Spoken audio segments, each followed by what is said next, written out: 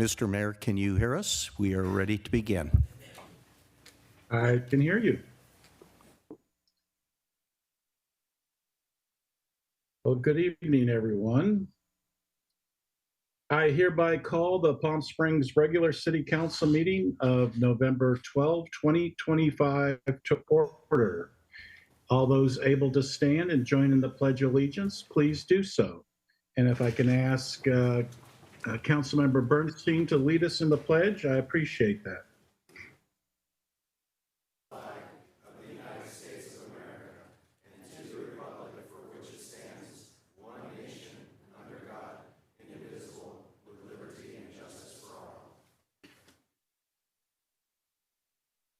I acknowledge the land we gather, live, and work on today, currently known as the City of Palm Springs, is the original homeland of the Agua Caliente Band of Cahuilla Indians.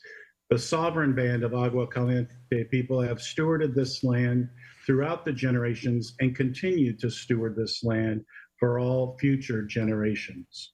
We honor and respect the many diverse indigenous people still connected to this land. City Clerk, will you please conduct roll call? Councilmember Gardner. Here. Councilmember Reddy. Here. Councilmember Bernstein. Here. Mayor Pro Tem Soto. Here. Mayor DeHart. Here. All members present. Thank you. And to start us off, we've got a presentation. City Manager, are you introducing this one? Yes, thank you, Mr. Mayor.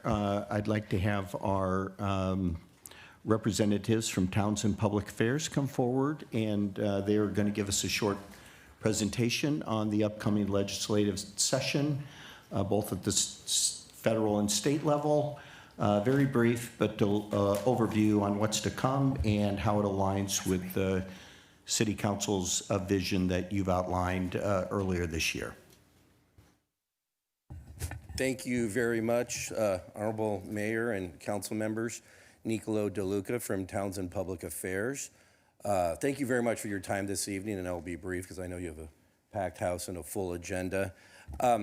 First of all, really want to say thank you to you all and the city team for the confidence in our firm. As you all know, we are an extension of staff of you all in Sacramento, Washington, D.C., and we also help with your grant funding. So I put together a little PowerPoint, and I will rush through it, and then happy to also answer any questions. So just briefly, who are we? So we're Townsend Public Affairs. We've been around since 1998. I'm a vice president of the firm. I work in our Sacramento office. Proud to say I've been with the team for about 18 years.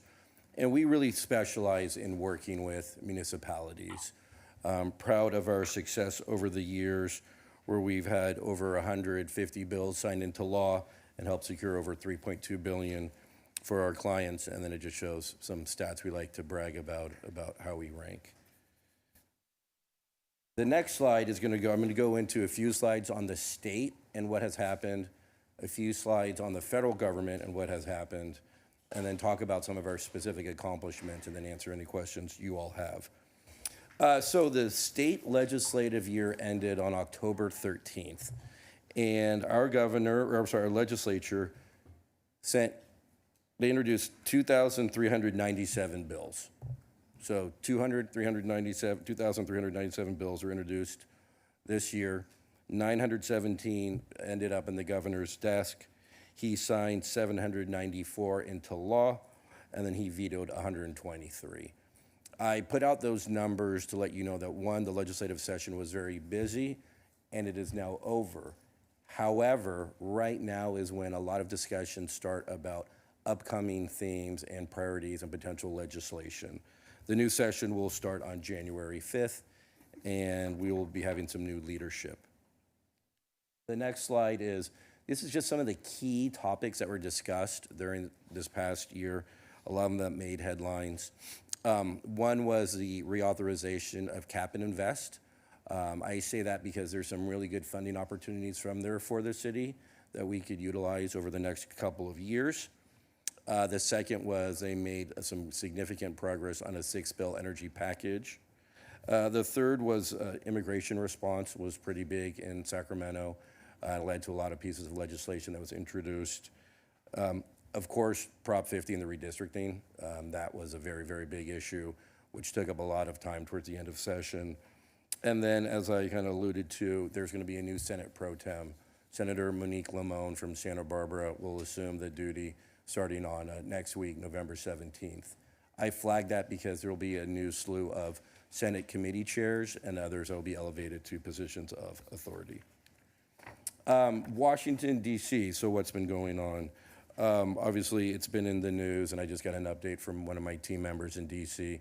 that the House has voted on that bill that will send it to the president to end the shutdown, which will take, obviously, a couple of days to unwind. I do want to say, though, as it relates to the federal government shutdown, obviously, you all were impacted locally. Many were in the region. Something that is to highlight was the one good thing in the shutdown was they've been talking about the continuing resolution. They have not talked about taking out district funding projects. And I say that because there was a pending district funding project from Congressmember Calvert for the airport at about $3 million, and they have not scraped those projects out of the continuing resolution bill, which they did last year. Then happening to any other questions about the shutdown. Then finally, okay, so what have we been doing with the team? Really tip my cap to working with the city manager in his office for being so responsive. Really proud we adopted our own legislative platform that's specific to the city that mirrors your council priorities.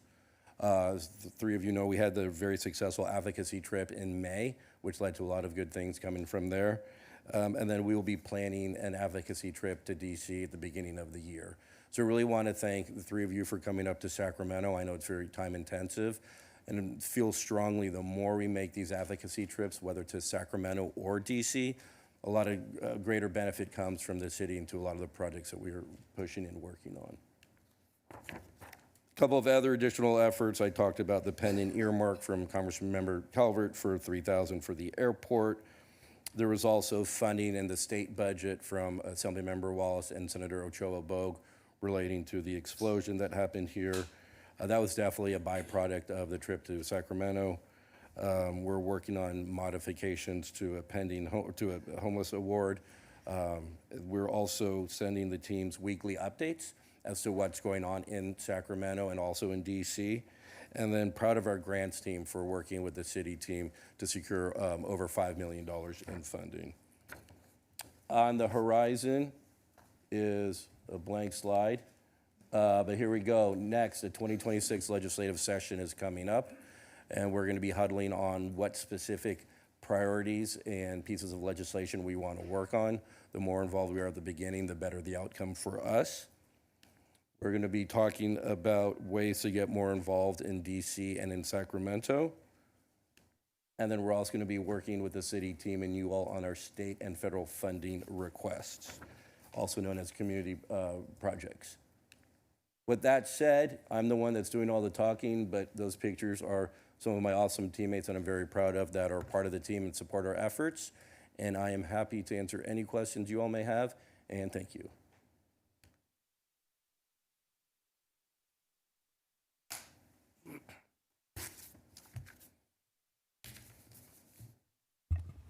I have something.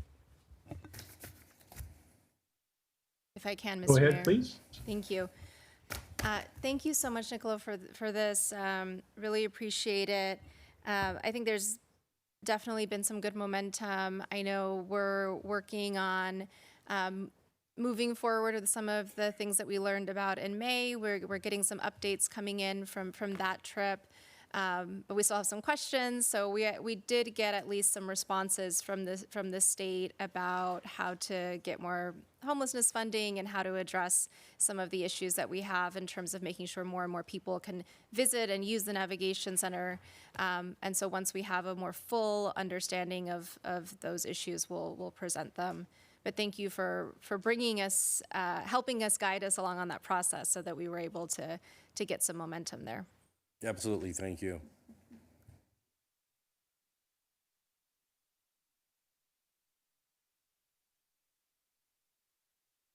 Anything else from council?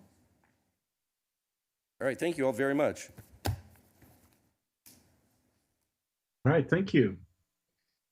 It was a busy month in Palm Springs for proclamations that were presented. On October 24, the city recognized the landmark Pride flag raising in the heart of the Arenas Business District. And it was an opportunity to reinforce Palm Springs' reputation as a place where love, dignity, and acceptance are not just ideals, but lived realities. The International Imperial Court System, one of the oldest and largest LGBTQ charitable organizations, was recognized on October 31st in celebration of the organization's 60th anniversary that was celebrated at the Renaissance Hotel. King Father I Terry Sidey was also recognized for his dedicated service and unwavering commitment to the International Imperial Court System for nearly 10 years. Nicole Murray Ramirez Day was declared on November 1st in the city of Palm Springs. Nicole Murray Ramirez is also known as the Empress Nicole the Great, Queen Mother of the Americas, and was recognized for her 55 years of leadership in the LGBTQ+ and Latino civil rights advocacy, community service, and philanthropy. On November 5 at the Desert Regional Medical Center, the city joined in and commemorated the official unfurling of the rainbow flag on the Sturgis Tower. And this is a tradition that marks the official launch of Pride Week in the city of Palm Springs, and it was the 10th anniversary of unfurling the flag. Sordid Lives Day was proclaimed on November 6th in recognition of the 25th anniversary. The film that captured the heart and humor of our city led to a record-breaking 96 consecutive week run at the Camelot Theaters, which was a testament to the unwavering love of its fans. Council proclaimed November 6 to November 9 as Pride Week 2024 in honor of the many civic contributions and the resilience of the LGBTQ community in Palm Springs, reaffirming its commitment to equality, inclusion, and human rights for all. Hannah Senesh Day was recognized on Friday, November 7. The city recognized Hannah Senesh as one of the most courageous Jewish heroines of the Second World War, known for her poetry, valor, and devotion to freedom and humanity. Mark Hunter Seymour Day was declared on Friday, November 7, in recognition of his decades-long leadership, entrepreneurship, and advocacy for the LGBTQ community. Mark is the founder of Hunter's Nightclub in the Arenas District. Lastly, on November 7, the City Council recognized Andy Linsky for his more than 2 decades of service to the Human Rights Campaign, the nation's largest LGBTQ+ civil rights organization. Andy's remained a steadfast leader locally and serving on the Palm Springs Steering Committee of the HRC. And through the years, he's fostered a community engagement and strengthened the support for equality across all of the Coachella Valley. It was a busy month with proclamations. Okay, next on the agenda is we have acceptance of the agenda. City Council will discuss the order of the agenda, may amend the order at urgency items, note abstentions or no votes on consent calendar items, or request consent calendar items be removed for separate discussion. Are there any items staff or council members would like to be removed from the consent calendar for separate discussion or a vote? And I will start with the recusal on 1W from myself and 1E.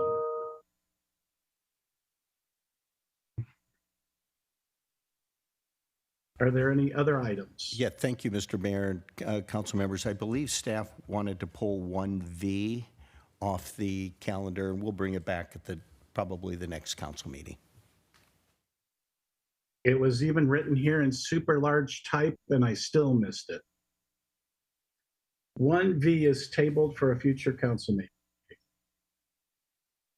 Mr. Mayor, this is Grace. We I want to pull 1R.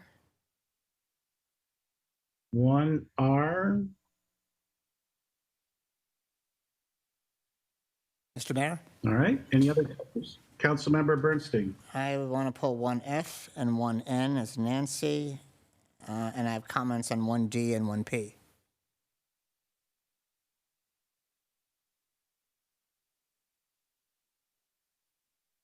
Okay. Mr. We Mayor, good to go? this is Naomi. I want to pull J as in Jimmy. 1J.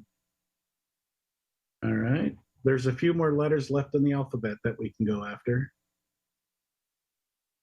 Councilmember Reddy, you're the lone person holding out. I'm good, thank you. All right.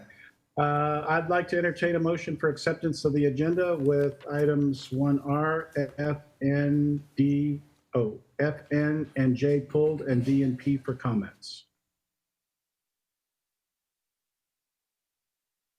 We're going to do a voice we have vote, a so motion? we'll need a motion and a second vote, verbal. I'll make a Wait. motion. Councilmember Gardner makes the motion, seconded by Mayor Pro By Tem. Mayor Pro Tem. Yes, sorry. Mayor Pro Tem, second. City Clerk, roll call vote. Councilmember Gardner, Yes. Mayor Pro Tem Soto, Yes. Councilmember Reddy, Yes, Councilmember Bernstein, Yes. Mayor DeHart, Yes. motion carries 5-0. All right. At this time, I invite our city attorney, Jeff Ballinger, to provide a report on closed session. Yes, Honorable Mayor, members of the City Council, members of the public, the City Council met in closed session earlier this evening to discuss those items that are listed on the agenda, and there is no reportable action. Okay. Next item is public testimony. This time's been set aside for members of the public to address the City Council on non-public hearing agenda items only. 2 minutes are assigned to each speaker. You're asked to please begin your time by telling us what agenda item or items you're speaking on. And Madam Clerk, we have a speaker from the Alzheimer's. Yes, Eileen Lynch, please. Or Parkinson. Parkinson's, there we go. Well, thank you for your time today. I'm actually here, first of all, I'm representing Parkinson's Resource Organization. My name is Eileen Lynch. We work to ensure no one is isolated from Parkinson's by supporting people with Parkinson's and caregivers. I'm actually here, first of all, to extend my gratitude to the City of Palm Springs. We were the beneficiary of a City of Palm Springs program grant for $2,000. And we have used that grant money to start an in-person support group at the Mizell Center. This group takes place every first and third Thursday of the month, and we just launched it in September. It is already one of our most popular groups, and it has been a really beautiful opportunity for people to connect with others in their community who are struggling with the same issues as them. It's an educational and support program with a major ripple effect. We come with information and support, and we watch friendships blossom. I'll give you one quote. I am so grateful because I was alone. And I watch people exchange phone numbers and walk out together, and they leave with genuine friendships with other people who specifically understand the challenges they're dealing with. So this has been an absolute blessing to our organization and to the Palm Springs community. Our next meeting is November 20th, and I invite everyone from the council and anyone who's listening or in the room tonight to join us. If you are affected by Parkinson's, or if you would just like to meet this community and see the impact that this funding had on us. And in my last few minutes, I will invite you to one more thing. This Sunday, we will be celebrating Don Kavanaugh Day here at the Blue Coyote Grill. He's an absolute Palm Springs legend who did die of Parkinson's, and we were able to help him in his final days. So we will be dispersing information about our free resources. We will be celebrating this man, and proceeds from the day's sales augment programs like our support group.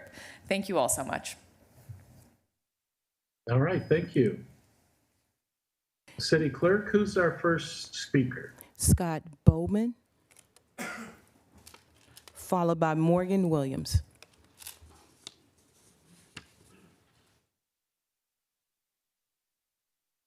Thank you, Mayor DeHart, Vice Mayor Soto, and the esteemed council members. My name is Scott Bowman, and I'm speaking today on behalf of Enterprise Mobility. We operate the Enterprise, Alamo, and National rental car brands at Palm Springs International Airport under two separate and distinct concession agreements that are therefore two separate concessionaires. Enterprise is concerned that the airport's current proposal conflicts with the clear and specific terms outlined in our existing operating agreement. In 2011, the airport conducted a competitive bid process that resulted in the selection of 5 rental car concessionaires. As part of that process, the airport explicitly committed to maintaining a cap of 5 concessionaires throughout the term of the agreement and any extensions thereof. Despite this commitment, the airport is now seeking council approval to introduce a 6th concessionaire during the current term. This action contradicts the language of the agreement and raises serious concerns about the material violations of the commitments made during the 2011 bid process. Enterprise fully supports fair competition and welcomes the opportunity to compete within a level playing field. However, Enterprise believes that altering the terms of an active agreement undermines the principles of fairness, legality, and transparency that should guide public and private partnerships. Enterprise respectfully requests that the council either deny the airport's request or, at a minimum, postpone the vote to allow the time for meaningful dialogue between the airport and the existing concessionaires. Enterprise believes such a discussion is essential to ensure that all stakeholders are treated equitably and that the contractual obligations are honored. Thank you for your time and consideration. Morgan Thank you, Williams. Scott. Morgan. Bless you.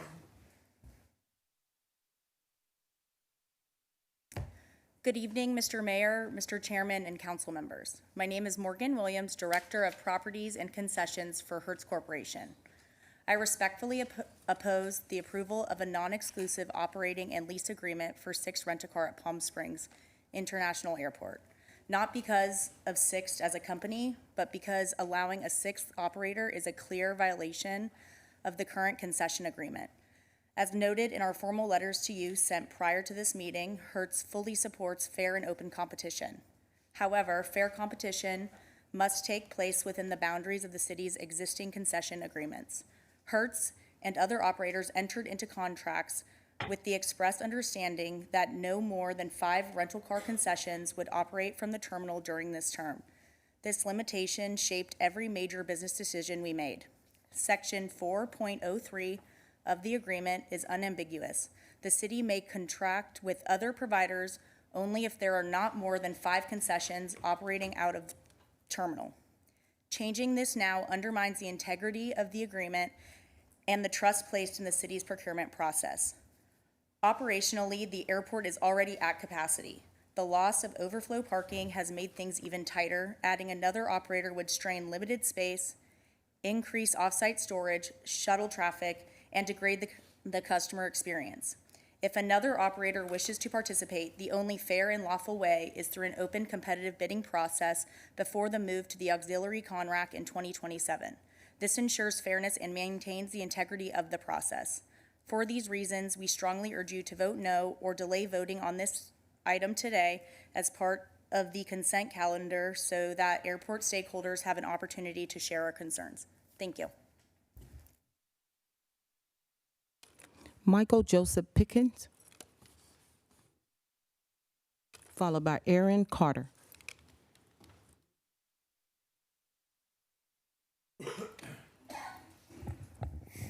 Michael Joseph Pitkin. This is for all agenda items. Palm Springs is wanting to become a blue zone. I use your recent blue zone info as it can be used for every relationship, business or personal. Blue zones are not just about diet and exercise. They are also how you treat others.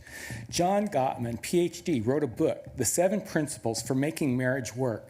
He puts on love labs and he knows the accuracy at which couples are to divorce. He highlights communicating habits he calls the 4 horsemen of the divorce apocalypse. Number 1, criticism. A you statement is different from a complaint. An I statement, criticism, you're fat. A complaint, this dishwasher door keeps hitting me in the leg. What can we do about it? Number 2, defensiveness. The receiver of the complaint sees themselves as the victim. They start over explaining, but I've done this, but I've done that. Number 3, contempt, sarcasm, cynicism, name-calling, mean-spiritedness, air of superiority, harm and physical and emotional abuse. Number 4, stonewalling, shutting down, withdraws, refuses to engage, so there's no chance for resolution. In another Blue Zone article, social scientists claim narcissism is at epidemic levels. Narcissists gaslight others, making them think they're crazy. Every parent's child is a superhero, false reality. Years ago, I heard Dr. Love at USC explain on the radio, the reason Hollywood marriages end in divorce is celebrities push their partners away so they do not find out how imperfect they really are.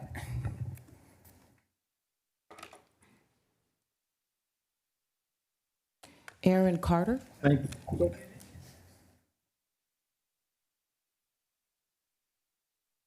City Clerk, you've got the stopwatch, don't you? Yes.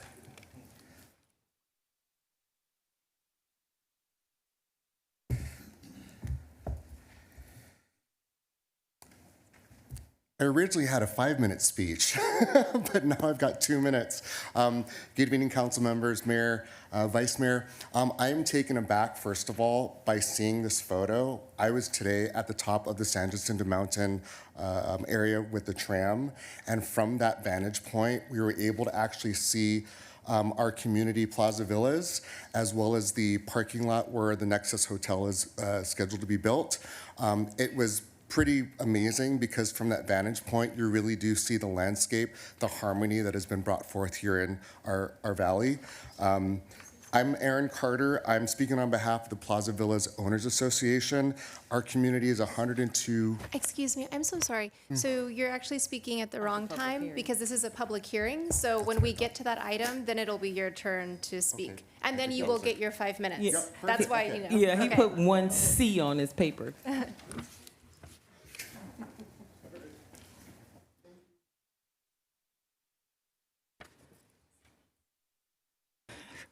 Eric Christensen? Is Eric online? No, okay. Then that concludes public comment.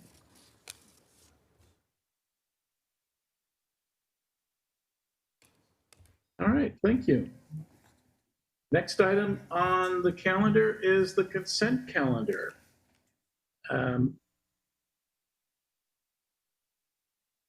I'd like to entertain a motion to accept the consent calendar without items 1R, F, N, J. I'll make a motion to accept. Councilmember Gardner makes a motion, seconded by I second it. Councilmember Bernstein.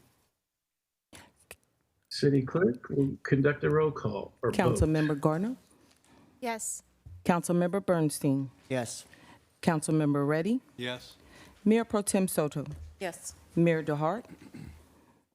Yes. Motion carries 5-0.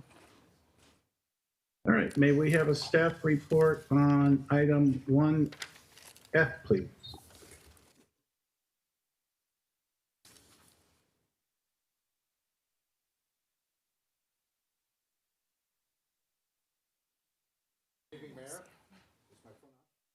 Yep. It is. Okay. Good evening, Mayor, Mayor Pro Tem, Council, staff, and members of the public. You have asked me to give a brief staff report on 1F, which was on the consent agenda, which we're asking you to approve professional services agreement number 25Q414 with LMN O2 joint venture to provide architectural and engineering services for the convention center. As this council is aware, in early January of this year, the mayor and the council directed the city manager to work with lightning speed at moving the Palm Springs Convention Center modernization project forward. Since that time, the city manager has been calling together a group of community stakeholders and moving forward with implementation strategies, including the hiring of an architect for the modernization project itself. On September 10th, the City Council also directed staff to continue with the implementation of the Convention Center Modernization Project, and this is one of the first elements that comes from that. Staff conducted a nationwide RFQ for architecture and engineering services for the modernization of the Palm Springs Convention Center facility and grounds itself. The urban design and the connectors will come at a later date towards the council, but for these purposes, LMN and O2 are being hired to provide design services, capital program management, direction towards owner's rep for contracting for the facility and the improvements. Tabitha Richards, our Director of Procurement, is here as well if you have questions about the process, and I believe Conventional Wisdom is here if you have questions about the architecture project itself. I'm happy to take any questions. Thank you. So I pulled this for a couple reasons. One is because I just want to reiterate how important the convention center is to the city, and hiring the architect is actually a major step forward, and thank everybody who participated in the process. And also, I just like the fact that it's LMN and O2. There's two different companies. LMN O2, yeah. Can you talk about the breadth of interest we had in this project? Yes, I'll ask Tabitha to come up as well, but we had a pre-conference discussion, and we had 94 architects on the call, which is unusual for this type of RFQ. So we had almost 100 architects interested in this project. Obviously, design is iconic here in the city, and so the chance to provide additional design services to an already beautiful structure held great interest. In addition, Daily Strategies, our strategic communications consultant, assisted our procurement office in distributing this RFQ far and wide. Conventional Wisdom was also at several national conventions where they were able to talk about this. So we had tremendous interest in this. I'll turn it over to Tabitha to talk about who we scored or how many firms we scored. And Hi, Tabitha Richards, Procurement and Contracting Manager. Well, Wayne already said the 94 participants in the pre-qualification conference, which is the highest I've seen us have. That resulted in 10 submissions of statements of qualifications by the due date of October 9th. One was disqualified in that, and we moved 9 along to the evaluation process, which was evaluated by our panel member of 9. That went through an initial evaluation of the statements of qualifications. The highest ranked firms moved on from there. 3 were identified as the highest ranked, and those moved on to an interview panel of the same 9. And that led to the selection of LMN O2 Architects. Thank you, Tabitha. And can you just describe who was on, what was the makeup of the evaluation committee? Yes.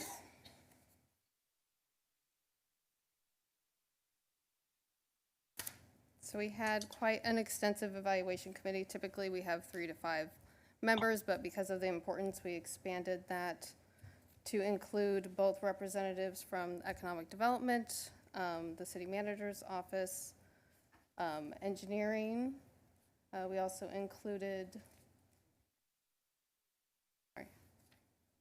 the Agua Caliente Band of Kuya Indians, the chair of the Capital Improvements Working Group project for the stakeholders group that's been created to assist in moving these projects along. We had a representative from the Hilton Palm Springs, and then we also included 3 local architects from Studio AR&D Architects, Press Vusic Greenwood Architects, and John Walsh Architects also were included in the evaluation panel. And I think that is everybody. So there was 3 local architects, and then one of the winning bids is a joint venture with another local architect. O2 is based here in Palm Springs. So I think I just wanted to highlight that because they understand the importance of our local architecture. Yes. The other thing is, I know they're talking about design and documentation services in the scope, and will that include style and design guidelines going forward so that as a building, we make sure that any updates are always in sync and that we don't have any? I'm going to ask Rick Schmidt of Conventional Wisdom, who is a licensed architect along with other certifications, to answer that question for you. Councilmember, if it's all right with you. The intent of having this project done in 3 stages was to make sure that there was continuity across both the immediate effort to deal with renovations, modernization, looking at future expansion, and setting out guidelines for the long-term future of the convention center, and then integrating that into the district improvements that are planned to be done. So standards should be set in place that should set a template that should last us 20, 25 years. Okay. And it mentions in the document there's going to be public comment sessions, so they'll be available for public on that process? Yes, Mayor and Council, as you know, this is an ongoing process of public engagement. We're going to be including architecture, urban design, branding, marketing. Those will be coming before you next month. And an extensive community outreach and engagement process will be included. We're working with a communication strategy firm that will be delivering that schedule hopefully in early January to the community so they know when the participation will occur. But it will occur throughout the project on a very regular basis. Okay. And then just two other comments. In our original presentations on the convention center, there was discussion about having local brands potentially represented, a local coffee shop or bar or brewery, and I just wanted to make sure that that's still within consideration. It's important that F&B is a key ingredient for the operation of the convention center, and preserving the local authenticity is a key ingredient that's happening in convention centers across the country. So we anticipate there will be elements of that type. Okay. And my last comment is because when we get to economic development later, we're talking about tech, and I just want to make sure that this is the infrastructure and design are tech advanced in sort of how we're proceeding forward. Yeah, Councilmember Bernstein, we actually had Oakview Group's tech expert nationally who currently runs the Chicago Convention Center come to Palm Springs. He walked the facility with our IT director, and they've already previewed some of the tech elements that they want to have. So we'll be including all of the necessary disciplines at the table from the city's perspective going forward. Okay, terrific. Thank you. Those are my questions and comments. Mr. Mayor, I had a question. If I could ask. Go ahead, Councilman. Thank you, Mayor. So the cost of the contract here is up to $1 million. In your estimation, is that exclusive of the entire project, change orders, or is what can you tell me about the cost of that? Councilmember Reddy, the cost we identified here is somewhat arbitrary in that the overall design budget right now is $9.9 million. The source of the funding for that design was approved by Measure J and subsequently endorsed by this council. So Tabitha and I discussed with the architect what would be the best approach for the preliminary design elements rather than give them a full approval for the full project. We're starting with $1 million, and I think Rick or Tabitha is prepared to break that down as to how many hours that would get us or what product and services that would deliver. But rather than authorize the full contract, we decided we'd bring forward a number that was a little lower so the council could revisit this number ongoing. Understood. So just confirm, this is just a partial. This is just a partial. My understanding is architecture is anywhere between 5 and 7% of the overall cost, and the overall cost right now is predicted around $135 million. Right. So this is roughly in that range, and I presume the owner's rep will be reviewing the architectural bills as well for the project. That's correct. The owner's rep will be working with the city, the engineering department, myself, in reviewing all billing and making sure we're staying on target for the design of the center. Thank you. Any other additional questions from council? I'll entertain a motion. I so move, Mr. Mayor. I'll second. Seconded by Councilmember Gardner. Councilmember Bernstein, Yes. Councilmember Gardner, Yes. Councilmember Reddy, Yes. Mayor Pro Tem Soto, Yes. Mayor DeHart. Yes. Motion carries 5-0. Thank you, Council. Thank you. All right, may we have a staff report on item J, and Mayor Pro Tem will comment on that. Questions afterward.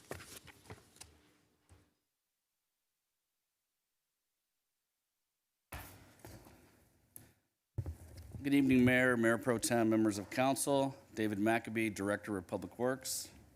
This item requests approval of construction contract number 25S423 with Action Target Incorporated for the design, equipment, and installation of new HVAC and range systems at the Palm Springs Police Department's indoor firing range.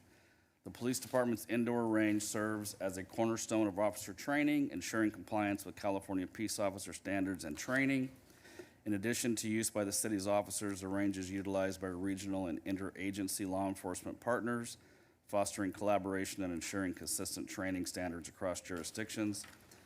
This investment replaces infrastructure that is more than 20 years old and addresses critical safety and air quality deficiencies along with outdated target retrieval systems. Replacing these systems is necessary to preserve safety, meet environmental and occupational standards, and sustain long-term operational reliability. Additional work required to prepare the existing range, including remediation, demolition, fire sprinkler systems, electrical analysis, and lighting, will be performed by city contractors and is not included in Action Target's scope of work. Approval prior to December 31st is necessary to secure current pricing and avoid anticipated cost increases up to 20% on equipment after January 1, 2026. Staff recommends approval of construction contract number 25S423 with Action Target in the amount of $1,455,155.38 to modernize the firing range, enhance safety, and ensure continued training readiness for our police department. I'm happy to answer questions. We also have members of the police department and a representative from Action Target available should you have questions of them. Thank you. Thank you. Mayor Pro Tem. Yeah, thank you, David, for that comprehensive summary. I saw that this is funded through the Safety Augmentation Fund and the Measure J Deferred Maintenance Fund. Can you share a little bit about the Measure J Deferred Maintenance Fund, why we set aside that money, and just kind of even upcoming deferred maintenance projects that you have on the docket for the next fiscal year? Absolutely. The deferred maintenance projects really are important projects for the city as a whole to really catch up is not the right word, but really it's truly to sort of catch up with things that need to be modernized, brought up to today's standards, and that really runs the gamut from everything from our police department, our fire department, our parks, and everything in between. So it's a very important mechanism for us to get projects completed that really are a benefit to the community. Anything you want to share of other important deferred maintenance investments that are kind of might see this year? Absolutely, I can name a few. There are many, but for example, today we just started a project this morning upgrading our switchgear at the municipal cogen plant, which is a very, very big deal and should help alleviate a lot of the issues we've had with power outages and other things at City Hall and fire station and the airport that we've had for years. That's a very big deal. Bellardo Garage parking structure and Bristol parking structure, we have money in there for safety improvements. That's just a couple. Emergency generators. As you know, we had not long ago a very big problem with Sunrise Plaza where we had electrical emergencies and outages. This fund helped with the repairs, and we have an ongoing project to upgrade. So I could go on, but there are so many. A new restroom at Victoria Park as part of that process. No, really, it's a lot. I appreciate that, and I think really just to underscore, we got to celebrate every maintenance investment that we're doing in all of our facilities, and our public safety, and our community centers. This is important for our workers, for our residents, and so thank you for pushing for that fund and for using it, and excited to see that maintenance is a priority for the city. So thank you. Thank you. Thank you for your support. Any other questions of council? If not, I'll entertain a motion. Can I just have one apologies, actually for the chief. Chief, just for the public again, we've answered this many times, but part of the firing range is that you allow other agencies to use that firing range. And you've spoken before about how you determine which agencies can use that firing range and kind of the relationship you have there. Can you just say that again for the public?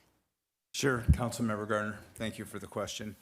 The range will be open to all of the local police agencies that are certified by the California Police Officer Standard and Training.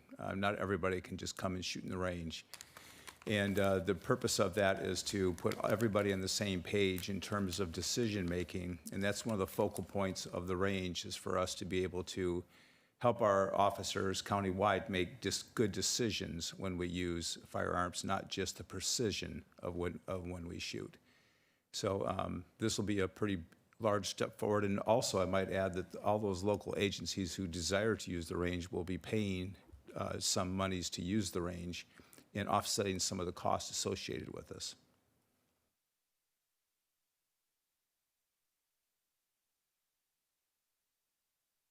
Any other questions? Back to entertaining a motion.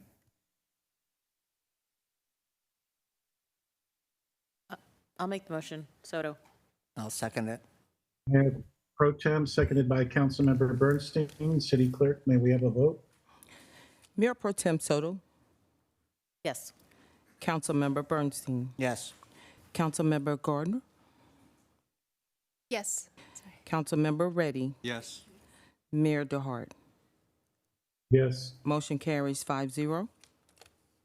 All right, may we have a staff report on item 1N, please? Requested by Councilmember Bernstein.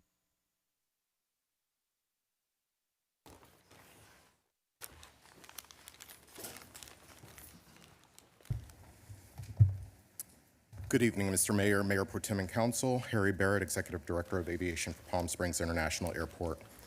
This item is to approve a non-exclusive operating and lease agreement number 25L418 for Six Rent-A-Car LLC to operate a car rental concession at Palm Springs International Airport beginning November 1st, 2025 through June 30th, 2026, with 2 one-year extensions at the city's discretion.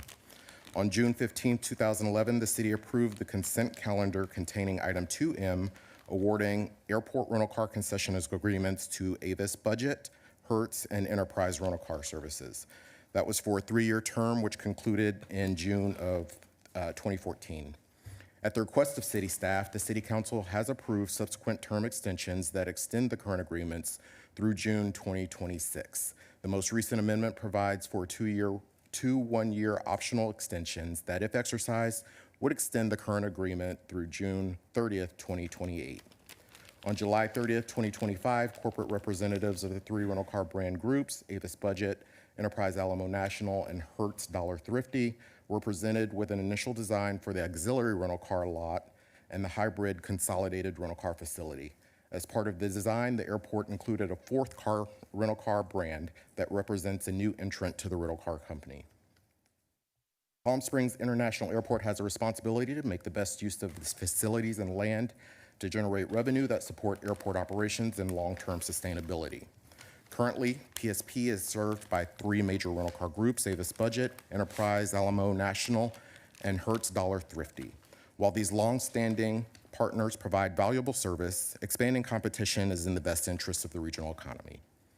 In December of 2024, Sixth Rental Car Company expressed interest in joining PSP and bringing their distinctive customer brand to the airport. Airport staff have identified a small area in the north end of the airport baggage claim without negatively impacting the incumbent airlines or rental car companies. The airport also manages 12 office, warehouse, and light industrial buildings at 2901 East Alejo Road, referred to as the Accelerator Campus, and we have identified that area for operations for Sixth Rental Car. We are committed to working with our current rental car companies on this agreement, but are seeking your approval for the agreement tonight. And with that, I'll take any questions. Thank you.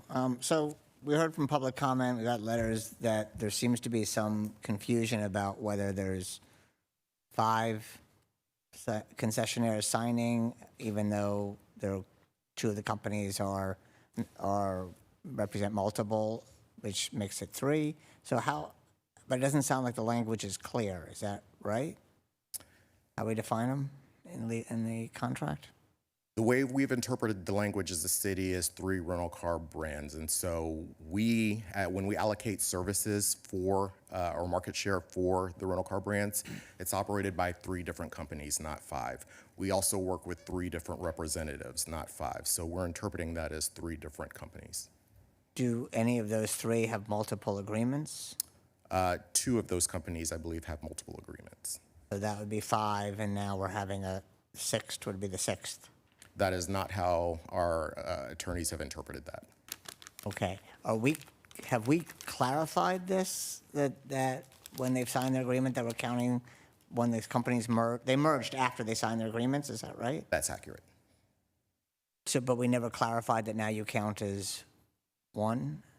The master agreement was not updated. I don't know if that was clarified in the amendments. I don't believe so. Maybe the city attorney. I don't believe so either, no. It just, I mean, I actually think 6 is a separate one, and there's another issue about who gets to bid on, who can bid on space. But it seems to me that if they we said there was 5 concessionaires, and then 2 of them merged, we should have told them that they now count as one. Is that right, that we said there would be a maximum of 5? My understanding is with the initial RFP, it limited to 5 rental car companies. That's correct. So I guess to the question of the city attorney, if 2 of those 5 merge but have separate agreements, do we not need to tell them that they now count as one? I don't think that we're under a legal obligation to tell them that they are now one. I think that a different interpretation, taking Enterprise's interpretation, would allow them to create many subsidiaries and really narrow the number of operators within our facility. And so that's part of the underlying rationale of our position. But those Alamo, I mean, the different ones were all part of the original signatories? It just seems it's a bit unclear how it's done, and that we should clarify this if this is the way if we limit a number of concessionaires and one's merged, we should reinforce that it still counts as those ones. Does that not make sense? That's not an unreasonable position moving forward, and we'll certainly incorporate that into future agreements. I don't think that affects our analysis looking backwards, though. And so then the other comment that has come up is that because there was these spaces for 6th to be the 6th operator, we didn't competitively bid that. We just gave that to them. Is that right? That's correct. We did do a direct negotiation with 6 rental car company. So it's a little, I mean, and I know they operate they have a different product, which sounds good, but it seems a little bit, if we had existing ones that would have wanted that space, we didn't give them the opportunity, or? I would push back on that characterization. So we've worked with our rental car brands on expanding their footprint before, and I'll give an example. Avis Budget has done so with their rental car counters as well as with premium space in front of the terminal. So if we're asked to accommodate rental car growth, we're happy to do so where it's reasonable. We were not asked to do that. Okay, but if they asked, you might be able to accommodate additional space. But I think it's not just the rental car counters, it's space for cars, right? Space for cars, but the footprint that 6 is operating in is currently unused space, so or would be operating in, I should say. And so, for example, their ready return lot currently does not exist as rental car space. It exists as an employee lot for airport employees. We would be converting that space to rental car space for revenue generating purposes. The same for the building and office space that they would be working out of, which isn't in the terminal. It's actually about half a mile away on the other side of the campus. Okay. So where do the employees now go? I'm sorry? Where do the employees now go? If we took Our employees, yeah. we consolidated into a separate employee lot. Okay. When we build a new temporary one, while we build a permanent one, will this allow for the existing companies to potentially get extra space they may need? Yes, it will, and we have identified that with all of the rental car companies. And we would competitively bid that? We would offer that to them first before we bring a potential additional operator? In the auxiliary configuration, it would be offered to the incumbents as a group. It's only when we go out for the permanent rental car facility that we would look to RFP that. Okay. And these contracts go through the current ones, they expire in 26 or? The current term expires, so they're on one-year extensions essentially and have been since 2014. The next one expires in June of 2026, and then we have the option to extend for a one-year term after that, or Okay. 2 one-year terms. It would seem to me before we have any others, before we renew any other ones, that we sort of clarify the legal language and the process for additional space so that we don't have confusion. It's a little bit concerning that there seems to be confusion. And I think we can work with the city attorney's office to do that. And this would happen for June of 26, you think? Before the next Which ones part? come up? You would clarify this before June of 26? Yes. When any new ones Yeah, come with up? if the city attorney agrees, yeah, I think so. Okay. Well, I guess, if we can clarify this, then, I mean, it would be helpful, but we don't want to be in the situation where there's confusion, especially among existing good operators, and we don't want, we'll welcome new business, but we don't want them to be unhappy. Okay, I don't know if anybody else has any other comments.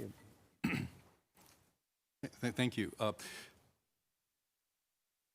It's an interesting product. It's a good product. It's one that the airport, I think, really could use, a niche that's not there now. So I applaud you for bringing that forward. And so I'm with Councilman Bernstein, I agree.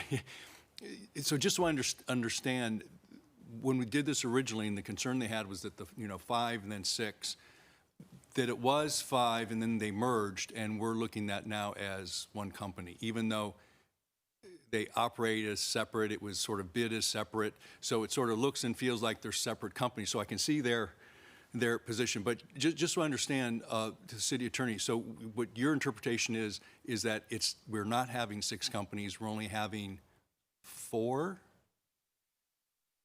Yes, unless they merge again, in which case it could be fewer. So because they merge, then that counts less because it incorporates. Okay, so it's more of like the letter of the law, not the spirit of the law, because technically it is. Okay, so I understand your point, so I'm a little not sure what to do. I support this. I think it's a great product, but I do understand the rental car's concerns. So, dilemma. But legally, we can do this. And Mr. Director, if I could, the other car companies are on a month-to-month lease now when They're on one-year extensions. they're all one-year extensions. Correct. And then when will you go out to do a full rebid again? Do you have any anticipation of when you'll do that? We would have to be in some level of permanent state with the rental car activity right. for us to do a proposal. And right now, we're in so much transition, it would be impossible to right. do a public bid. Understood. So do you and you may or may not know the answer to this question, what significant impact, if any, do you think that this will have on the other traditional rental cars that we have? Very little impact operationally. I know that one of the areas of concern brought up by all 3 operators was in our agreement, we've outlined a MAG, a minimum annual guarantee, and that may have an impact. That impact is unknown at this time. We have no way of knowing what that'll look like. You have that with all the companies, don't you? Yes. And then finally, just as a procedural, you were able to do this as a negotiation. It wasn't required to do an RFP or a bid for this space? Not legally, no. Okay, thank you. Okay, it seems just to, yeah, Mayor Protem, sorry. Thanks, Harry. Can you just describe the passenger experience during high season Yes. right now? So right now, our rental car companies reside within our baggage claim area. During our seasonal lulls, you can throw a football, won't hit anything. When we're in our peak, it's standing room only. And so it's very congested, and we are space constrained from that perspective. The other side of that is with so much demand, we have an inventory problem. In other words, we do run out of rental cars very, very, very quickly. And so being able to meet the demand as we grow has been a challenge as well. And so we're trying to basically pivot and make sure that our customers are well served when they're flying into Palm Springs. So having an extra operator will be able to move passengers in and out of the baggage claim area with an extra counter and also meet the demand of just having enough vehicles. Right. Right? So we'll certainly, hopefully, meet the demand for enough vehicles with inventory. In terms of the operation, Sixth, their proposed area is a brand-new counter in an underutilized space. So we would have the ability to accommodate more rental car transactions from a customer perspective, and we would also have that inventory. That's correct. Okay, thank you. So I have a question here. I'm just unclear as to what made this process for picking up a new rental car company any different from any other bid process that we would go out to bid or put out a RFP? How is this different than any other process of putting out an RFP? So typically when an airport issues an RFP for space, they generally know that that space is going to be occupied for some period of time, 15 years, 20 years, 30 years. In this situation, we're in a transitional phase where there are going to be a lot of movements over the next 10 years. So it's almost impossible to issue an RFP and get any certainty out of what we're going to get in terms of a product from our concessionaires. So it's better to do a direct negotiation in this particular situation, given our transitions. Oh, can I have a follow-up question to the mayor's? Mayor, can I ask a follow-up Sure, question? Mayor Pro Tem. Mayor Pro Tem. Thank you, Mr. Mayor. Outside of rental car facilities, you negotiated directly with Golden Voice and other retail space in the last year, That's correct. Okay, thank you. Other questions from council? They entertain a motion?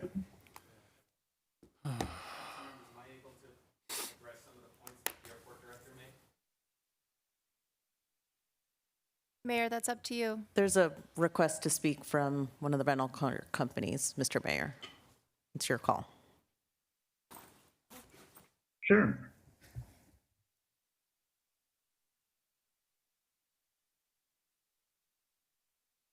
That's Scott. Who's coming forward? Hi, Mayor DeHart. My name's Eric Street. I'm a controller here for the Enterprise Mobility Operations. So I appreciate you giving me the opportunity to speak, and council members, thank you.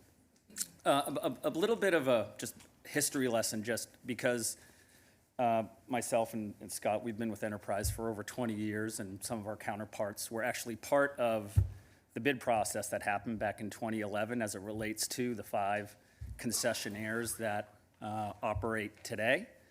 There were actually 6 before, and part of that bid process was because of space constraints, the airport actually reduced those number of spaces from 6 down to 5. And so certainly in a great way, the airport has grown over the years. Passenger volume has increased.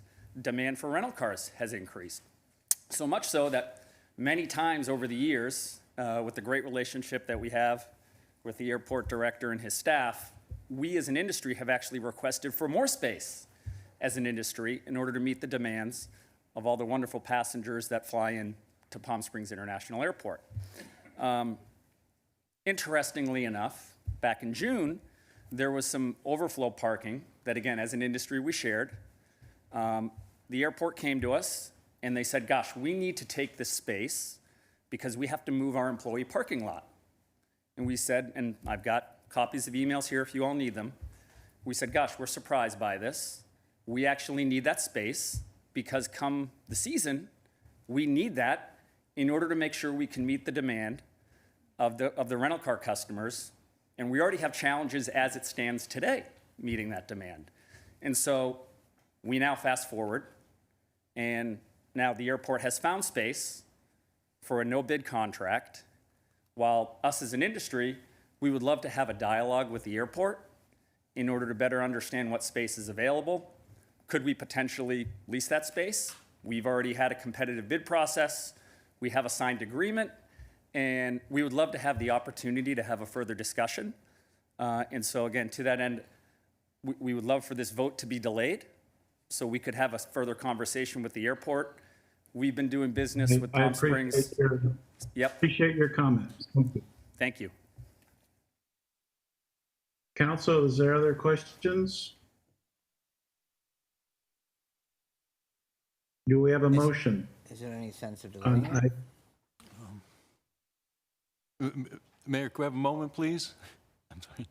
Is there any other desire on council to delay this to have that, for them to have that conversation, or are we satisfied? Well, let's put a motion on the table to delay it, if that's what you like.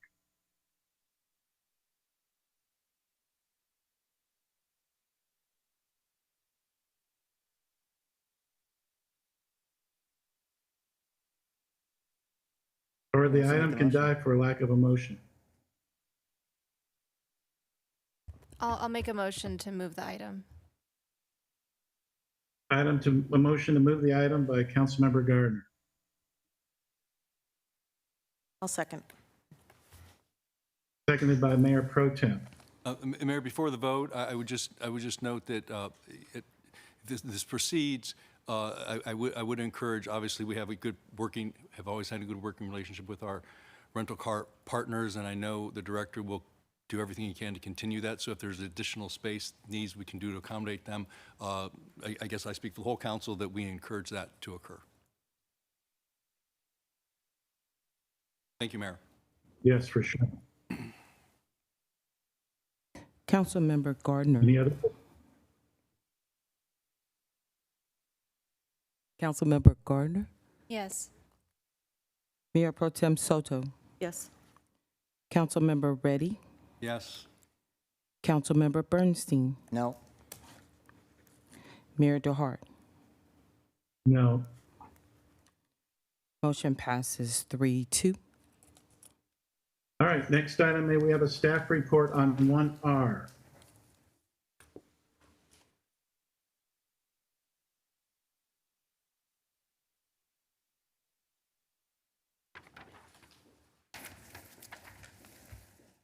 Good evening, Mayor, members of City Council, Joel Montalvo, City Engineer. The item before you today is the approval of a task order for IDC for design of the swim center. This project has been ongoing for quite a while. It started as a fairly small project, the renovation of the locker rooms with Measure J, community-initiated projects, and it started growing into different requests to do different upgrades. And overall, we thought that we should combine all these small little project requests into one big project. So Maria and her team, IDC, have been working on this project for quite a while. We've gotten a lot of community input. The director of Parks and Recs is here. He can talk about how much community input there was and the meetings with commissions. Ultimately, the decision of everyone was to move this project forward. So here we are trying to get the design approved. So with that, I'm happy to answer any questions. The director of Parks and Recs is here to answer questions. And we also have Maria from IDC. Thank you. So because we've had some confusion from the residents. So the design of that funding from a couple of years ago was really concept, is that correct? Councilmember Garner asked for this item to be pulled, didn't she? Oh, you did? Oh, I'm sorry. I thought I did. Councilmember Garner? I think we have the same question, actually.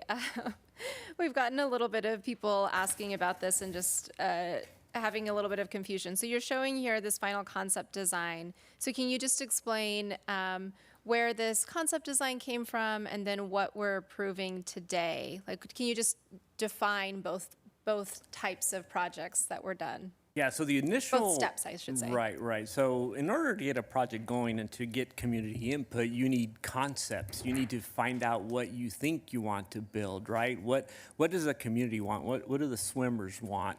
And through that process, council directed us really to go get community inputs. So we had many meetings. Through that process, we needed to get someone to do concept level work. We hired IDC, who's one of our on-call architects, to walk us through that process, to work with the community, work with the former director of Parks and Rec, to create a project. But those designs and those concepts weren't really buildable. They're just pictures, essentially, to tell the story. Once you get to a story, and once you're ready to move to construction, you need construction-level documents. So this next phase, the item before you is to actually approve the architect's design process to move this project forward. It is an older building.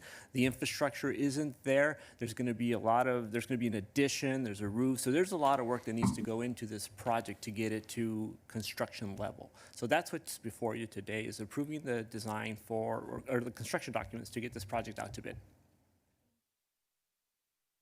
Thank you. And are we tearing down some of the structure in order to rebuild, or is the plan to use the existing, to just make it changes to the existing Yeah, the footprint? existing structure is going to remain the superstructure, but we are adding office space, correct? We're adding brand new locker rooms. There's actually, the roof is actually open, so there's a new nice structure that's going to be incorporated into the building through the outside, maintaining the integrity of the actual structure. From what I understand, Maria, it's not a historic building, but it was designed by a known architect. So we're trying to maintain that integrity while creating a new look.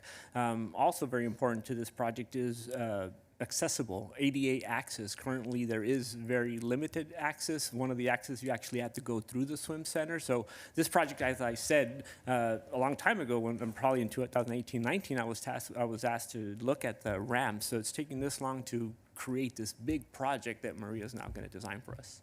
Great, thank you. Mr. Mayor, sorry about that. So this is different, what you're doing now, than what was done 2.5 years ago. That was concept, this is a real design. Correct. What was done before was to try to get the community to give input. Okay, and that's what we paid. That's what we paid for. Exactly, to build the vision. The vision has been built with community input, with staff's input, really, right? Nick, I don't know if you want to talk a little bit about what your staff kind of wanted. And Maria incorporated that into the concepts, and now we're able to move forward with construction site. But Nick can talk a little bit about the needs of staff. Sure. Nick Gonzalez, Director of Parks and Recreation. So over the past several years, and since I've come on over the past year, we've really paid a lot of attention to the staff offices, designated some additional space for our manager and supervisor to work out of. If you go in the lifeguard office now, it's just one small, tight room. This allows us to really have enough additional office space for all of our lifeguards and staff members that are at the facility now. We've also taken into account, as City Engineer mentioned, the ADA accessibility throughout the facility. You alluded to it earlier, but for someone in a wheelchair, you need to go through the lifeguard office into the men's locker room and then come out of that space to access the pool deck. So this will allow for increased accessibility throughout the swim center so that we can get patrons in and out of the facility safely. And we've also looked at upgrades to the locker rooms and including all gender locker room spaces that will be incorporated into this design, which is really important for all of our users that frequent this facility. So we've done a lot of input since I've been here. We've also had several community meetings also to gather input from our swimmers to ensure that their input is well represented in this design, which it now reflects that. And what's the scope of the overall project in terms of cost? So you're adding square footage. No, I mean dollar cost of like how much of it? This is a $6 million? So I think it's going to range between 6 or 7, but I think the initial cost started around 4 to 5. So costs are still growing. So right now I'm around 6 or 7. Okay, and so a 700 and something thousand design is normal for a project of this size? Yeah, so $6 million, you're about 12% of the cost. So Okay. yeah, this is normal. And the building, because you need to incorporate the the facility's age into, you have to take that into account. There has to be testing. There's lots of work that goes into an existing structure when you try to renovate it. So I think that the design costs justify what we're going to get. Okay, and it's a Hugh Captor building, I think, so. I believe you're correct. Is that right? And so it may not be designated historic, but it's not, it's Right. one of the three. Right, that's why the concept that Maria has is to leave the building intact, but build on top of it or around it. Okay. And adjacent to it. Okay. I mean, there's important buildings in this, like our library, and so restoring it makes more sense than tearing the whole thing down. Okay. I just wanted to clarify that mainly for the public, so thank you. And I'm glad this is coming to light. The city manager was introduced to Palm Springs in his first month here at a swim center meeting with 200 very angry people. So now you get to go to the meeting when this is done. All right, do we have any other questions from council? Just a quick comment, just for the public. Joel mentioned this at the beginning, but a lot of these initial ideas came in 2021 in the community-initiated projects. And just to shows that community input in Measure J projects and ideas kind of really snowball into sometimes really exciting opportunities to really re-envision our community spaces. And so to the people who applied 4 years ago, you know, those comments were not in vain. It really helps shape this in addition to all the community engagement meetings. Right, it's important to note that when we get requests to do a project, and if for me personally, if I see that it's a bigger project evolving, right, we don't just jump on it. We do take some heat from the public for not doing what they want immediately, but this is the result of all the input. And you approved earlier Demuth Park. Demuth Park is very similar.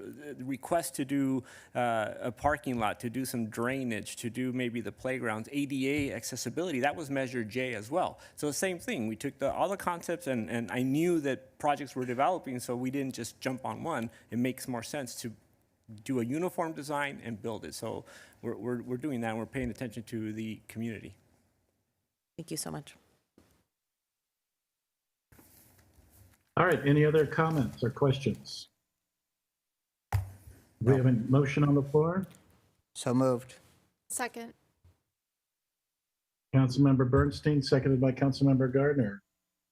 City Clerk, may we have a vote? Councilmember Bernstein, Yes. Councilmember Gardner, Yes. Councilmember Reddy, Yes. Mayor Pro Tem Soto, Yes. Mayor DeHart. Yes.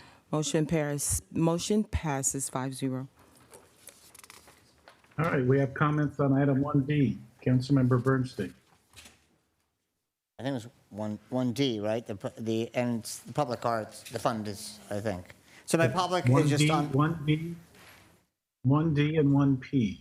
Yeah, 1D is just the fund balances, and I just wanted to highlight that we talk about Public Arts Fund, which it shows here as a positive balance, but I think that's mostly encumbered, and we're now looking at other public arts expenses in this budget. I know this has come up before, but I'm looking forward to when we can actually review the public arts ordinance so that we can have accurate budgeting and accounting of what is encumbered, what may potentially go back to developers, and then at the same time look at whether there's other options for additional funding for public arts by creating a nonprofit or expanding the scope beyond just public art. So I just wanted to make that comment because it does show a fund balance after we just loaned Measure J money to public arts. But other than that, that was it. Thank you, Mr. Mayor. And 1P? And 1P?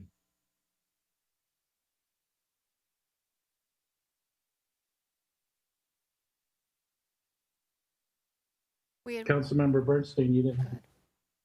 I had 1P, but I think Councilmember Garner had that. We think we both did. Okay, you can go first. I actually, sorry if our Parks and Rec director is still here, Nick.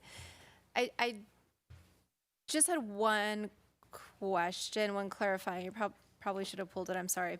Can you just explain a little bit more what's happening with the small dog park in this proposal? As far as the improvements made at Yes. Demuth, yeah. So the small dog park is separate in Demuth Park. It's kind of in the middle of the park, away from the parking lot, and separate from the large dog park, which is on kind of the other side of the park. And so improvements will still be made in the small dog park area. We've had, since I've been on board here, we've had several kind of community meetings with our dog park users, including also creating, as part of the Parks and Recreation Commission, a separate ad hoc committee focused on dog parks. And we've had lots of conversations about this. We know that it is challenging to have that small dog park in the middle of the park away from a parking lot area for some of our users who may have some mobility challenges. And so we understand that, but we still want to move this project forward. There's grant funding tied to it. There's been several years of community engagement, a lot of different improvements that will still be made to the small dog park area. And also keep in mind, we still have the small dog park here at the David H. Ruddy Dog Park here at City Hall. So we still have another place where our dog park users can frequent. And so improvements are still going to be made here in this small dog park. We still want, staff recommends to still move this forward so that we can still upgrade that amenity, because right now it's just a dirt lot. And we want to spruce it up to make it a really nice dog park space there. Thank you. So once you kind of use some of this grant money to do that, is there still ongoing discussions about kind of how to make it a little bit more accessible or do anything there? Yeah, so this project includes accessibility plans for the whole area, including some new parking lots.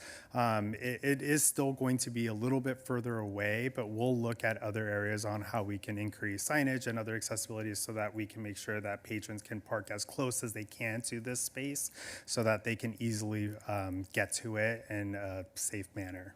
Okay, great, thank you. And just to comment on this, it's really nice to see all of these improvements moving forward in Demuth Park. I mean, this is, again, just some things that will come for this park.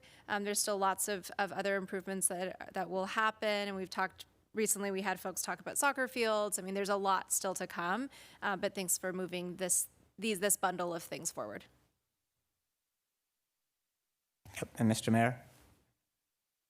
So, all my only comment was just basically say it's great to see all these parks improvements coming. It seems every month that we have something with one of the parks, or swim center, or a playground or something, and so much is coming that's been in the works, is either being moved forward or coming to fruition, and these are so important to our city, to both our residents and our visitors and our brand image. So, kudos to you and the entire Parks and Rec Department and the Parks and Rec Commission for all the hard work.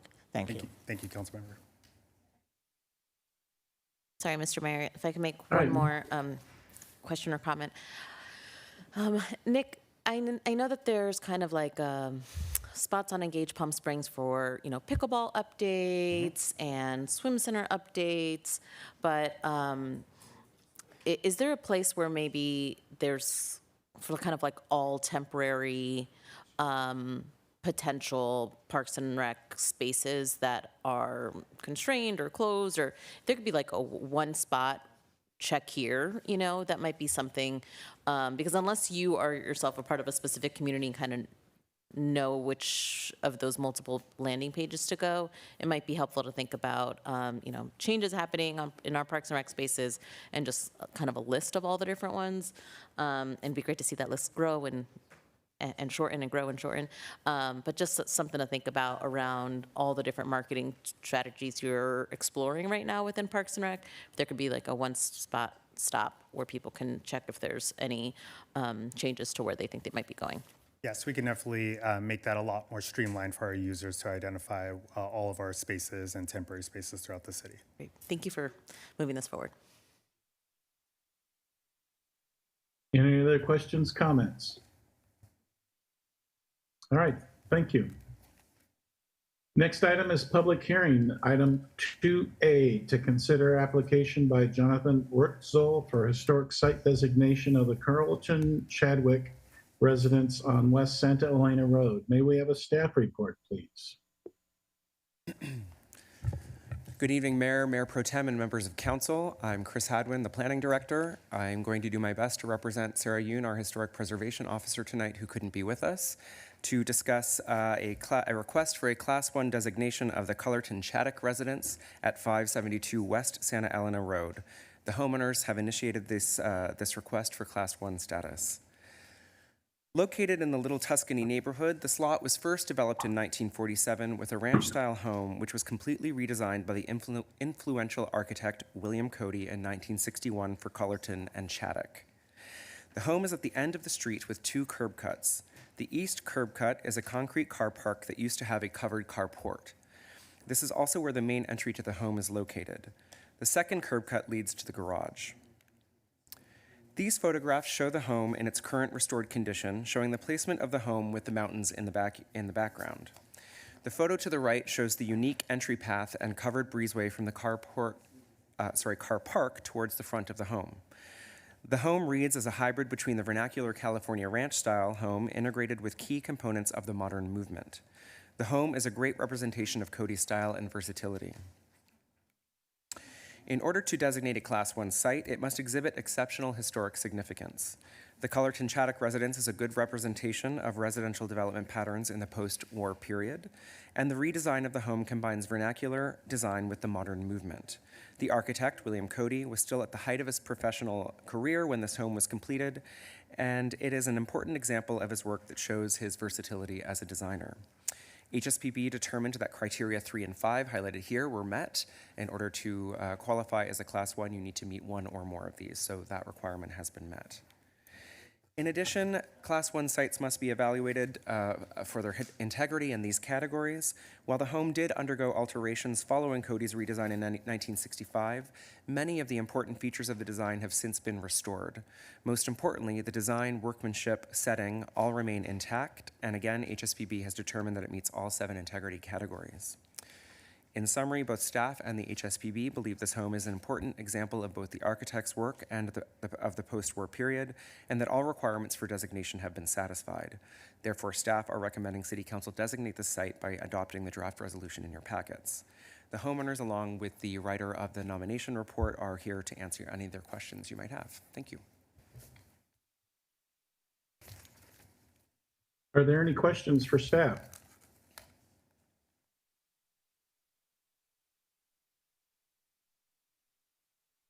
Okay, at this time, I would like to open the public hearing. Public is invited to speak on this matter for up to 2 minutes. City Clerk, do we have any speakers?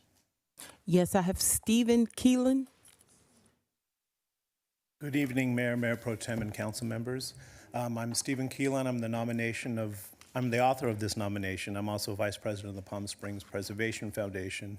You have the nomination and you've seen the fine staff report. So I'm really just here to represent the very proud owners who are here and answer any questions you may have.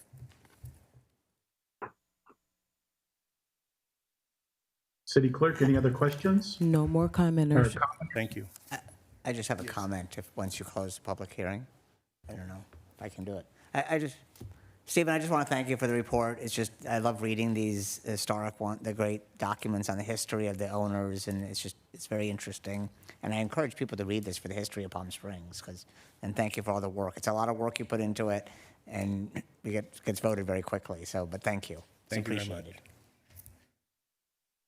The public hearing is now closed. Are there any additional questions of the council? This time I'll entertain a motion. So moved. Second. Motion by Councilmember Bernstein, seconded by David, ready? Councilmember Reddy. City Clerk, may we conduct a vote, please? Councilmember Bernstein. Yes. Councilmember Reddy. Yes. Councilmember Gardner. Yes. Mayor Pro Tem Soto. Yes. Mayor DeHart. Yes. Motion carries 5-0. Next item 2B, to consider application by the Rest Area LLC for historic site designation of the Rubin Building located at 457 North Palm Canyon Drive. May we have a staff report, please? Yes, Mr. Mayor, Mayor Pro Tem, and Council, hello again. Chris Hadwin, Planning Director. This is a request for Class 1 historic designation of a mixed-use property located at 457 North Palm Canyon Drive.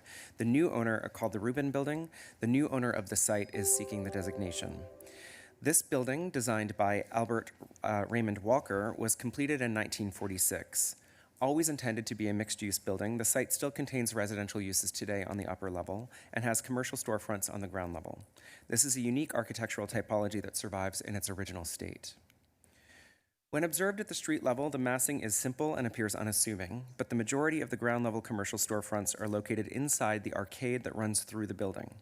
The recessed balcony on the upper level is for the residential units, and the architectural detailing has Regency Revival characteristics like the Doric columns and the decorative ironwork. Historic postcards often play a critical role in providing context and revealing architectural details. The report includes this postcard from the 1940s and the architect's original renderings of the building. As you can see, the open arcade and storefront design are important features that remain intact today. In order to be classified as a Class 1 site, it again needs to meet at least one of the criteria shown here on the screen. The mixed-use building in the Central Business District is in the Central Business District and is an excellent example of commercial development that was seeking to also address housing needs in the downtown. The architect associated with the design of the building is also an important figure. Albert Walker designed many landmarks in the Los Angeles area, and he was also involved in designing the original El Mirador Hotel that opened in 1927. HSPB determined that, again, that class criterion 3 and 5 shown here were met. As far as integrity is concerned, the design of the unique features like the open arcade on the ground level, the individual storefronts, and the residential units all remain intact. It appears that changes over time have been minimal, and most aspects of the integrity are retained. The images on this slide show the existing arcade with the center atrium and the interior of one of the residential units. In summary, the Rubin Building meets the requirements to be designated as a Class 1 historic site.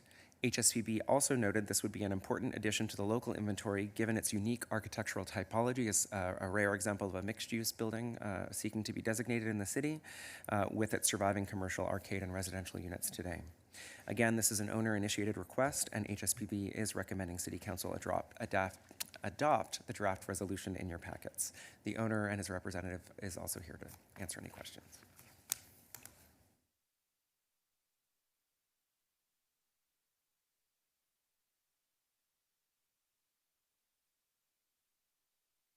Thank you, Chris. Are there questions from staff?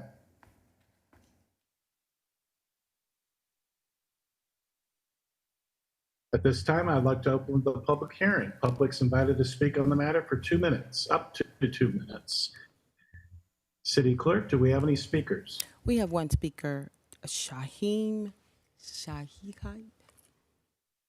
Pronounce your last name. Good evening, Mayor and City Council. Thank you so much for the opportunity to be here this evening. My company is called Lab Holding. We're based out of Orange County. 30 years in, we've put about a half a dozen of beautiful buildings on the National Register here in Orange County, California. This is my first project in Palm Springs. We're very excited about this project. I love the history, the culture. My company is called The Lab. It stands for Little American Businesses, and we do not do national tenants. It's all about localization, personalization, and customization. And this project really we fell in love with because it sort of checked all the boxes for us. At this point, we're honestly just a steward for the building and the gatekeepers, and hopefully it will remain the same and get passed on to the next generation. But I really appreciate the opportunity to be here and your consideration. Thank you. I'm happy to answer any questions. Madam Clerk, do we have other speakers? We have no further speakers. Mr. Mayor, Public members of hearing. council, if I could just take a second, it's terrific to see Shaheen here in the audience, a longtime friend of mine from Orange County. And it's terrific that he's here investing in our community. She just does tremendous work. You got to see some of his really unique, innovative projects that he's done, especially with small businesses and bringing small businesses to life in a really creative way. So I'm thrilled to see the work that he's doing here. So just wanted to make a quick comment. Yeah, I'd All also right, just the like to public make, hearing is now closed. Are there any other discussions or additional questions from the city council? yes, Mr. Mayor, just a comment. Councilmember Bernstein. I just wanted to also thank the applicant for investing in the city. And this is a beautiful building. I was actually looking at it during Pride and the residents on the balcony looking out. I don't know if that was, but it's a wonderful building. And thank you for preserving and investing in our community and being part of Palm Springs. So thank you. Any additional questions, comments from council? I'll entertain a motion. So moved. Moved by Councilmember Bernstein, seconded by?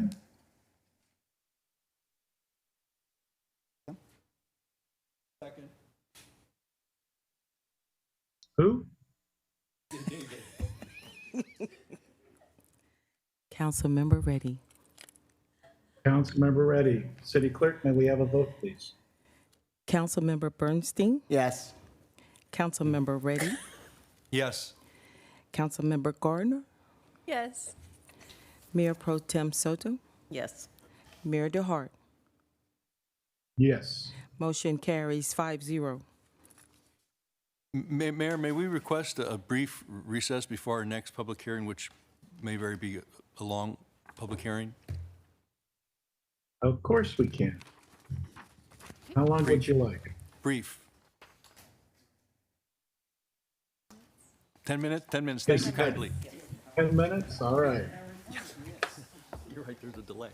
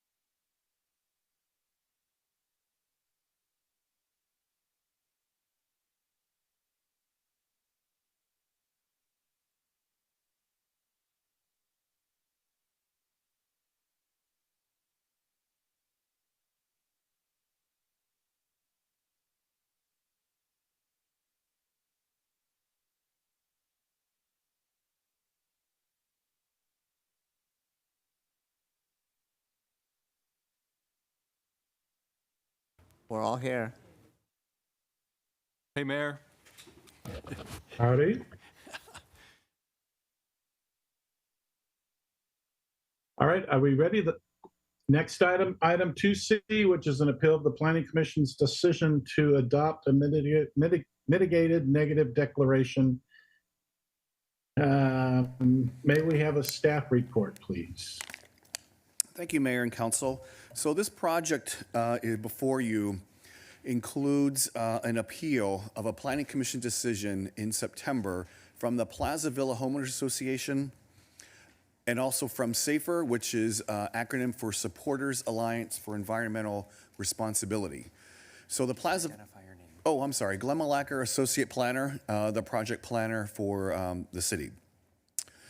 So the Plaza Villas is concerned about traffic, height, and impacts on the community of the project. And then SAFER disagrees with the CEQA analysis and the mitigative negative declaration for the project. So a little bit of history behind the project. There was a settlement agreement that was done in 2021 between the City of Palm Springs and the Nexus Development on this property, which is known as the Prairie Schooner Lot. There was an initial study that was done when the submission was made of the project back in January of 2025. There was a 20-day review period, and that ended in February. The project was presented before the Tribal Council in March, and then initial study responses to comments was published on our city website. On September 16th, the Planning Commission adopted a resolution approving the project, approving the mitigated negative declaration, and then a series of planning conditions, and we'll go over those in just a second. An appeal was submitted on September 23rd by SAFER, and then on October 2nd by the Plaza Villa Homeowners Association. So looking at the site, this is located in Section 14, which is a specific plan on the Agua Caliente Reservation. The box in red is showing the site. It is bound by Andreas Road, Calle El Segundo. The convention center is on the right. Captor Plaza is on the south, and that's Takowitz Canyon Way. And then the Hilton Palm Springs is on the left. So currently, it is a parking lot that is with an agreement with the city that we can use this property for off-site parking of the convention center, and also some of the local hotels use it. So as you can see, it's East Andreas to the north, Calle El Segundo to the west. So the proposal is a 5.64 acre parcel. It composed of two buildings. The west wing is a 125 room hotel, 7 stories at 85 feet tall. And then the residential portion, which is the east wing, is 132 condo units, which equates to 24 dwelling units per acre and 9 stories at 99.8 feet tall. There also is a restaurant component, 6,000 square feet. The setbacks for the building vary depending on if it's the north, which is 62 feet, 35 feet to the west. And the hotel is located 132 feet from the residential development of Plaza Villas. And I have a slide showing that in just a second. So the Section 14 specific plan was used to evaluate the project. The maximum height that is permitted with a conditional use permit is 100 feet. They're proposing 99.8. The setbacks, the high-rise building section of the code allows for a setback of every foot of, a setback for every foot of vertical rise of the building, which equals 100 feet. This is set back 132 feet. The density maximum is 86 rooms per acre, or I'm sorry, 45 rooms per acre. They're proposing 86. Open space is met. Parking, we have a parking chart. And then the ground floor facade, visual interest along the street frontage, pedestrian entrances, display windows, and so forth.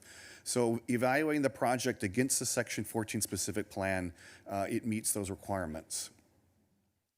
What will follow is a series of slides. This is showing the site plan. It's an L-shaped building with the restaurant building on the Calle El Segundo In the center is a series of pools and outdoor spaces, and then a ballroom or flex space in the center. In showing the setbacks, the slide is here to show that the building is set back 132 feet from the property line of the Plaza Villas, and then 34 feet from the street frontage on Calle El Segundo for the proposed 6,000 square foot restaurant. The applicant has provided a series of building elevations showing what the building will look like, and this is showing the two towers. On the top slide, the hotel building is the shorter building, which is 85 feet or 7 stories, and the building on the right is the condo building, and that is 99 feet, 9 stories tall. Another exhibit showing the building elevations. The parking garage that's proposed is 5 levels. That is on the top slide facing the Renaissance Hotel. So there's a series of photo simulations. This is looking from Captor Plaza towards the hotel. Once again, the 5-story or 5-level garage is on the right. The tower building is in the center, and then the other building for the hotels is on the right, or I'm sorry, on the left. This is looking from El Segundo with the restaurant building with the brown that wraps it and the hotel building behind it. This is a better bird's eye view with the center building is the flex ballroom space, the pools, and then the restaurant building. This is a good view of the 7th floor of the hotel building will have a social club, and that's the roof portion of the building. This is the view from Plaza Villas looking south and from the corner of El Segundo and Andreas looking south also. So in terms of parking, the applicant is providing underground parking of 100 spaces under the hotel portion, and then the parking structure 400 spaces in 5 levels. So they are meeting the requirement for parking. There also was a shade study that was completed. This is showing the different times of the year, the spring, summer, and winter, and then different hours of the day. And you'll see that in summer, there is barely a shadow, and then in winter solstice, there is a shadow that would cast along the very southern portion of Plaza Villas. The CEQA determination was that the M&D showed that there was less significant impacts on required sections, and there was a response to comments that was presented on that document. So for the City Council to make to uphold the Planning Commission determination, there's a series of findings that you need to make. There's a tentative track map that will combine 3 lots into 1 lot. There's a major development permit to construct the 257-room resort hotel and restaurant. And then the CUP would grant a high-rise exception to the project at 99.8 feet and also include auxiliary restaurant uses. So on September 16th, the Planning Commission approved all of these applications, the CUP, the development permit, the track map, and then adopted the M&D. They did place some conditions on it. One was to reduce the massing, and I want to clarify this. It is on the east and south tower of the building. The Planning Commission wanted to clip the edges of the building 20 feet or 2 stories so that it would reduce the massing. And I can show you that in a drawing if you'd like. Back. The rooftop social club to end any kind of outdoor entertainment at 10. The design of the parking garage exterior be reviewed and be more sympathetic to Captor Plaza, and that the landscape utilize a plant palette. So the Planning Commission approved the project and made these recommendations to the Architectural Review Committee, which the project will go to once your decision is made today. Excuse me, Glenn, Mayor, I just have to ask a quick question on this specific point, germane to here. Glenn, could you just tell me the the Planning Commission 13 reducing the tower to 20 feet, does that affect the shadow study that you just showed in the prior slide? Or maybe you can address that at some point? It could. So that would what the reduce the planning- shadow? And we yeah. can talk about that later, but I just want to put a pin in that All right. because that would be a question based on that. Thank you. Yes. So the recommendation is the Planning Commission made affirmative findings and voted 4-0 to 3 absent to approve and recommend approval to the ARC. Given this, that the project conforms to the general plan, the Section 14 specific plan, staff is recommending that the council uphold the decision. So that concludes my report. Our CEQA consultant is here if you have any questions about that, and I can address any other questions. All right, thank you. Are there questions for staff? I do, Mr. Mayor. Glenn, you mentioned that you could show us a rendering of the corners being changed. Yes, so Can in you this, show that? yes, in this slide here, what the Planning Commission was looking to clip the ends of this building, 2 stories or 20 feet in, 20 feet down or 2 stories in. And also, this is the north building, and also, get to it, this building here, clip these ends here, and that would reduce the massing. So to answer Councilmember Reddy's question, by clipping this section here, would that help with the shade here? That I can't tell you. Would that be a restudy on the? So there was no specific application requirement to submit a shading study. It was prepared by the applicant, I think, in order to justify the application and to respond to some of the concerns and questions that were coming up through the review. So we might want to ask them what analysis they've done and what impact it would have on potential shading. It's certainly within the scope of council you. to have that conversation. Thank you.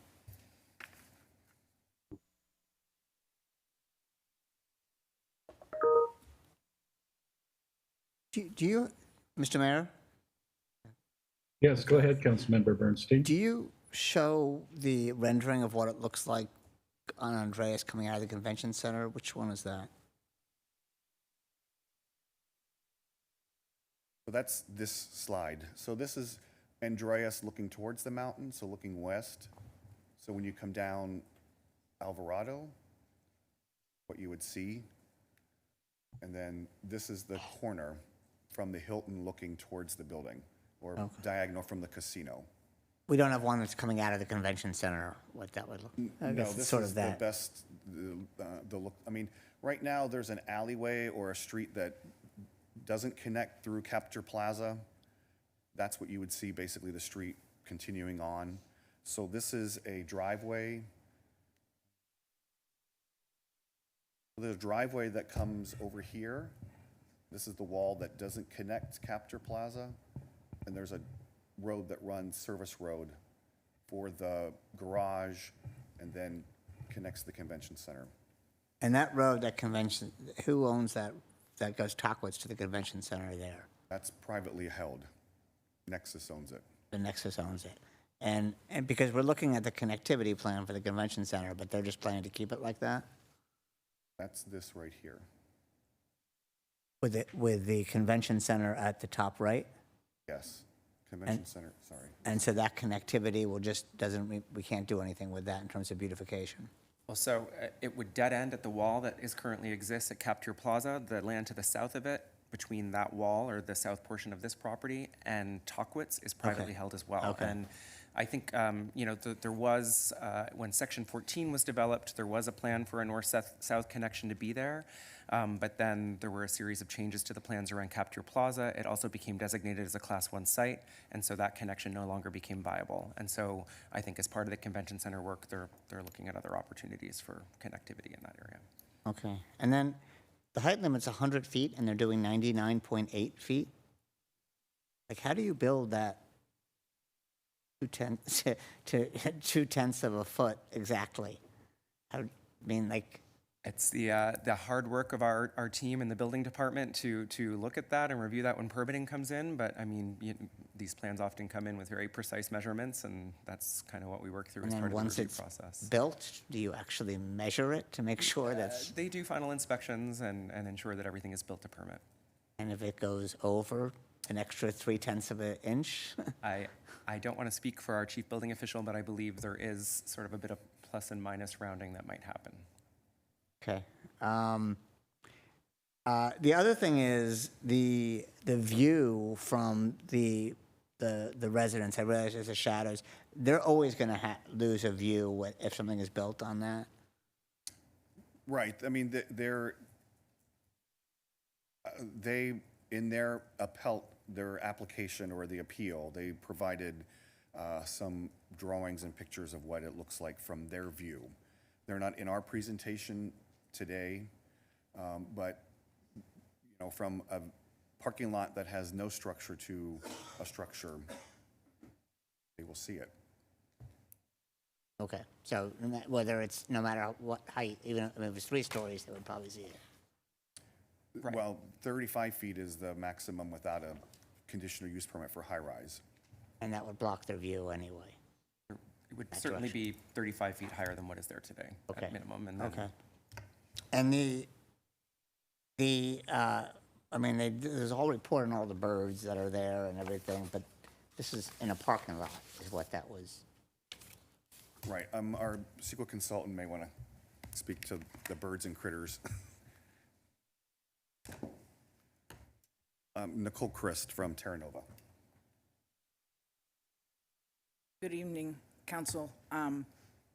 The folks at SAFER submitted a biological report that is creative in its analysis.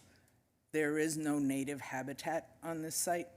As you said, it's a parking lot, and there is ornamental landscaping. This is not native bird habitat.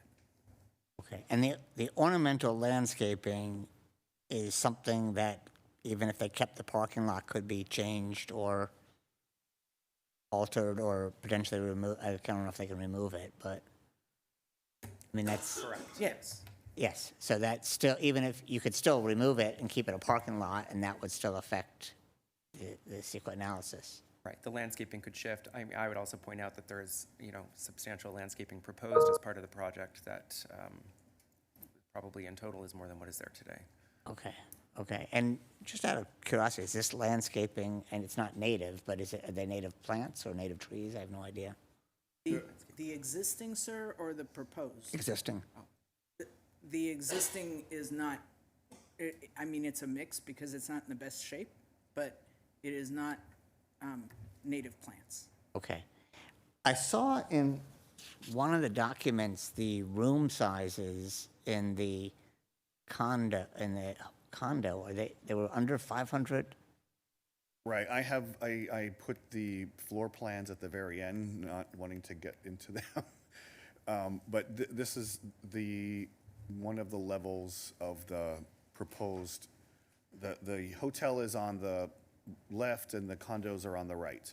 Now, the applicant explained this at the Planning Commission. They had the same question. These look very small, but they're meant to be just spaces. There are some 2-bedroom units, 3-bedroom units, and the applicant may explain that better than I could. Okay, but because these are less than 500 square feet, is that what they're saying is 1 bedroom or is just spaces? That would be a 1-bedroom. So as I understand it, and the applicant can correct us during their time, but you could see some combination of these boxes to get a 2-bedroom unit, for example, would be represented by 2 of these squares. A 3 would be 3, so you would get larger units as you get larger unit sizes. Okay. You talked about the settlement agreement, which here, and when does that expire? It expires, as I understand it, in January of 2026. Okay, so their obligation, or whatever obligation is in there to build a hotel project, which we know our city needs in this area, if this doesn't move forward, they have made they've made an effort to do a hotel project, and that fulfills their obligation? Under the settlement agreement, the landowner is obligated to make commercially reasonable efforts to pursue the development of a hotel at this site until that 5-year time period is over, which is indicated as the beginning of 2026. Okay, and without it, I mean, do we think this is a commercially reasonable effort at this point? I mean, they've been working on it for a while, it seems. I think so. I mean, there have been some delays, but they've moved things along fairly reasonably. Okay, so if it's not after January, that obligation goes away. Correct. Okay. I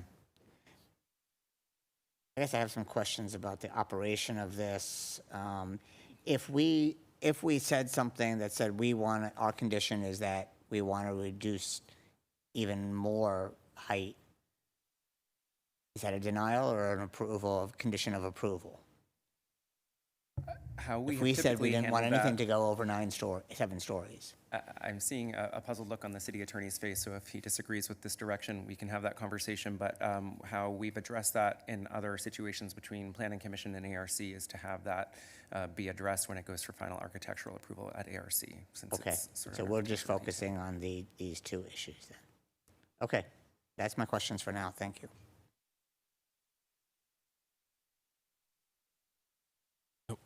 Mr. Mayor, I had a question. Councilmember Reddy. Yeah. So the entitlement, the time frame on that, it would last, I think it's 2 years initial? Correct. And then, could you explain the process? Is that an automatic renewal? How does that renewal? No, typically extensions of time are at a notice meeting of the Planning Commission. They would consider the item and there are findings that would need to be made. Typically, it can't be something simple as, we need more time to find the money. There needs to be some demonstrable effort to move forward with the project, to submit for permits, and there may be some, circumstance out of control or extenuating circumstance that necessitates the extension. There's flexibility there certainly in how they apply that, but that's the way it's written. So I've never met a planning commission that wouldn't extend it, so as the old joke goes. But so is it possible, Mr. City Attorney, we could condition this that any extension would have to come to the City Council, be approval of the City Council? Yes, I think you could. Just because, we have a tendency to see these projects there and they never get built. And part of the tool is just continual extension. This way it would certainly put the decision in council's hands. So I just want to clarify if that is possible as a condition, so thank you for that. And just one piece of clarification, if I might. So our code only allows an extension of up to 2 years. So, but just so you know.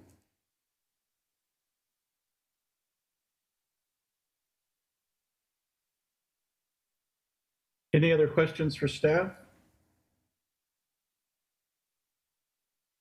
All right, at this time, I will open the public hearing. The appellant, Nexus Development, is invited to speak for 5 minutes or under.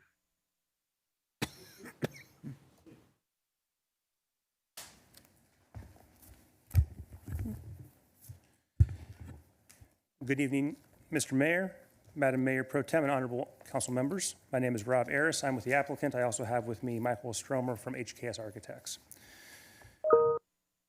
First off, I want to thank thank you for taking the time this evening to review this very significant project. We also want to thank the entire city staff, especially the planning staff, for all their hard work and detailed project staff reports, both for tonight and also for the Planning Commission. Big shout out to Glenn and also Director Hadwin. As pointed out in the staff report and reinforced by the unanimous Planning Commission approval, this is a project that complies with all applicable zoning and development standards. There's a reason why the Section 14 specific plan was created, and this proposed project fulfills the vision set forth in that specific plan. I want to talk for a minute because I know there's been a lot of comments and concerns and skepticism that I have heard ever since the Planning Commission approval, which most ground-up developments are valid concerns. The one thing I wanted to mention is, or the one comment I get the most is, how do we know this project will get built? And then the subset question is, how do we know the project will not start and then somehow get stalled in the middle of construction? Well, first off, I think it's important to make sure that you have a strong track record, which we have been in business for 45 years, and a strong track record of completing large projects. Also, we use traditionally typical construction financing, meaning that we go to banks for construction debt and private equity to raise our financing for construction. What this helps protect against is the ability to start a project without having a fully funded, committed amount of money to make sure that it's predictable that you are going to complete the job. We would never start a construction project without having a fully committed construction loan.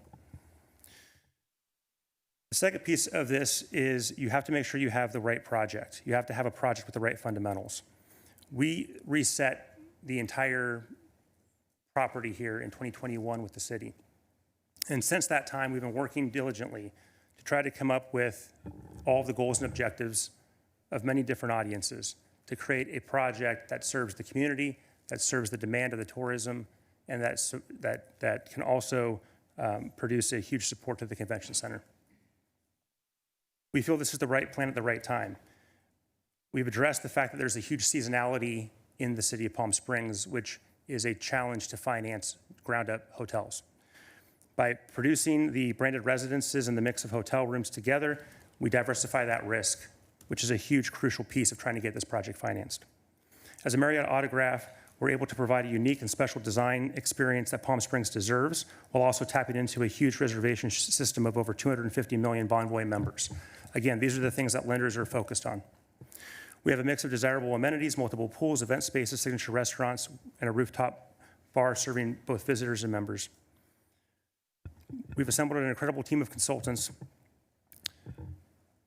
We believe this project is economically viable. We wouldn't be spending all of this time and energy if we didn't feel that way. Now, even though we comply with all these items listed above, we obviously had two appeals. First appeal was to use CEQA-related items as an excuse and distraction. However, we feel that the city's consultant, Terra Nova, has done a fantastic job responding to each of the far-reaching comments relating to the CEQA analysis. The second appeal is one that we're sensitive to, as we know that no one likes change, and folks across the street are concerned about the continued commercial development that occurs around them. The staff report does a great job responding to each of the unfounded claims made in that appeal letter. I'm not going to repeat all of those right now. I'm happy to be here for any questions to address those, however. The few things I do want to point out, though, to kind of piggyback on the staff report, and I don't know if it's possible to pull up the shade shadow to address maybe some of the questions that the council has mentioned. But I think it's important to note that when we look at the shade shadow, we spent an enormous amount of time trying to minimize any impact to the neighbors to the north. Can we pull that up? What's that? You asked to pull that up, the shade Are we shadow. able to, can we pull the shade shadow study up reference? So we submitted a pre-application in 2022 to try to vet many of these concerns early on. This is not a project that just kind of happened and popped up overnight. In that process, we resulted in pulling back the buildings that you see on Andreas Road further. And as the staff report says, we actually exceed the required setback. That was to minimize shadowing across the street. So if you look at the spring, summer, fall, there is no shadowing that occurs to the residents of the north. It is during the winter solstice we chose the worst case scenario, the worst day, shortest day of the year, to illustrate this to be conservative. And as you see in the morning, there is, as the sun rises, some shadowing that occurs on the very southern tip of the Plaza Villas. Three building structures, 3 units are affected. By midday, there is no shadowing over the Plaza Villas in the bottom middle square. And then on the far right square, you see the shadowing as the sun sets, casting over. And it's important to note that the building on the left is the 6- and 7-story hotel building. And that shadow only casts just slightly over the middle unit. The shadowing to the right is actually the 9-story building. That shadow actually bypasses all of the condo structures. There's not any residential units that shadow casts over, which is ironic because the headline has been the 9 stories of this project. 9-story component of this project is only 10% of the overall site area. But again, the purpose of that is that's where the building, the branded residents are. So if we talk about modifications to this plan that was approved by Planning Commission, the risk is that any adjustment to this formula affects the economic viability to get this project across the finish line, which I think is ultimately the goal and why we set this forward in 2021. It's your time. I'm sorry. Okay. Thank you for your time. I'm available for any questions. Thank you. Thank you. Now the appellant, Plaza Villas HOA, is invited to speak for up to 5 minutes. And we Rarely- won't take away a minute from the first go-round. Rarely do we get a chance for a second opportunity, so thank you. Apologies for earlier. Mayor, Madam Mayor Pro Temp, council members, my name is Aaron Carter. I'm here to represent and be on behalf of Plaza Villa Owners Association, Homeowners Association, but also we have the confidence and support and companionship of two other communities, Deauville and Saint-Tropez, who are also adjacent to parking or empty lots. So this project will set precedent. This is the stage that's happening. Our community of 102 condos, everyone knows where it's located right now. I'm just going to skip forward here because I think there's some couple points that were made earlier that I really want to start with. One is we are not anti-development. We are pro-change. This community is built by people who love Palm Springs, who respect the character, and who are also here to create business. Many owners have short-term rentals, and we are, providing income to the city. What we are opposed against is runaway precedent-setting development. The kind will impact our community, not just now, but for a long time to come. So I want you to think about the other projects that are possibly underway and all the other empty lots that are in our city. We're not asking the city to stop the Nexus project. We're just asking for some guardrails, conditions that ensure it fits within the Palm Springs we all know. The city has always worked to preserve our low-slung mid-century profile, and in particular, this site has that. We are 2 stories. The Renaissance may be 5, but it is stepped back several hundred feet. The casino that was built, the cultural center, Agua Caliente Cultural Center, those are all, again, projects that were met with Section 14 requirements. Anything above these conditional use permits, it's just really going to impact us. My other point that I really want to bring up is we are very much for change. We want to support that. But again, guardrails are what we're looking for. This hotel will be the tallest building in Palm Springs, even taller than the 7-story Kimpton downtown. I did want to point out, too, that when we're looking at the presentations, there's very few pictures of the 9-story building. And also, too, those 9-story buildings, there's also mechanicals on top of that. This does not support Section 14. A requirement of that is to be stepped in height, not a 100-foot facade straight up, regardless of what those 132-foot setbacks are. It's the stepped preservation that we're looking for. As witnessed tonight, another couple of things that we notice is that developers often like to ask for forgiveness once the building has been built. I think it would be very hard to shave off a couple of feet of a building if it does go over 100. We're also concerned about flows in the approval process. The zoning code requires at least 10 days notice to all property owners within 100 feet. That was not met. Many of our Plaza Villa homeowners did receive some notice, but it was postmarked late. It was not 10 days. I myself did not receive a notice. This denied many residents a fair chance to comment. The initial vote was also deadlocked 2-2. Very interesting that 3 of the 7 persons part of this planning commission were not even present for this. So again, I do think that there's more city persons needed to take a look at this, have a second review. Combined with inadequate notice and partial participation for this project, we just think that this effectively flew under the radar. Respectively, this project serves a second look. We ask the council to overturn the approval and simply instruct the planning commission to reconsider a version that does take in respectful, thoughtful, community, dutiful participation. I'm a real estate agent in Phoenix. We've done, Phoenix had a really big boom in 16 to 17. Lots of building was going on. One of the big mistakes that happened was that there was not significant participation with local residents and even real estate agents to say, hey, what if we could augment this plan? What sort of viable situation can we have for both parties? One of them was a very tall building that actually was supposed to be done in 3 phases. They ended up doing the last 2 as 1, and it rose over a Japanese garden. That Japanese garden had significant impacts on their landscaping and whatnot. Again, I'm just going to tie it back. I was here at the top of the tram today, looking down at our beautiful, marvelous space. Plaza Villas is a green mark, and we want to protect that. It is a natural habitat. I've literally seen birds flocks flying over while I'm walking my dogs. So I do think there's some more considerations to have. Thank you for your thoughts, and please consider our appeal.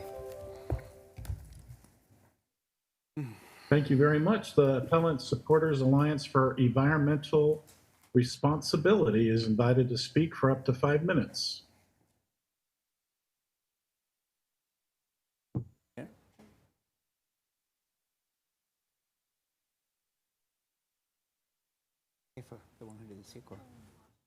Oh, good evening. Can you hear me?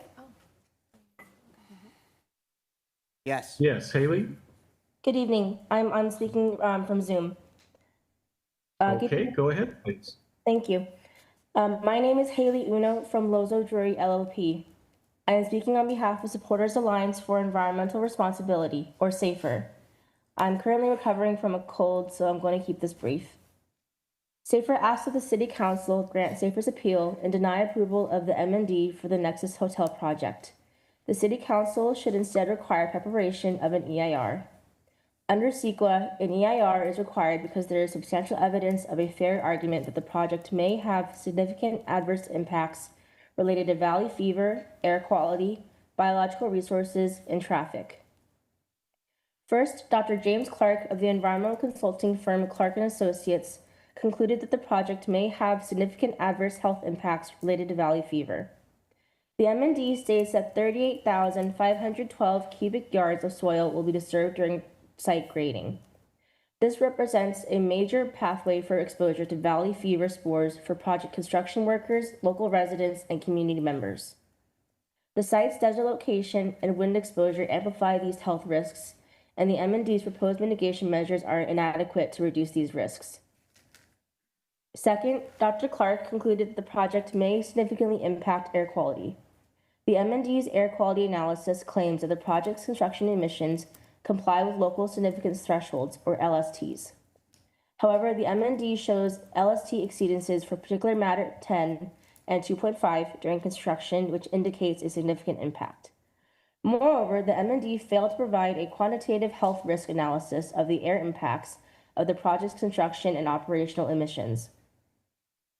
Third, wildlife ecologist Dr. Sean Smallwood concluded that the project will significantly impact biological resources.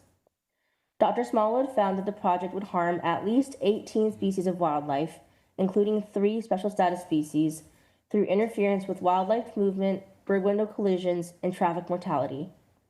He also found that the MND's proposed mitigation measures constituted deferred mitigation, which is prohibited under CEQA. Lastly, traffic engineer Thomas Brohard concluded that the project may have significant traffic impacts. Most critically, as part of the first phase of project construction, 700 parking spaces would be removed from a pre-existing parking lot on the project site.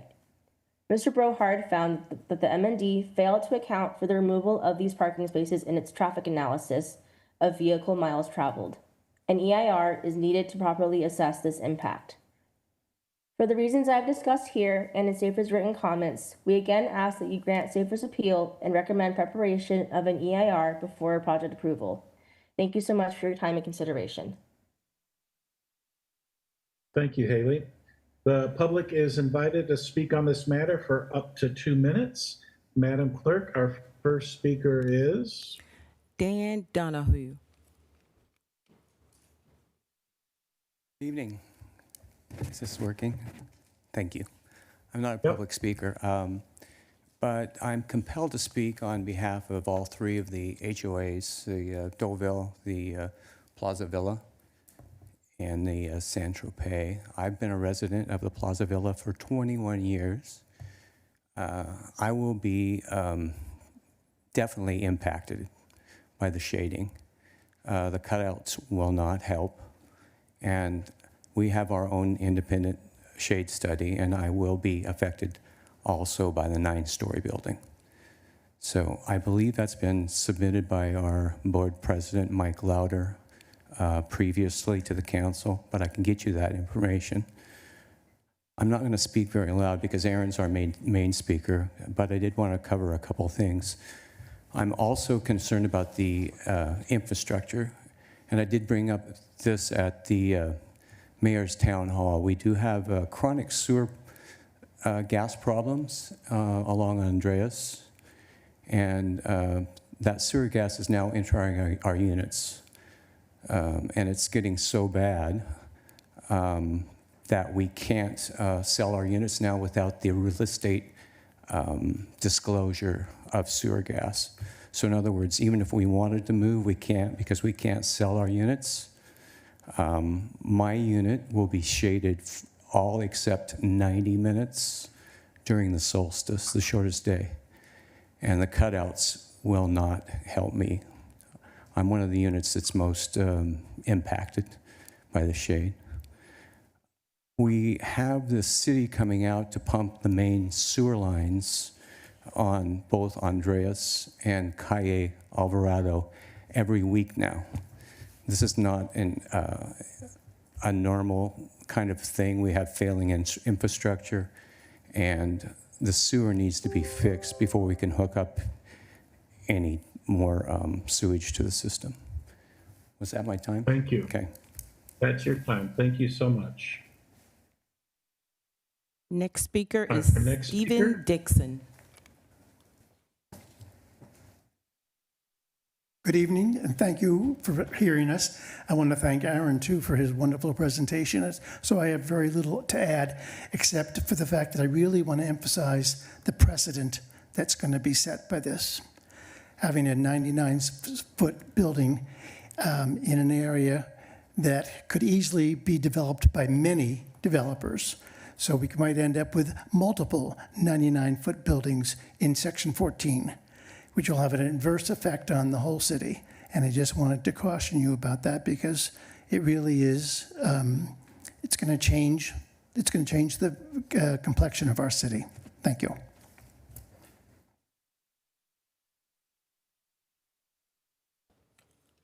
Next speaker is Jeff O'Kyle.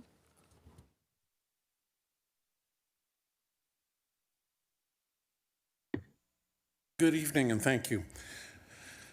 I'm addressing this in the following. I asked the City Council, does this development abide by the zoning, density, and height allowed for this parcel by the City of Palm Springs?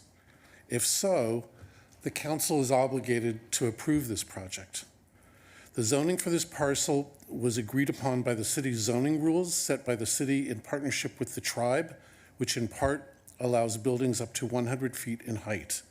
The Planning Commission already required setback changes in certain areas for the betterment of the neighborhood. This site is in the Convention Center neighborhood and will be of great value to the city in terms of convention bookings and TOT taxes, as well as retail and other economic drivers throughout the city. It is not the government's place, in my opinion, to decide if the projects are economically feasible. That risk is assumed by developers and investors. For those claiming we don't need more hotel rooms or high-end restaurants, etc., those risks are not the public's burden. It is the burden of individuals and companies who wish to assume such risks. I ask that you support this project. Thank you.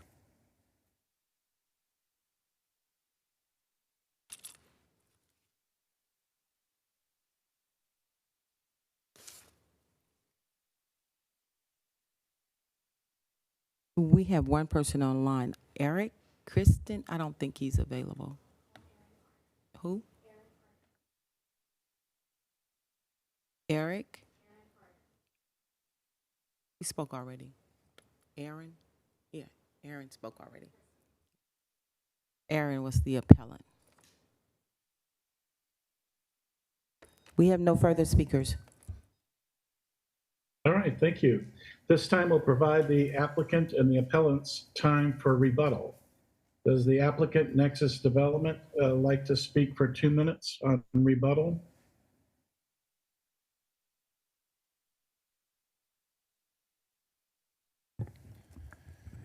Thank you.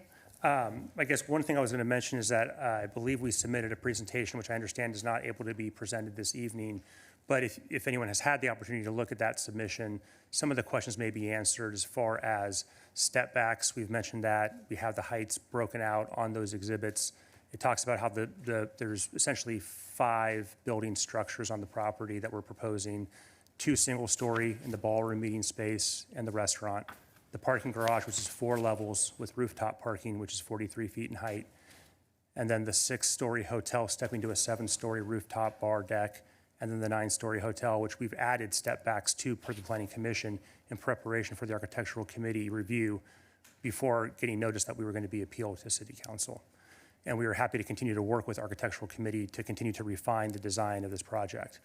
I think it's important to also note that we've pushed the 9-story element in the parking garage as close to the eastern side of the property as possible to, again, be the least impactful. We also provided some additional shade shadow as well and zoomed in so we can get a better look at what is actually occurring based on objective third-party shade shadow study software. So with that, we, again, thank you for your time. We ask that you deny the appeal and let the project move forward to Architectural Committee. And I'm also here for any additional questions that you may have. Thank you again for your time. The appellant, Plaza Villas HOA, you're invited to provide a rebuttal for up to 2 minutes. Persons come from all over the world to experience our specific local space. It is unlike anywhere else, and that is because of the protections that have been put in place so far. It's defined by its character, its scale. That is so important. It's a city known for design and for taking the steps to protect that design and to support it and to celebrate it. We also celebrate our views, our sunlight, and our harmony between buildings and the desert landscape. It's interesting, too, that only after the developer threatened to withdraw did the commission reverse course and approve the project. I do think my colleagues here, my residents also mentioned infrastructure. I don't see or know if there's any plans that have been reviewed in that. Our community was built in the 80s. Many of the properties around have been such, and this should have further look. Traffic flows is also really critical. I mean, we're talking about a street here who literally is at a corner, and there's 2 other ways to go out, either past the convention center or in between, or on Andreas. You know, with the convention center there, I've seen the entire parking lot used for Palm Springs International Film Festival. We've also got, you know, Coachella uses it for its bus distribution. And when that happens, those 2 days, you know what happens? They block off the streets in order to allow that additional traffic to manage. So how are we now going to put a 6,000 space restaurant? I mean, there's just more things to consider. And I don't think Section 14 really is being supported here. Thank you for your time and consideration. All right, the appellant, Supporters Alliance for Environmental Responsibility, has 2 minutes for rebuttal.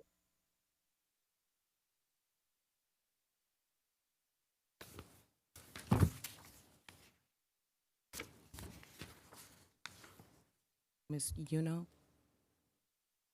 Good evening. As I discussed earlier, SAFER has presented substantial evidence of a fair argument that the project may have significant adverse impacts related to valley fever, air quality, biological resources, and traffic. An EIR, not an MMD, is required to adequately assess and mitigate these impacts. SAFER is not opposed to development or the project. We just ask that instead of an MMD, the city prepare an EIR before project approval. Then the project can proceed with reduced environmental impacts and increased community benefits. Thank you so much for your time and consideration. All right, thank you. Madam Clerk, do we have any other speakers? We have no further speakers. The public hearing is now closed. Now, are there any discussions or additional questions from City Council? Mr. Mayor, I have some questions. Councilmember Garner, please. I'm not sure if this is for the city attorney or someone else, but can we just get a little bit more information about the notice that was provided on this project? So we did undertake the notice in accordance with the requirements of the code. So there was an on-site posting, and maybe Glenn, do you want to come up and correct me in case I'm wrong? And then we as a conditional use permit, it was mailed out. Right, so all property owners within 500 feet of the project were notified. It does not cover all of the Plaza Villas. it was within 500 feet of the property. And there was Do you still go further than that? Could we? The code does not require it, so. But it's been our practice to do that for projects like this, particularly in the same, so that did not occur here? That is not what occurred here. Okay, thank you. Right, and the HOA is also part of that notification.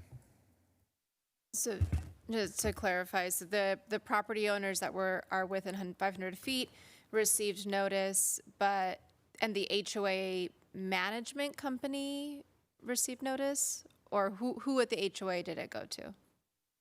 We'd have to confirm, but we maintain a list internally of contacts within HOAs that receive notification from our neighborhoods team. Okay. Thank you. And there was a question, some comment here about sewer. Is there someone that can talk a little bit more about? I'm not familiar with those issues. I'm not sure if anyone else from city staff is available. Or Chris, can you just talk generally, when projects like this move forward, right? We had a comment about sewer, we had a comment about traffic. Can you kind of walk us through all of the different things that go into reviewing a project and deciding that this is a project that is feasible or not feasible in this location based on all of the things that are presented to us? Sure. So I think it's sort of twofold. There's a technical analysis that's undertaken internally by staff. So we have an internal team of multiple representatives of various departments that are reviewing it, including engineering, public works, fire and safety, building, us, who would undertake it to make sure that it's meeting all of the various city policies, procedures, regulations.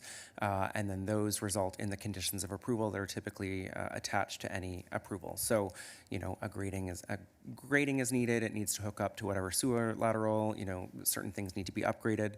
So any of the requirements that were flagged through that process would have been attached as conditions of approval, or would have been the process of the review of the project before it would ever have come forward to Planning Commission to make sure that there is a solution or a resolution to those problems. So I'm not aware of that issue coming up. I think, all of that has been confirmed to be able to accommodate the project. There's also the CEQA analysis that's undertaken, and that's a little bit different. And I don't know if we did any specific utility examination as part of the CEQA analysis, but I might call our CEQA consultant up just to speak to what CEQA analysis might have been undertaken in. As it relates to utilities,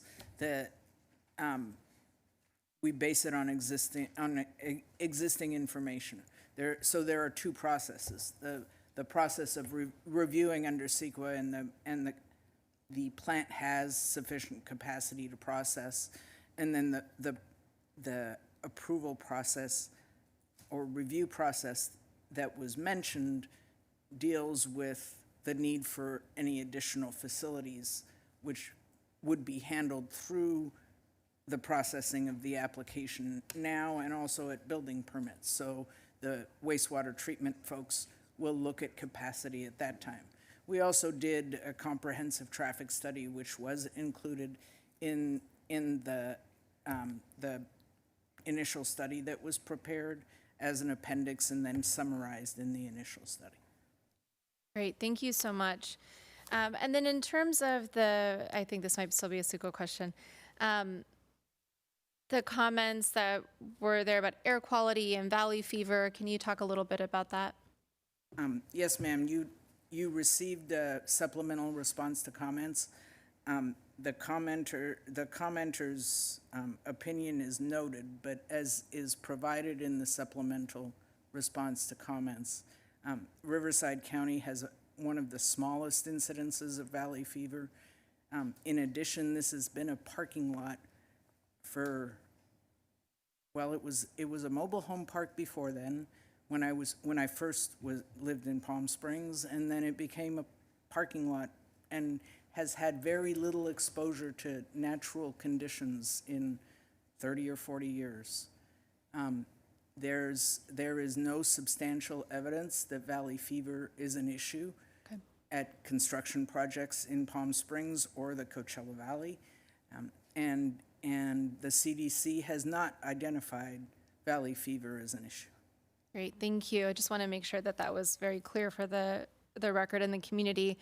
And just to put in a plug for our wastewater treatment center, if you haven't been, I was on a tour not very long ago, and one of the very interesting things that I learned is that our wastewater treatment actually processes less waste now than they used to because of the efficiency of our sewer system and just the technology that's available now. So they're actually processing a lot less. So it's really interesting. There's a lot of different projects that are happening at our wastewater treatment site to improve it all the time. They come quite often on our consent calendars. So if residents are interested, there's a lot more we can discuss about that project, just to put a plug in for that. I'll let my colleagues go, but I might have some more questions later.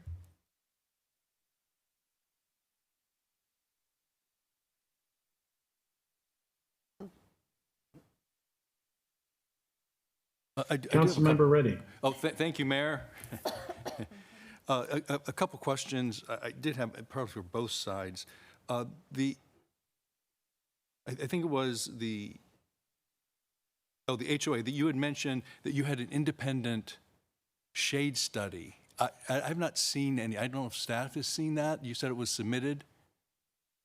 And does that differ from what the applicant has? I actually saw it, but I don't have it. It was created from an app, and we can get that information to you. I was under the understanding that our HOA president already had sent it in to the council, so you So definitely nothing do not submitted? have that? Nothing submitted from staff that you're aware of? It was in the appeal letter submitted, so it's part of your package. It should be. It's part of the package. Could in the staff report? Could we? So one of the appendices would be the appeal letter from the HOA.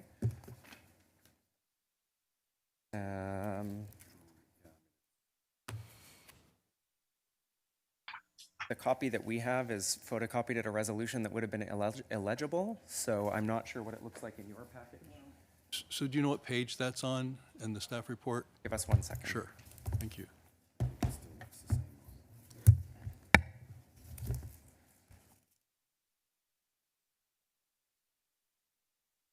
$148. Thank you.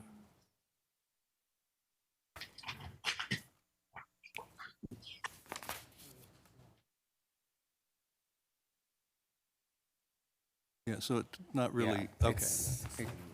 And Okay. the copy that we have, which is the certified copy that was received by us, may have been submitted as a photocopy, and unfortunately isn't legible. Okay, thank you. Well, as a follow-up to that, and maybe it's for Rob, the study that you had, well, that was a professionally done study.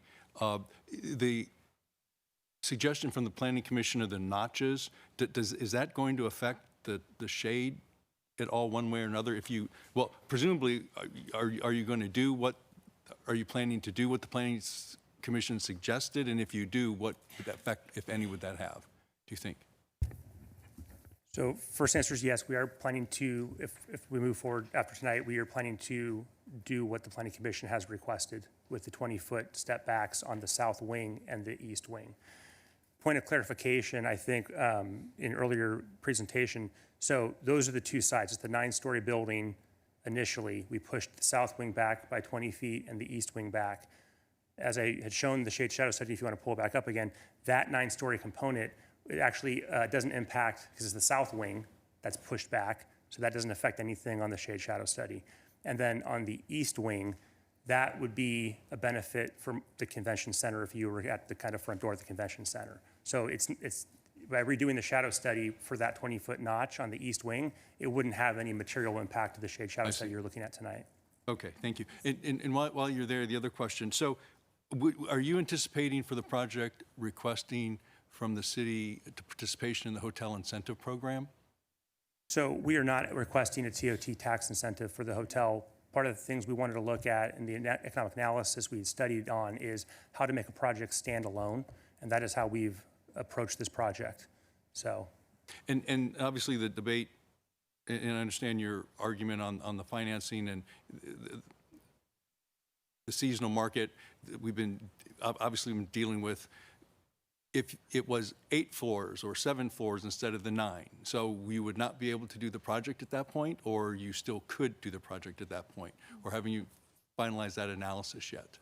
So we studied this project every which way from a density perspective, from a building massing perspective. And so said simply, if you were to reduce the height of the 9-story building, you would lose units in density. And by losing units in density, you would then affect negatively the pro forma of the project. And so if you didn't have this, and what would your plans be for the property going forward if this was not approved? So we don't have any alternate plans at this time, because ultimately, if we didn't move forward with this project, then we start from square one all over again. And the goal there would be to figure out what is a viable development project that would meet all of the city requirements and zoning codes. So what's before you tonight is a project that meets all the city zoning codes that we believe is economically viable. We would literally be looking at a project just like this one to say, this is what is viable. And final question, and this is partly a question for you and the city attorney. I think we had talked about, up till now, the city has had the ability to use that parking, which is important for the convention center, particularly during film festival times and other large events. And we have the ability to lease those parking spaces from you now until you begin, in essence, until you begin construction. And I just want to confirm that in this agreement, Mr. Attorney, you had mentioned that we have the ability to continue that relationship until if and when they begin construction? Yes, the license agreement provides that once the applicant obtains their building permits, the license will continue unless terminated by either party, either the city or by them. And do you have any opposition to the city using that until you begin your construction? We do not, and actually, just point of reference, I think it's important to point out that even though the license agreement calls for the city to actually be paying us rent on that, we've never collected a dime from the city in the entire time of that license agreement being in place. So right now, the city is using that actually for free of charge. But we have no problem keeping the license intact until such time as we start construction. Thank you. Thank you. That's all. Thank you. Mayor? Councilmember Bernstein. Okay. So I have some questions, because one of the issues is traffic in this area. And do they have to do a traffic study, or? There was a traffic analysis conducted as part of the project. We'll call our CEQA consultant up. Yeah, and just for the public view. Knowledge. There was a traffic study done by a licensed traffic engineer. It is part of your record and part of the initial study. Okay, and so the claim, I know SAFER has claimed that there wasn't one, or that it's not accurate, or that it's not safe, or the appellant's claim is that the VMT analysis, because under CEQA traffic flow, the traditional what is called level of service traffic flow no longer applies. We still study it from a perspective of city policy, but you're supposed to study from vehicle miles traveled. I'm sorry, I tend to talk in acronyms. Okay. That their experts' claim is that the vehicle miles traveled by people who are going to the convention center will now be extended, because they will be having to drive to the parking lot on the other side of the building. As the council's aware, that's a distance of a few hundred feet. I think it's in the supplemental response that I think the longest distance is 1,000 feet, and that, in theory, assumes that everyone is coming from the west and therefore has to drive longer. The argument is fallacious and does not apply. Yeah, and that was my question, because they're not. I mean, first of all, it's a hotel, and a convention hotel. We're not assuming that there's lots of traffic, so people going to convention centers aren't always driving, and we have no idea where they're actually coming from if they are. And from a local perspective, a hotel located in downtown, right next to the convention center, is likely to have lower vehicle miles traveled because folks don't need to drive everywhere. Okay, and any development on this project would remove it from being a parking lot, basically. Yes. So unless it stays a parking lot forever, they're gonna park on the east side. Correct. Correct, okay. And the other question, just because along the lines of traffic, because often the Houston Plaza gets closed and potentially may be permanently closed, so, and maybe it's for the applicant, they show up the drop-off, hotel drop-off is on Andreas, they would have to turn back around and go up it?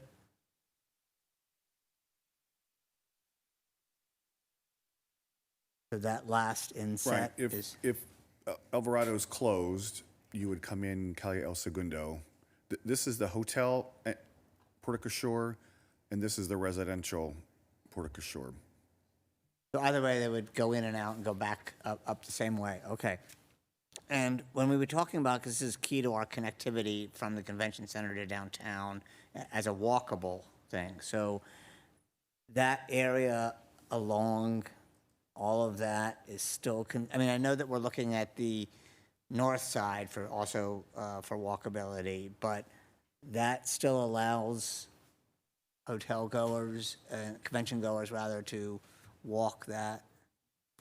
Correct, yeah, there will be a full sidewalk along Andreas, and then you can see sort of substantial landscaping because of how the buildings are set back from the property line to meet the Section 14 requirement that it be set back because of its height.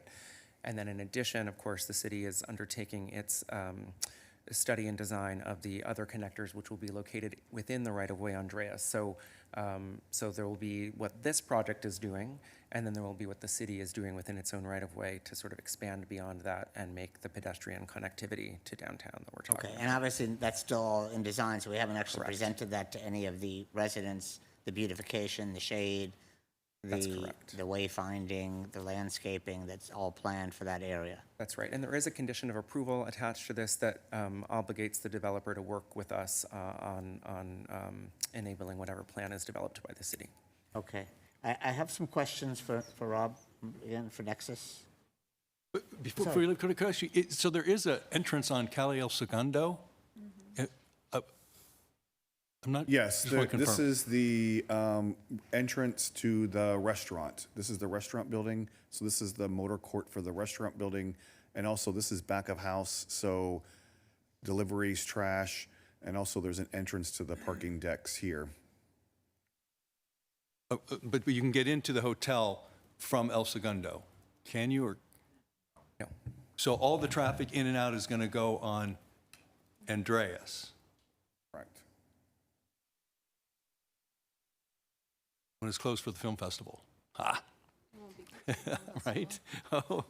Well, it won't be, if it's not used as a parking lot, then the closure will have to change. So, I really want to comment on this because I've been there during the film festival and I know exactly what it looks like and how they shut it down. Yeah. Yeah. we appreciate, we do understand. It doesn't get I cut can't, off here, it gets cut off on El Segundo. Thank you, Aaron. I just want to say that we can change the way that roads are closed if this development moves forward. So it doesn't have to be closed the exact same way. In fact, it wouldn't because of the development. So things will change. it's been clear that the film festival, when this gets, or other events that use this parking lot, once this is developed, would no longer be able to rely on that and the road closures as well. And this is actually, we haven't presented this to the community because we don't have it, but this is key to the walkability of the convention center. So it's being designed as a much more walkable, friendly street down the line. So, but I do have some questions for Nexus, if that's. So you mentioned your strong track record of completing projects and your traditional financing, so you're not going to start until you're fully committed financing. And you'll share that with us, that financing, so that we know it will actually be finished? We have no problem providing, some form of evidence of financing, not a problem when Okay. that time comes. Okay. Yeah. Because, as you are well aware, we have a history of projects starting and not finishing due to financing. So I appreciate you saying this up front, and that is something we would want to see before you start construction, so we do not end up with a 15-year construction project. Yeah, and actually, just one point further, we ultimately, most of our general contractors we work with require to have an evidence of financing for that very reason, because the general contractor is going to be starting a project and wants to know they get paid too. So we do it as a matter of practice, and we're happy to provide it. Okay, is that a condition we can put in, or I don't know if that's, Yes, I think you could. okay. The other question is, and this really goes to, the neighbors as well, there's going to be a construction period. I don't know how long that is from when you break ground, but I assume it's a year, 18 months, or? We estimate about 24 months of actual construction period. Okay, so part of the issue, and we've had this with other projects, is that is often there's issues with neighbors, whether it's dust, whether it's beautification, whether it's inconvenience, and that, I want to make sure that I don't know if this is how this works, there is some guidelines that there's nicer fencing, that there's, a number for somebody to call and answer, there is community meetings or availability on how to handle issues. I guess that's for Chris, maybe. I think we've seen conditions of approval attached to projects previously. I can think of some recent ones, including Serena Park, where we've said, we want construction fencing approved by, whoever it is, to make sure that it fits into the community, looks nice, that there's on-site posting with the contact information for any project, so or for any problem. And so if you wanted to attach that, we could certainly consider. Are you okay with that? We are completely okay with that, and again, as a matter of practice, we typically do that in our projects, so yes. If we don't want those ugly fences. Okay. I have a question also, because you're doing this as a just in terms of the viability, and just going back to the actual design, the one bedrooms are 400 and something square feet, is that correct? Yeah, so I didn't have a chance to clarify that, apologize. So what you're seeing on the screen, and again, I think Glenn mentioned that one of the planning commissioners astutely kind of pointed this out. So these are simply just room bays that you're looking at. And when we go into actually the density and the spreadsheet of all the square footages, you'll see there's kind of a calculation where it says, 336 room bays, right? But that equates to 121 units based on either mix of how many one bedrooms, how many two bedrooms, how many three bedrooms, right? These are conceptual plans. So this was just more of a yield study to find out how many rooms you could fit inside of that envelope. So these are just room bays. They're 14 feet by 34 feet wide. So a typical hotel room size. So when you look at the hotel building on the west, those would be hotel rooms, absent a hotel suite option.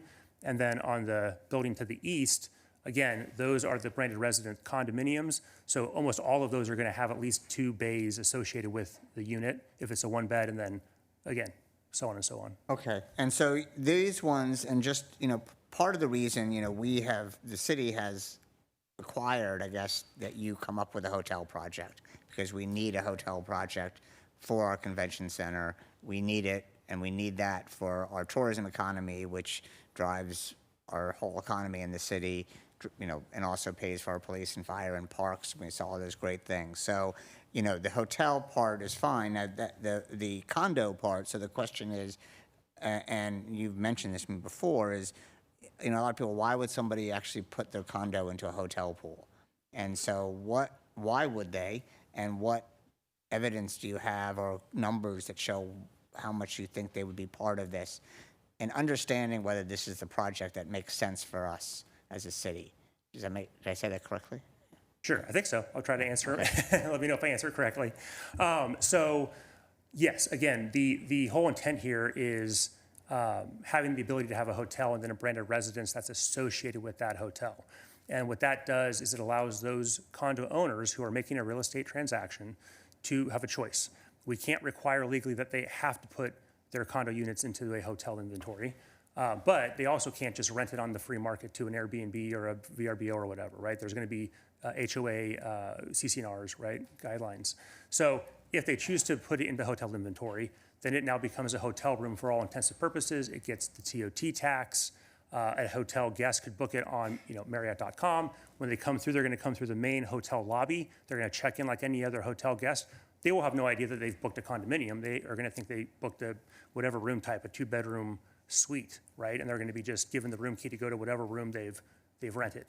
But the condo owner now gets to share in the profit or any proceeds that are made through that rent. So not only are we giving the TOT tax to the city, but then we're splitting as the hotel operator with that condo owner a share of the profit as well.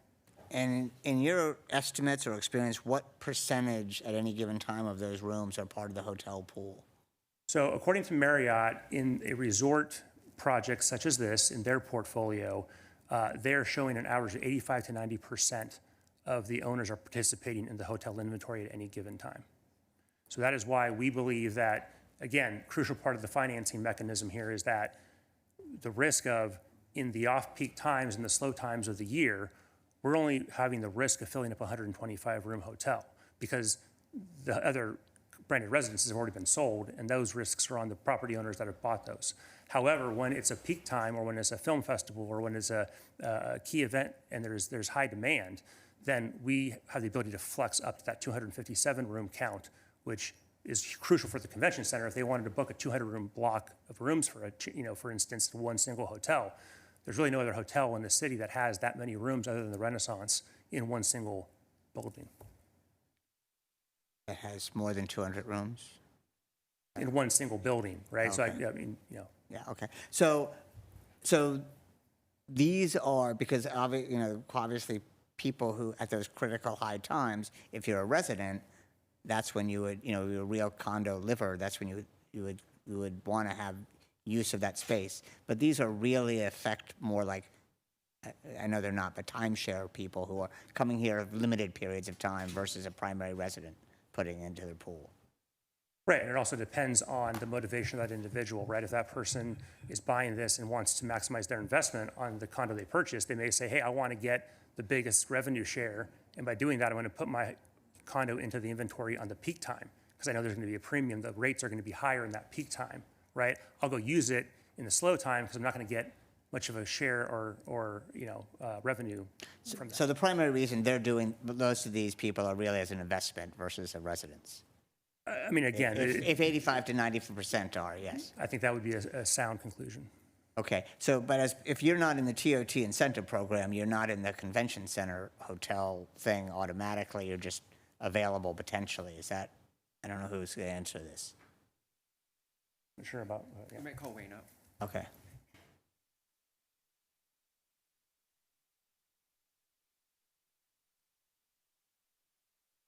I guess I could have asked. Councilmember Wayne Olson, Chief Economic Development Officer. Could you repeat the question? So they're not in, if they're not in the TOT incentive program, they're not, we have it's not really well required, but there's a convention center hotel pool that Correct. we have in our agreement. Correct. Which doesn't really require them to, but it requires them to potentially make them available. What's the difference between what they'll be asked to do and someone who gets a TOT incentive?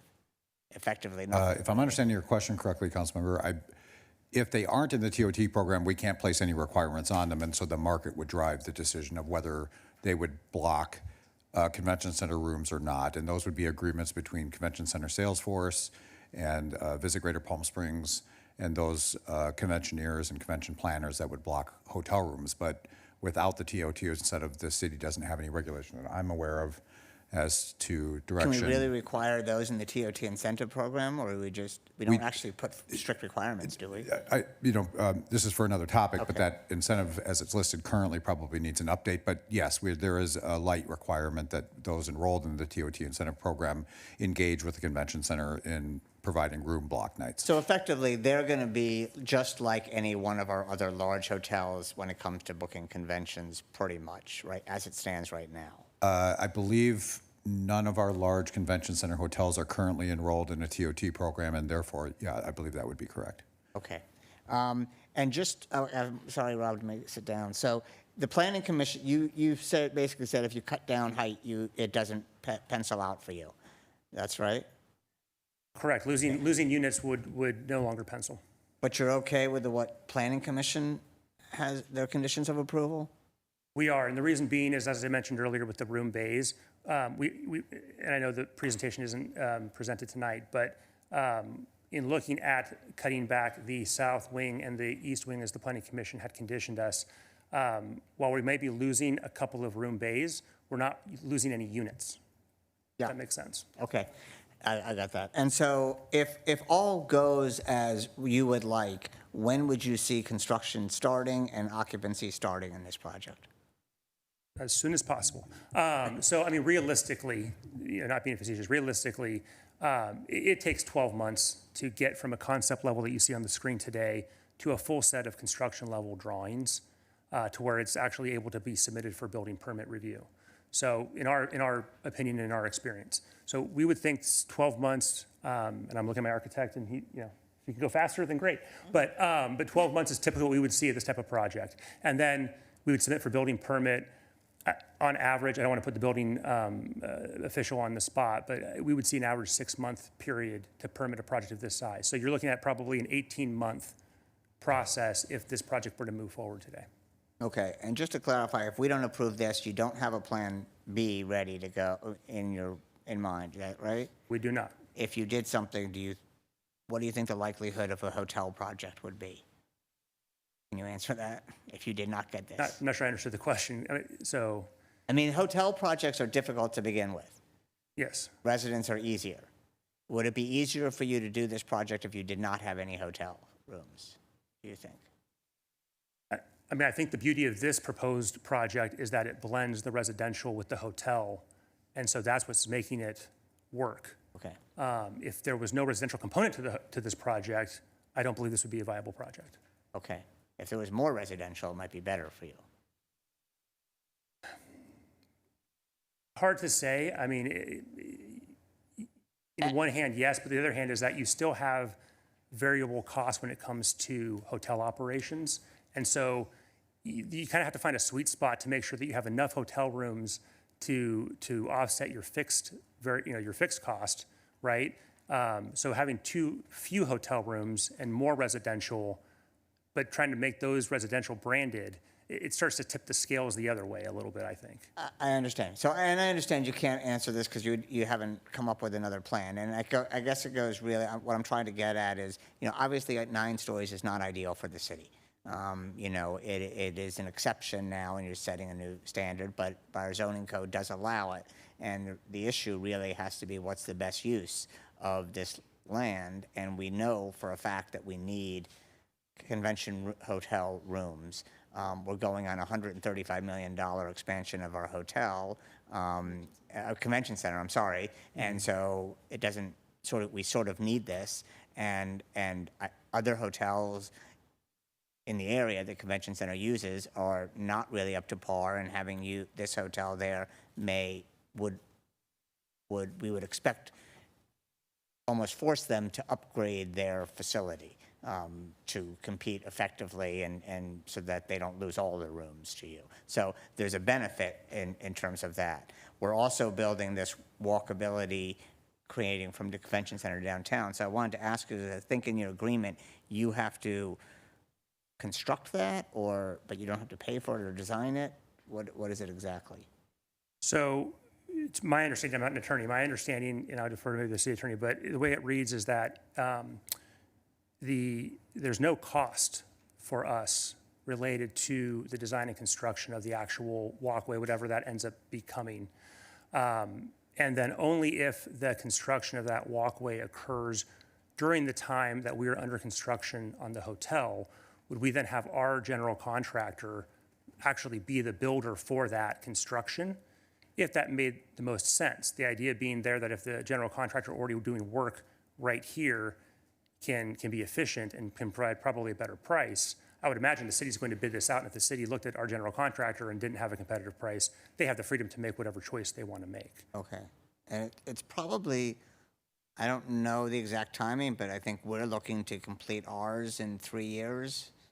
So the timing may coincide. I don't know, but that's out to bid right now. But ideally, either way, whatever is on this property should should mesh with the whole rest of the plan that is being built, which is to our advantage and obviously to your advantage. I think that's all my questions for now. You would be okay with the financing and making sure that the beautification is there, and you understand that the entitlements are limited time period and it's not going to go on forever, and you're giving us your word you're going to do this. Well, since we blank slated and reset the button here, we believe we've been doing everything we said we were going to do, working diligently on getting a project that is a win-win for everyone. And this is a project we feel that, again, we've had the benefit of seeing other projects like the Rowan, like the Thompson come through and see, what has been the pros and what has been the cons.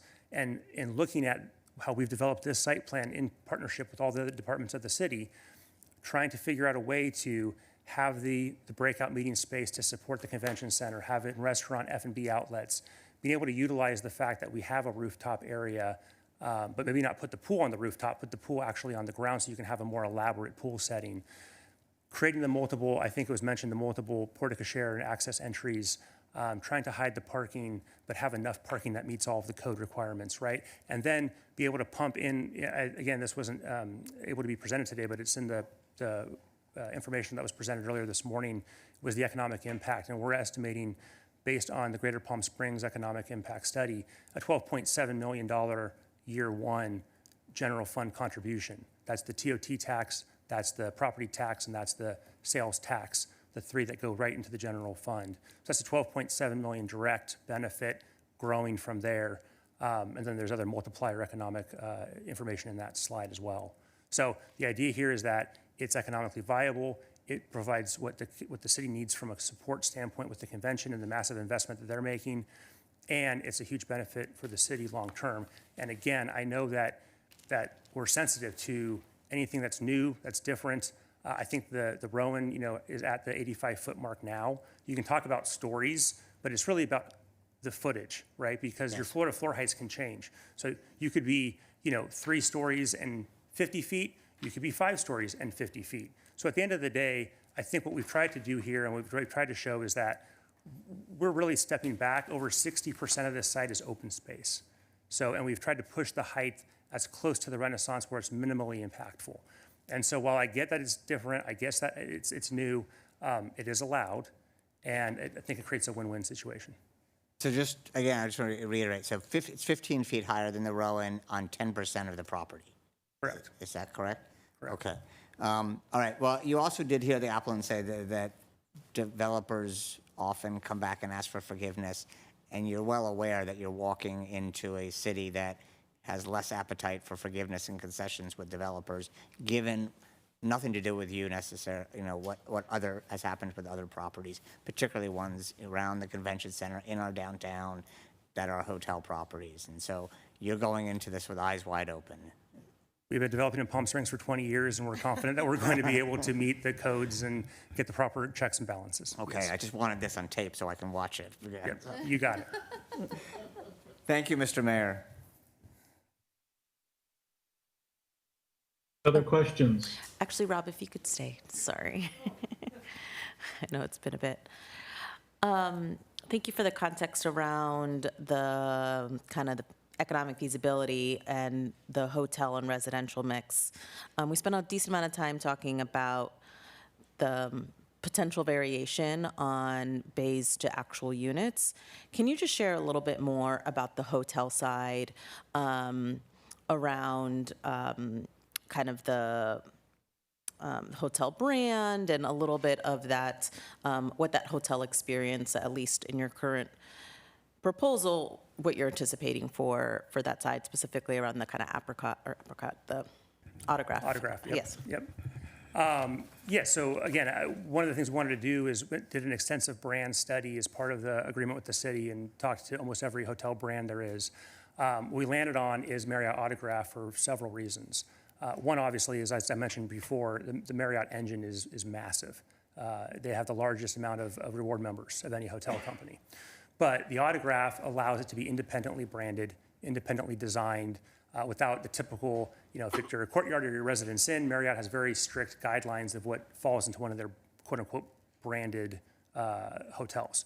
But as an Autograph, you're a soft brand. There are no design guidelines per se. You don't have to have a certain type of sign, not even the same name. So you can literally name it anything we want. So an example I think I use a lot is that if people don't know, if they go to Las Vegas, the Cosmopolitan Hotel, that's Marriott Autograph. You go to Marriott.com, you can book that. You don't see Marriott Autograph on the building, you see Cosmopolitan. That's what it's known as, right? So we haven't developed the name specifically for this hotel. We'll go through that exercise. It'll be independent. It'll feel unique, which we think Palm Springs deserves. But it allows us to kind of fall back to the tried and true Marriott engine to help drive that revenue. So you have kind of the kind of business backbone of the Marriott, but an opportunity to really have a Palm Springs specific design, experience, and individual kind of look and feel to the hotel. Would that be accurate? Correct. Okay, great. And then can you share a little bit about maybe the example of the Cosmopolitan is really helpful.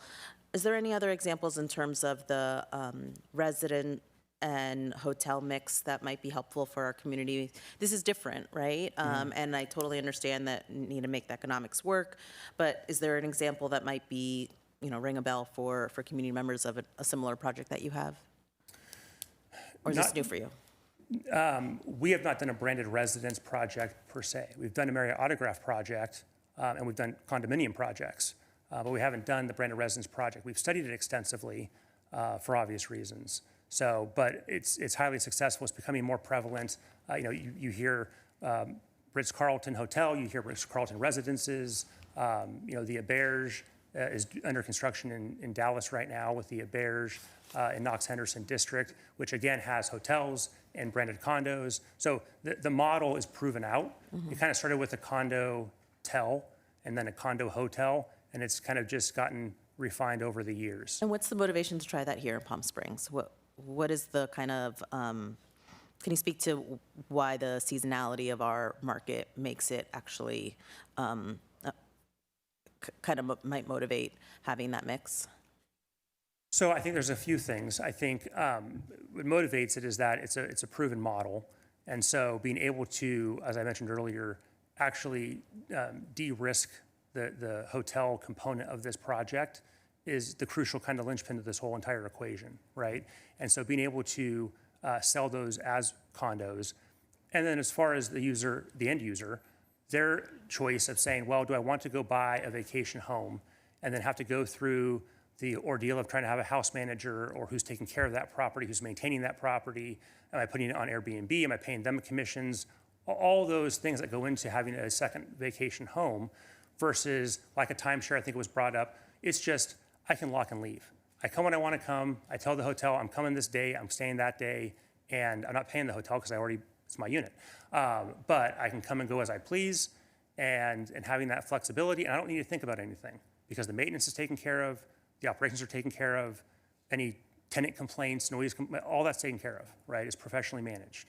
So that's part of the motivation. And then being able to say, oh, on a peak time, I can actually make this as an investment vehicle and potentially share in revenue, I think are the motivational factors of why people are wanting to buy that kind of a unit. Great. And definitely many examples of that in Vegas again as well. If you book a room and then suddenly see you have a longer walk and you're in the condo tower, right? Right. Okay, I have some questions, and maybe for Chris in the planning. Thanks, Rob. When we're thinking about density and walkability across the city, but across downtown, can you share a little bit about what's not happening with it as a parking lot and the opportunity for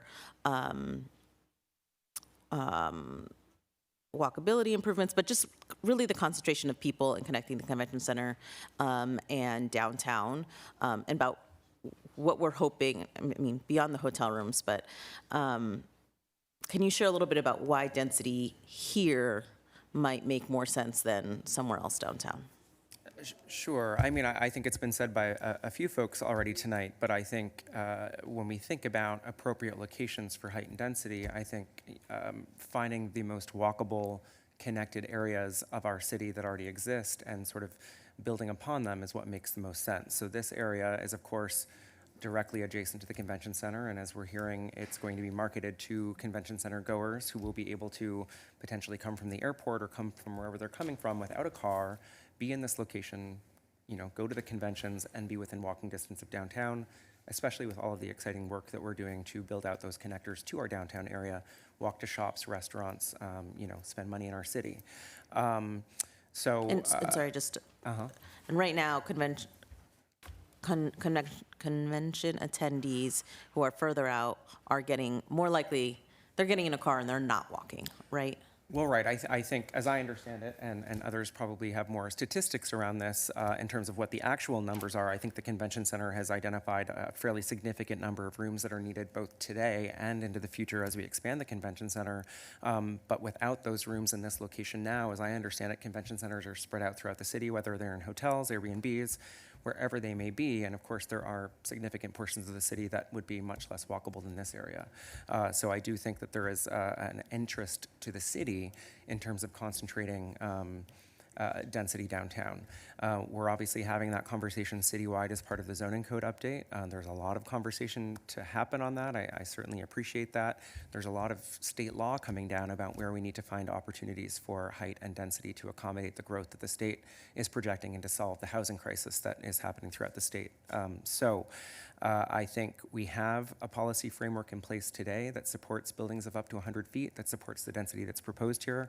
Those rules were developed by the tribe in partnership with the city, and what we're seeing now is understandably, for everyone who's concerned in this room, the first example of a project coming in under those rules, but they really have been in place for many years, for all of the reasons that we're talking about because of this location. Great. And then lastly, can you put up the slide with all the entrances?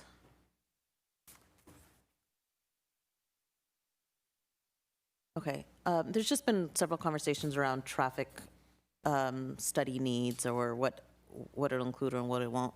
Can you just reiterate where there will be entrances? So where there's 2 on East Andreas, 1 on El Segundo, and then where's the parking lot?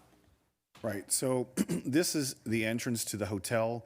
There actually is a ramp that goes down to the underground parking garage here, and it's a drop-off area that would come around, and then the residences' entrance and drop-off areas here.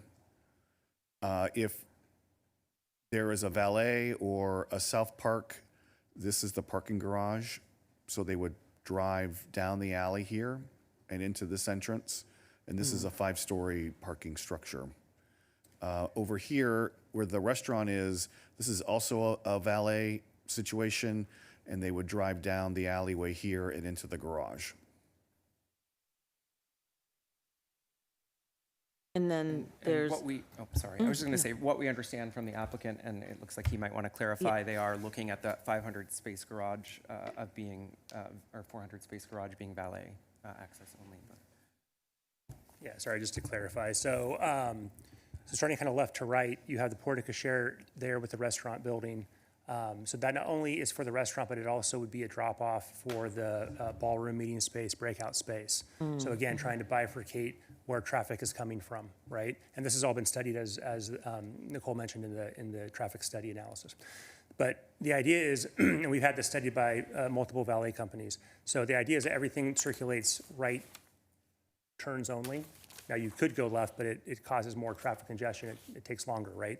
So everything is designed to be right turn. So if you come out, the valet could go right around to Andreas and then into the parking garage, right? Oh, no, up a little higher, right? There you go. There's an entry to the parking garage right there off of Alvarado. So same thing, if you then go to the hotel lobby porte cochere, as Glenn mentioned, you can drop into a 1-level garage directly beneath that. So you could self-park or valet. But then again, the valet can pick it up, swing it around, right turn only into the garage. And then same thing with the branded residence. And then if you're in any of those 3 locations and the valet calls for the car to be brought up, they can exit out the south side of the garage, down that private alley drive, and then they can whip right into each of the respective drives. So again, we are trying to segregate the traffic a little bit based on who's coming and for what purpose. Got it, got it. And then the garage goes down one floor, right, or one level? Is that The right? garage that's directly under the hotel is just one level below. And then the on-grade garage to the east is, it's, again, like I was mentioning, right, it's 4 stories, right? But you also get the chance to park on the roof. Oh, that's So the you get fifth. 5 levels of parking for a 4-story garage. Got it, okay, thank you. Okay, thank you. Those are my questions for now. Thanks.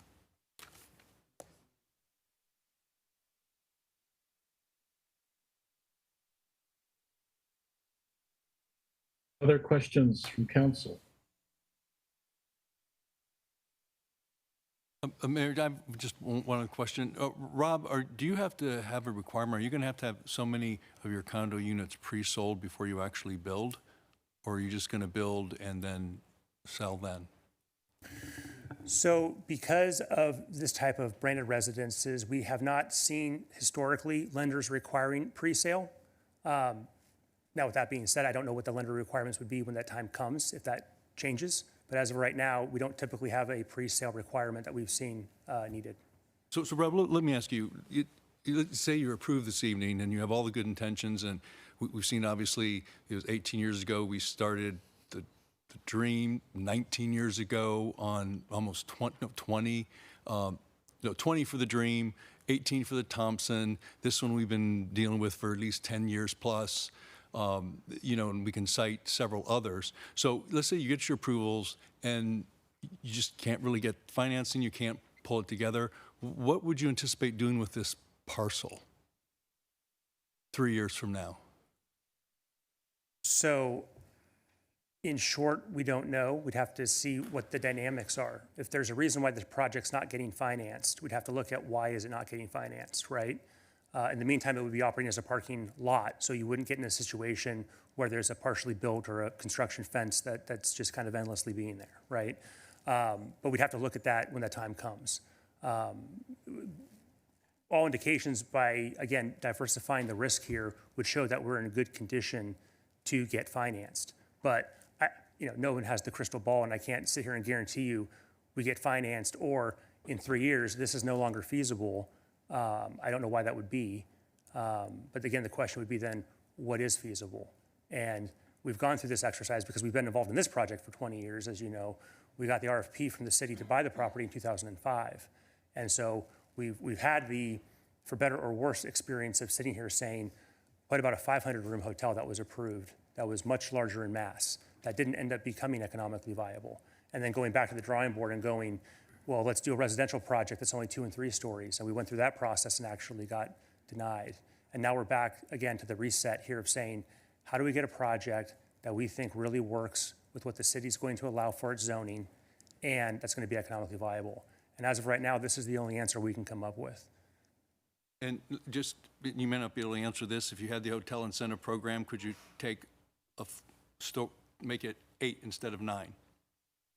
So if we were to apply for some sort of TOT tax incentive, if that's the question, then in our study and research, we would then fall into some sort of prevailing wage category as well. And then all of a sudden now the benefit of the TOT tax incentives is going to wash out on the prevailing wage cost increase to the overall project cost. And so you're really not making much of a headway there. Okay, thank you. Yep.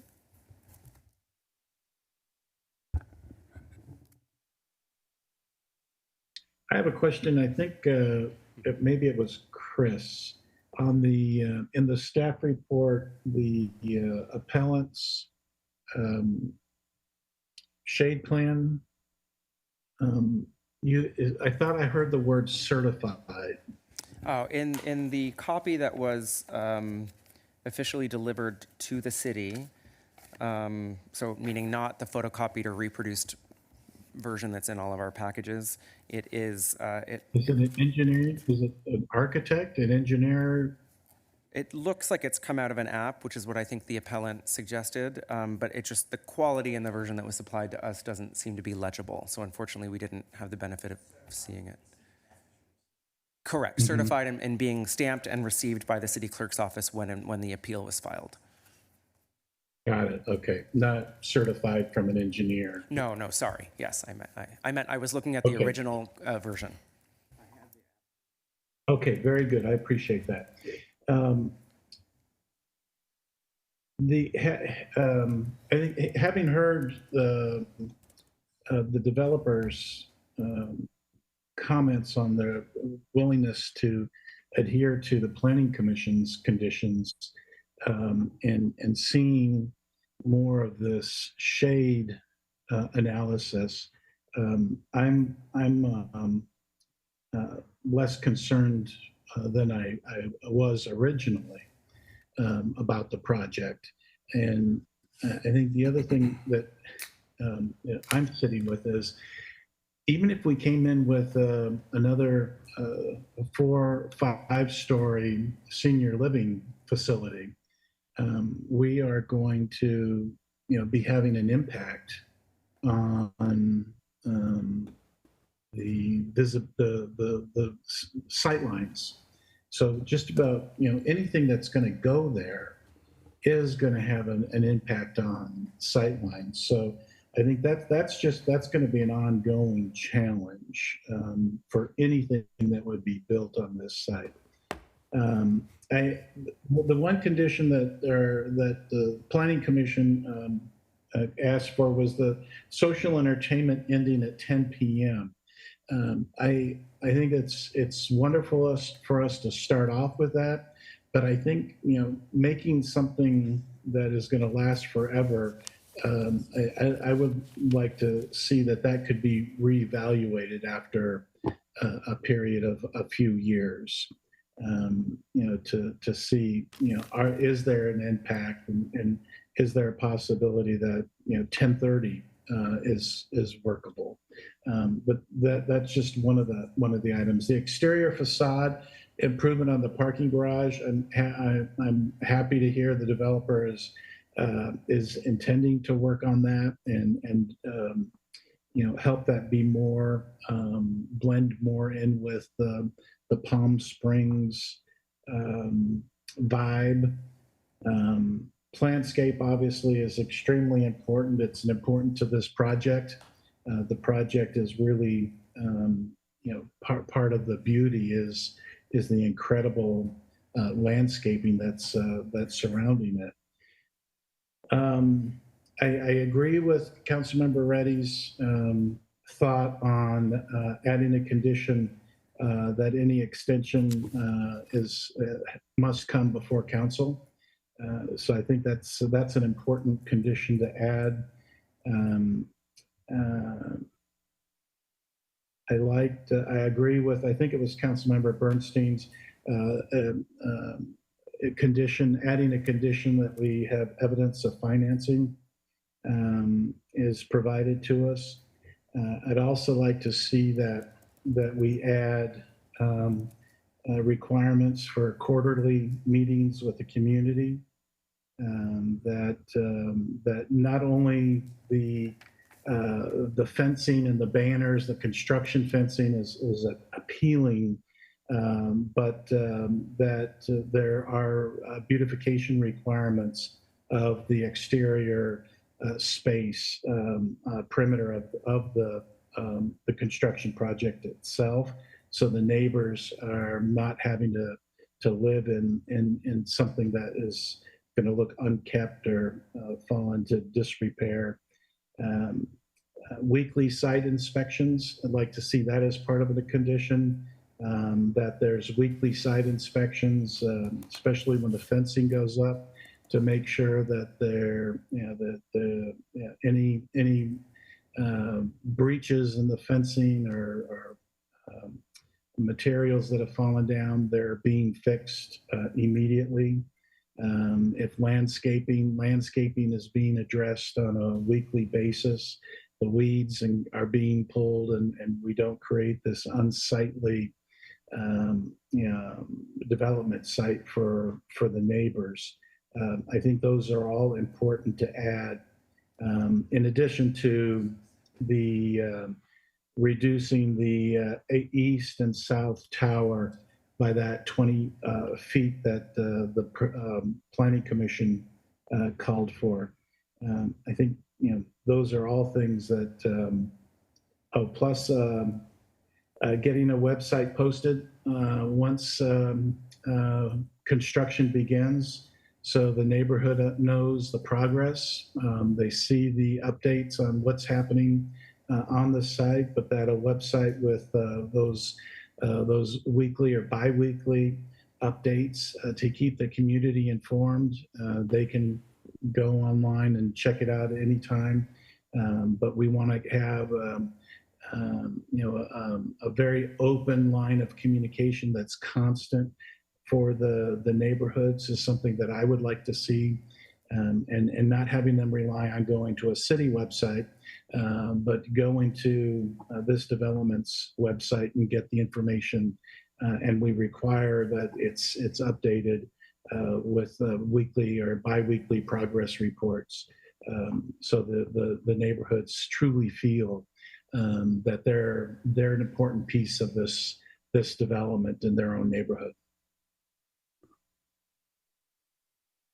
Those are my thoughts.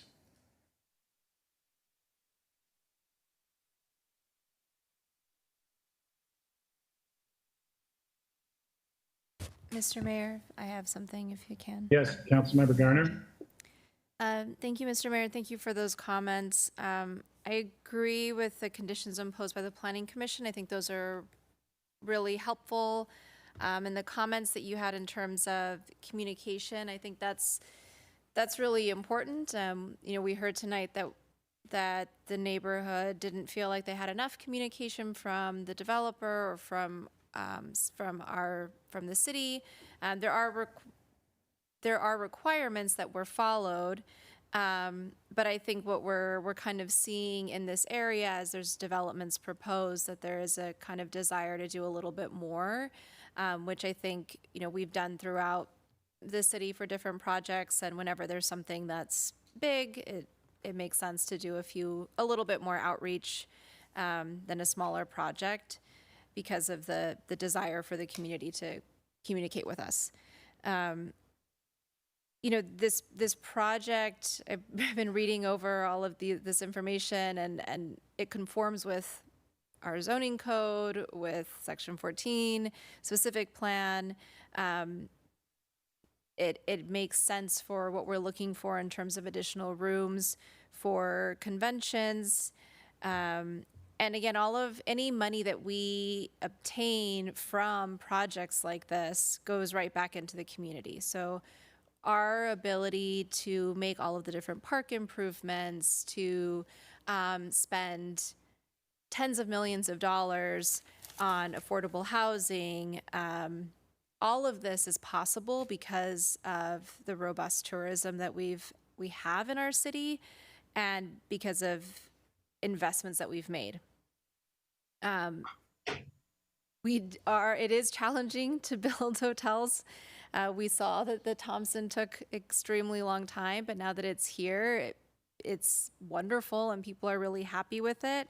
I'm hopeful that this project will move forward quickly, but one of the things that makes me feel a lot better about it than some of the other spaces that we have stalled projects is that it is a parking lot right now, and it's a very useful parking lot as it exists, which means that if the project after 2 or 3 years doesn't move forward, it's still just a parking lot that we're still using, instead of a falling down building or something like that. So that makes me feel a little bit better about the uncertainty of any big projects.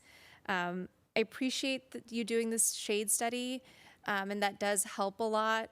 I know that there was some public comment about using an app. A lot of these apps are not as accurate as hiring an engineering firm to actually do these studies.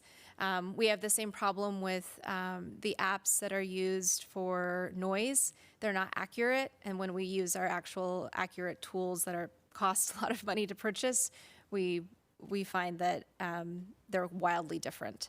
So just want to preface that some of these tools are really interesting, but they're not always accurate.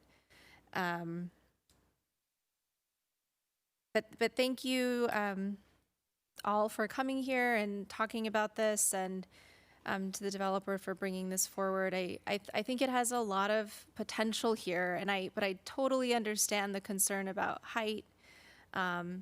It is something that is different and not what we're used to in Palm Springs. And this is where I grew up, and I'm still hesitant about it. But I don't see, I don't think that height is a legal reason for us to not move forward with this project, if that's the main concern.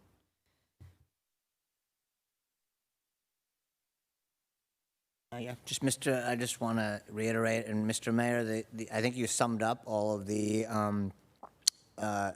conditions and other things we wanted to put in terms of very well. So I support all the ones you said, and all the ones we had said that you summarized, as well as a couple that you added on with the meetings and website. So I think the communication, and just to the developer, I know you followed the rules. I believe in the city that it is a much easier process of building if you over-communicate with the community.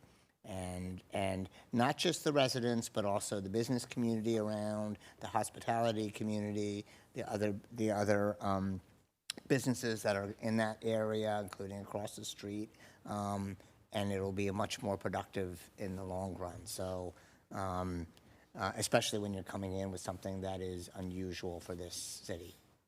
So, thank you, Mr. Mayor. Mr. Mayor, I did have one more question. Thank you. On a procedural issue, just recalling that this is part of the specific plan that was approved by the tribal council. This is on tribal allotted land, correct?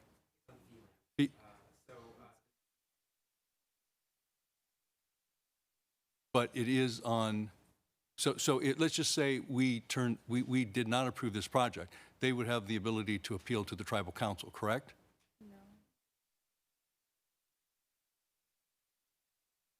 But if it's on reservation, don't they have the ability to appeal to the tribe? Okay, thank you. Only allotted land. Right, yep. I did pass over one item that I definitely wanted to include as a condition, is that that the developer would work and collaborate with the urban walkway plan that is being worked on now, that we work together on that project.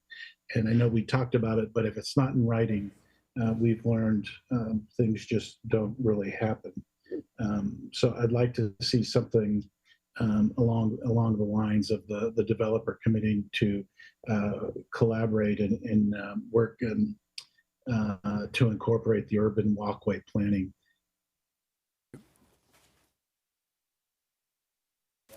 Is there anything else we have, Council? Mr. Mayor, if I could just make a couple more comments. I would also, in full support of the recommendations that the mayor has recommended on over-communicating to the community. I would also encourage even some,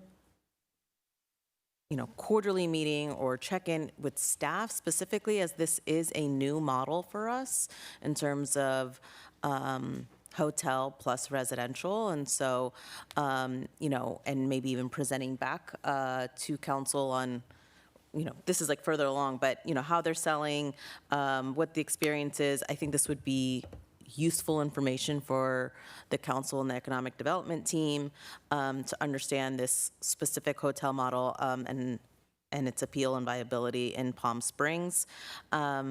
The other thing I would just communicate as well, and Councilmember Gardner mentioned that this is currently a parking lot. It is a useful parking lot, but it is still a parking lot, and there's not a lot of places that we can kind of build in the city. There's not a lot of space downtown that has the space and proximity to the convention center. So I think I just really appreciate the planning committee, staff, and all the work to kind of make this project as to meet really the goals of our Palm Springs tourism needs. And at the same time, as we develop downtown, there are residential units nearby. We're building mixed use. We have mixed use buildings downtown. And so we have to establish, we as a council, we as a city have to establish what those expectations and norms are when developers are building near where people live. And so that over communication, I would like to see, really standard on this project, but on all projects that are happening downtown. And we're seeing that more and more across the city. And so really trusting that this is hopefully a new city norm and not just this Nexus project. Mr. Mayor, I would just note with regard to the quick note with regard to the sewer issue that the condos are, depending upon how, I presume once they hook this up, this actually may solve the problem. I'm not saying that because I know, but it's a significant connection, and if the system needs to be expanded, pipe, whatever, there could be a positive effect. That may be something that staff may be able to check out and can report back to you. Mayor, if I might suggest, we've heard a lot of different suggestions and conditions from the dais. It might be a good idea to have Mr. Hadwin restate those just to make sure they comport with the council's desire, and then also have a representative from the applicant stand up and indicate whether they are agreeable to those revised conditions. All right, Chris, are you prepared to do that? Well, let's give it a try. I have that any extension of time after the initial 2-year expiration be considered by the City Council. I have that there will be quarterly meetings with the community to provide updates on the progress of the project, that a beautification plan be pursued for the perimeter of the site, that there be nice construction fencing that screens the site and keeps it secure and that is contextual within the neighborhood, that there be evidence of financing provided at the appropriate time, that there be weekly site inspections to ensure security and maintenance of the site, that, and we may need some clarification on this one, that we revisit the Planning Commission condition to end all outdoor entertainment at 10 p.m. at some point in the future. I don't know if you want to assign a time frame to that, Mr. Mayor. Well, I was saying 2 years. In 2 years? In 2 years. That we maintain all of the Planning Commission's conditions of approval, including the ones that describe the notching of the height by 20 feet in the 2 corners.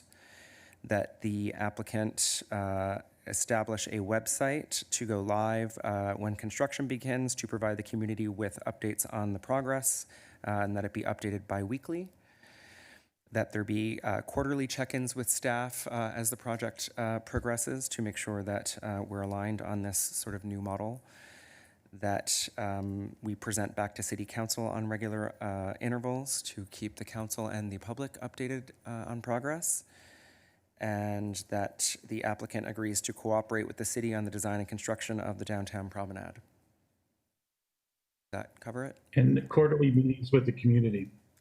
Yes, got that. I heard you say quarterly meetings with the staff. Oh, I said both. So there was a quarterly community meeting as well as a quarterly staff meeting. Beautiful. See how good you are? I tried to take notes. Fantastic. All right, so the conditions have been restated. Mr. Mayor, now we might... Can we hear from the appellate? Yeah, perfect. The applicant will come and speak to the commission. Yes, we are agreeable to all of the conditions as stated. The only clarification was just on the weekly inspections. I want to make sure we heard that that is during construction, right? On weekly inspections of the site and the fence and all that. That's during construction. Yeah. Yeah. Okay. Yeah. We're good. Thank you. Rob, is there anything we missed that you'd like to see included? I think the one thing we mentioned also was that they can use the parking until you start constructing. Do we need to state that? You had said that we could continue to use the parking until you start. Yeah, I mean, I guess it's a question of we have a existing agreement in place, so I'm kind of looking to the city attorney to say that's stated in Isn't that stated in the existing agreement? Do we need to restate that here? It does. It provides either party the ability to terminate after the building permit application has been filed on 30 days' notice. So I think it might have been asked if there's still some time period after the building permit and actual construction starts, whether you'd be willing to allow access during that time period. Yeah, I guess my only, conceptually, no problem. I'm trying to think through right now is if there's a situation where you have a construction loan pending, and sometimes lenders don't want to have a change of priority before you start construction. So I don't know how to wordsmith that, but I'll kind of defer to the city attorney. We can deal with subordination issues later. Okay, yeah. Okay. In subord, it would be in subord, yeah. Okay. Kuczynski, does that license expire, or is it just 30 days notice or 90 days notice anytime? After notice, outside of breaches, after notice by either Well, let's party. just say the project doesn't happen for 4 years. So we could, does this license agreement, did you say it expires in 26, or can we use it until that time when? If the 5-year time period does expire, I believe it provides for the ability of the property owner to terminate it. Yes. The 5-year ends when? In beginning of 2026. Okay, so I guess, well, not to confuse things then, do we want to include that here? I mean, because this could be a several-year proposition. Yeah, as long as it's a condition of approval to the project. If for some reason the project duration was not extended, then that condition would no longer be. Correct, yes, yeah, absolutely. So we have no problem with that. Good, that gives you leverage then a little bit too, on your side, okay. And then we get the benefit of the parking until then. We call that a win-win. Okay, thank you. Okay, do Thank we you, have a Mr. Mayor. motion on the floor with the conditions as restated by Chris Hadley? With the addition of the parking language. I'll make the motion. I'll second. Mayor Pro Tem and seconded by Councilmember Bernstein. City Clerk, may we have a vote? Mayor Pro Tem Soto, Yes. Councilmember Bernstein. Yes. Councilmember Gardner, Yes. Councilmember Reddy. Mayor DeHart. Yes. Motion passes 5-0. Okay, the next item is item 2D, which is a public hearing regarding the consideration of economic subsidy reports between the city and 8 hotel owner operators. May we have a staff report, please?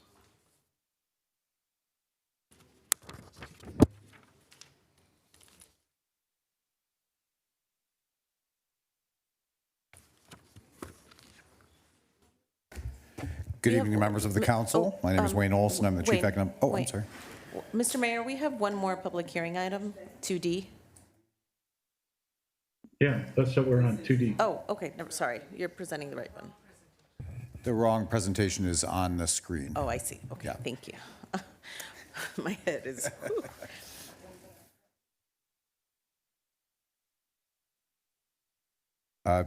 Good evening. My name is Wayne Olson. I'm the Chief Economic Development Officer for the City of Palm Springs. Tonight's report that you're going to be reviewing on a public hearing regarding the consideration of economic subsidy is largely a housekeeping report required by the state. I believe the city attorney is going to cite some statute that needs a correction in the report. But ultimately, the 8 reports that you see before you are hotels that have participated in our TOT incentive program and meet the terms and requirements of the statutory report for AB 562, which is economic subsidy. Your action is to open a public hearing, accept all of the 8 reports, and move those forward. And in addition, there is a small housekeeping item with the Yara Hotel, which is not included as part of the AB 562 because it has not participated in the program for 5 years. But there is a correction to the baseline that you passed in earlier this year in the spring. So there's one correction item that you find in the Yara Hotel covenant agreement. If you have any questions, staff is available to answer those questions. And I don't know if the city attorney wants to comment. Yeah, in the main body of the agenda description, it contains the correct government code section. In one portion under the recommendation, there's a letter missing in the government code section. I don't think this impacts the ability of the council to consider this since the agenda itself was described properly. All right, thank you. Are there any questions from staff of council? Yes, Mr. Mayor. Councilmember Bernstein. So just some questions on this. So these hotels all got the hotel incentive and they did pay prevailing wages? So the status of the hotel incentive program requires that the applicant work with the DIR on paying prevailing wage. And so the issue is between the applicant and the DIR, but I would ask the city attorney to endorse that. That's correct. Our ordinance and then our TOT agreements, at least since 2019, have expressly provided for the requirement of prevailing wages to be applied. The enforcement of prevailing wages is largely a matter of state concern, though, not ours. Okay. Couple other things. So we have a update. The hotel update to the TOT incentive program is coming back next month. I believe, Mr. City Manager, that is our hope to bring something back in December with a programmatic framework and then code in the early part of 2026. Councilmember, yes, we have it scheduled. And I'll talk more about it in our tentative upcoming meeting agenda. Okay, and I just highlight it now because these are examples of hotels, where it worked and it was a win-win situation, and we have other ones that are waiting for other potential variations on the existing program. I would actually even say there were 24 programs and 24 properties in total that have participated in the TOT incentive program. These are the only 8 that meet the state requirement for reporting. So since the program's inception, there have been 24 hotels that have participated. That's great, great. And also, we brought this up before with the convention center. There may be additional ones for hotels if they commit room blocks to the convention as opposed to just be potentially available. Councilmember, I believe that would be an element of the proposed TOT incentive code update. Okay. And just one last point I wanted to highlight that this, we did have the Business Retention and Economic Development Subcommittee, and this hotel incentive program was developed as part of that before I was on council, but it was very productive. So thank you.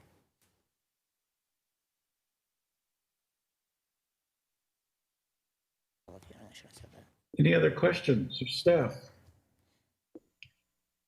All right, at this time, I'd like to open the public hearing. Public's invited to speak up to 2 minutes. City Clerk, do we have any speakers? No public speakers. Public hearing is now closed. Are there any discussions or additional questions from City Council? Motion to approve. I entertain.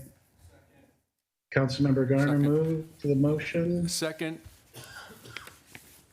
seconded by Councilmember Reddy. City Clerk, may we have a vote? Councilmember Garner, Yes. Councilmember Reddy, Yes. Councilmember Bernstein, Yes. Mayor Pro Tem Soto, Yes. Mayor DeHart. Yes. Motion passes 5-0. Thank you, Council. Before we move on to item 3A, can I ask, how long do we think this item's going to take, City Manager? Are you going to read every slide of the? Mr. Mayor, I think we have a short PowerPoint presentation to go through. We can get through it as quickly as council would like. We plan for any questions and discussion from council members, but we leave that up to the council to decide. So how long do you think the presentation is going to be? Mr. Mayor, I estimate the presentation will be about 15 to 20 minutes. Okay. That excludes discussion. If we can keep it at the 15, I just assumed we were going to need a lot more time for discussion on the item. Well, Mr. Mayor, that's only for the presentation. If the discussion, that's excluding council discussion on the item. Yeah. Well, and it's 12:40 my time, and I'm just concerned about. Well, Mayor, if I may, I mean, this is so important to the community, and probably needs to be a lot of discussion. It may be best to move this. I would support that. If I can just add on to this, and I have been pushing to get this done as soon as possible, and I will say, Wayne, you put a tremendous in the team, and I know a lot of work into this. I do want to make sure, I mean, we can start it. I don't think it'll take a while to finish, and I don't want to shortchange you at all because you put so much time and effort, and I think it's important. The other thing is, I think there are some people I know who have not had a chance to see this until this week. Probably, you know, we also had a busy weekend for all of our business communities, so, and it was in the agenda last week, so a lot of people, including some people I've talked to with Main Street and Arenas District, haven't seen this until today. So, I mean, they've seen versions of it, not the final one. So, you know, I don't want to shortchange their comment, but I also don't want to delay this. I don't know, Mayor Pro Tem, do you have a comment on this? It's going to make a very long December meeting. Yeah, I agree. This is really important. We've pushed it more than, we've pushed it a couple times already, and so I have a bit of hesitation pushing it again, especially into December. I guess, I know you have the consultant here as well. Are you local or no? Okay. Mayor Pro Tem, they're located in Los Angeles. Okay. And if I might, Councilmember Bernstein, Mr. Mayor, I don't know that a partial discussion would benefit the discussion just from a staff perspective, but we're here at the pleasure of the council and the mayor, so.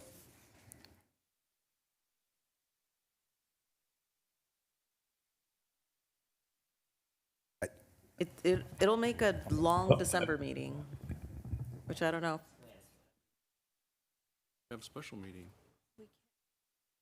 Yeah, I would rather see a special meeting that we could devote entirely to the strategic plan. When? I certainly. It's Thanksgiving in 2 weeks. We have had discussions with the city manager and with the consultant on potential study sessions, but I don't want to lead the council to a conclusion that they weren't. I mean, it could even be a January timeframe. I mean, there's nothing in here that's going to happen before the end of 25. You know, there is a lot of interest in this, and there's a lot of concerns, and people have seen it, and there's a lot of people, this has been going on I mean, we've only just presented to some people, but for other people, it's been going on for, you know, a lot of part of this year. And so people are looking for this, and it is very much setting the framework for next year. And so that it would be, in my view, it really does need to be done this year. So it either makes a very long December meeting, or we have a study session at some point. And I don't know if that's even possible time-wise, but. Councilmember, yes, one of the things I will talk about in the tentative meeting agenda when we come forward at the end of the meeting and we take a look at this December agenda, obviously we have a number of ceremonial procedures to go through and other things, and we typically try to manage that in a way that we don't load the agenda down too heavy. In fact, there's some items on the December calendar that I was going to have council members take a look at and say, are there one or two items on that you might want to move to January? But again, we can look at that when we get to that on the agenda. Do we think there's a time to do a devoted study session before the end of the year?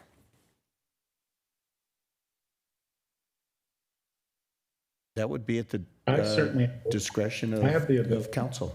Ron, Mr. Mayor is trying to speak. Yeah, I could find a week where I've got a night open or early afternoon.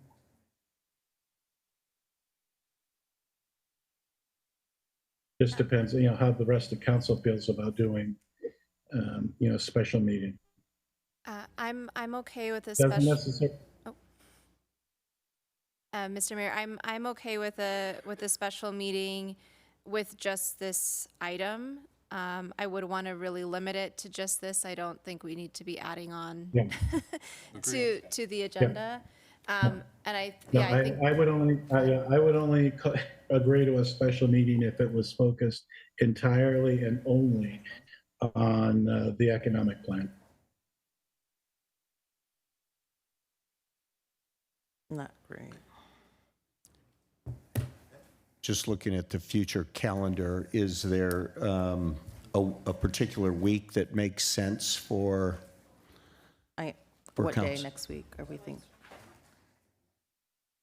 It's not great for me. I could maybe, We're talking about potentially a 2-hour time block, is that correct? To do it justice, yeah. What? To do it justice. But I mean, it's Yeah, not that would- more than that. That would probably make sense. Of course, our December meeting is on December 10th. Next week, and then we have Thanksgiving week is after next week. Plus, we also have the mayor's State of the City speech coming up that we need to the keep city in state of the mind. city's event, yeah. Mr. Mayor and Council, I would just note that my consultants who have been waiting patiently indicate that the week of December 8th is challenging from them from a scheduling perspective. Did I get that right? Oh, it's next week for everybody. We have supreme confidence in you, that you can do this presentation. I'm happy to do that. Just be mindful there are Plaza Theater events. Next week? In the evening? So if I may, it's very hard to calendar from the dais. So I would suggest that if we're all in agreement that we should try to move forward with the study session, then we should send dates to probably UB, Nora, and Alyssa and coordinate from there. I believe that I would request, with respect to the council, what the notification notice is for a special session, the time? 72 hours. And does... What's that? 24 hours for a special meeting. And does it have to be at 5:30? No. Yes. Me too. But also the community's interest. Or we could do it now. Right, so the businesses. Yeah. I say next Wednesday. Can't, or maybe, it's hard. We can send dates and at least get, based off of the consultant's time frame, all the possible dates, and then the council can react to that, since this is their presentation.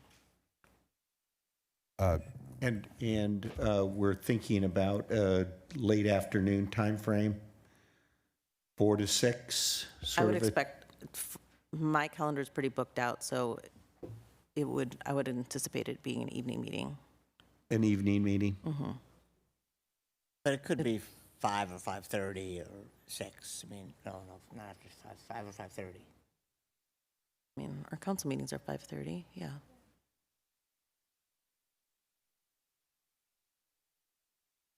I will adjust to whatever works with the rest of council.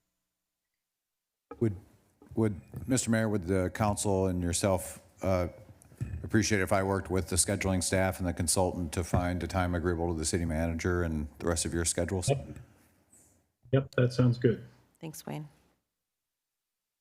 Sorry for coming out. It's not going to work.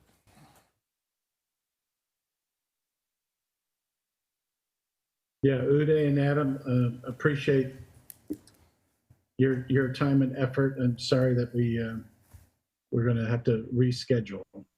They are waving to you, Mr. Mayor.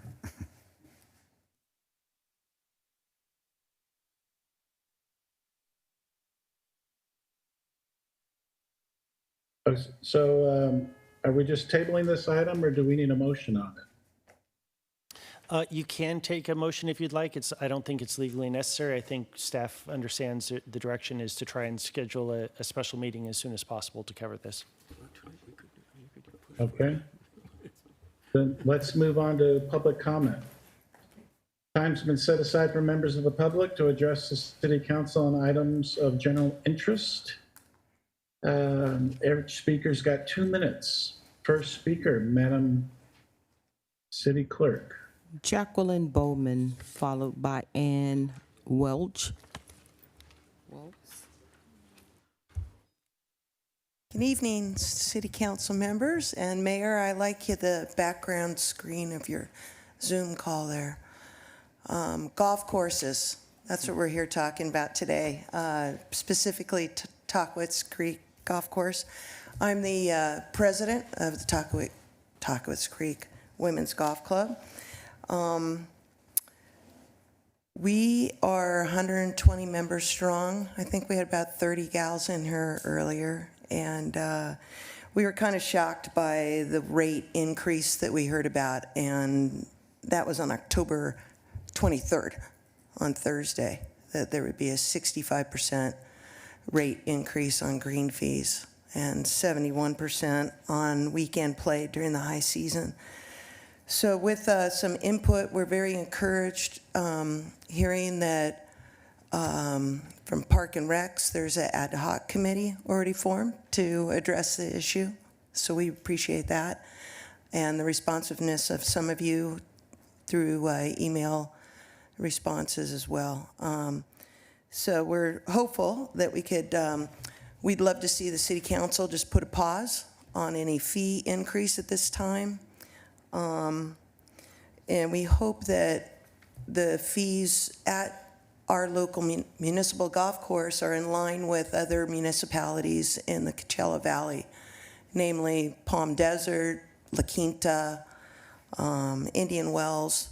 All residents, pretty much it's about a $50 green fee. And one thing about our group over here, we play public links golf course. We don't have the money to join private country clubs, and it's really important for us to have affordable green fees to get our recreation in. So I just asking the council to put it on pause, and Nick and his team could examine it, and they've been very responsive and communicative with our group when we went to Park and Rec. So All right, thank you. you very much. Appreciate that. Miss Ann?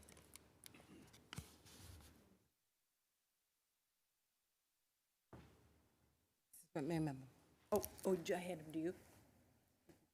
Ann Welsh, also with Tockwitz Creek Golf Course. To follow on to what Jackie said, we were surprised when we heard about the increase. The information that you're seeing is information that I put together based on information that I found from the city's budget book for the golf course, as well as the proposed rate increases from the consultant. So we just, again, we were shocked when we saw the increases, 47% to 73%. Tockwitz Creek has 4 patron green fee rates.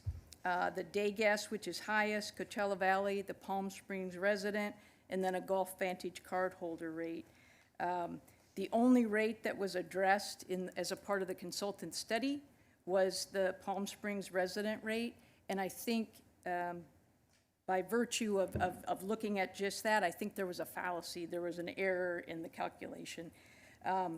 My numbers here look at just a back of the envelope calculation. If we look at the deficit, the bond payments that are going to continue through fiscal year 26-27, if we say that the deficit is about $1 million for the golf course operations, including that bond payment, and we have 100,000 rounds of golf, we're looking at about a needed $10 increase to cover, to break even, which is what the goal was, right? So when our increase is on average closer to $40, I think there was something wrong in the calculation. So, and again, the bond payment is completed 26-27. So once we get beyond that, the course itself right now, as it's operating, is close to break even, right? So, you know, if we take the debt service out of the equation, we're at about a buck All or right, two thank you so increase. much. So, Appreciate that. yeah, sorry, Mayor, you didn't get a copy of it, but good information. Share. So thank you Yeah, for your we're time. good. Appreciate it. Thank you. Michael Joseph Pickens, followed by Patrick Weiss.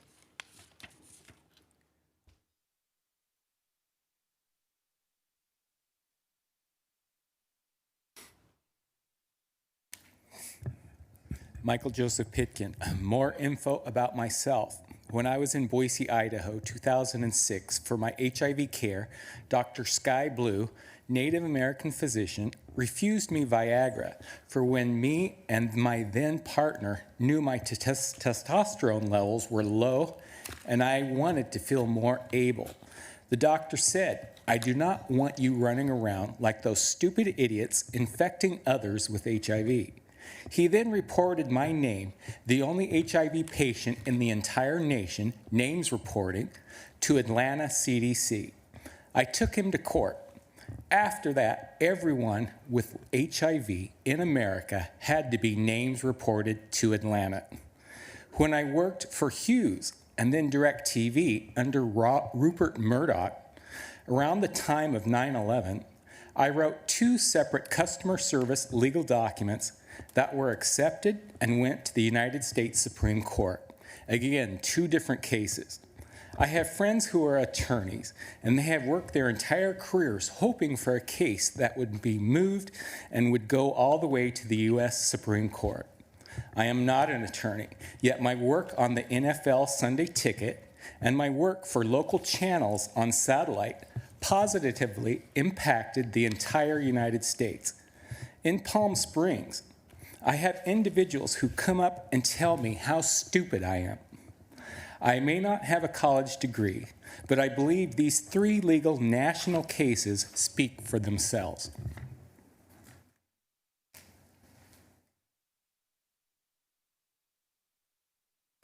Patrick Weiss.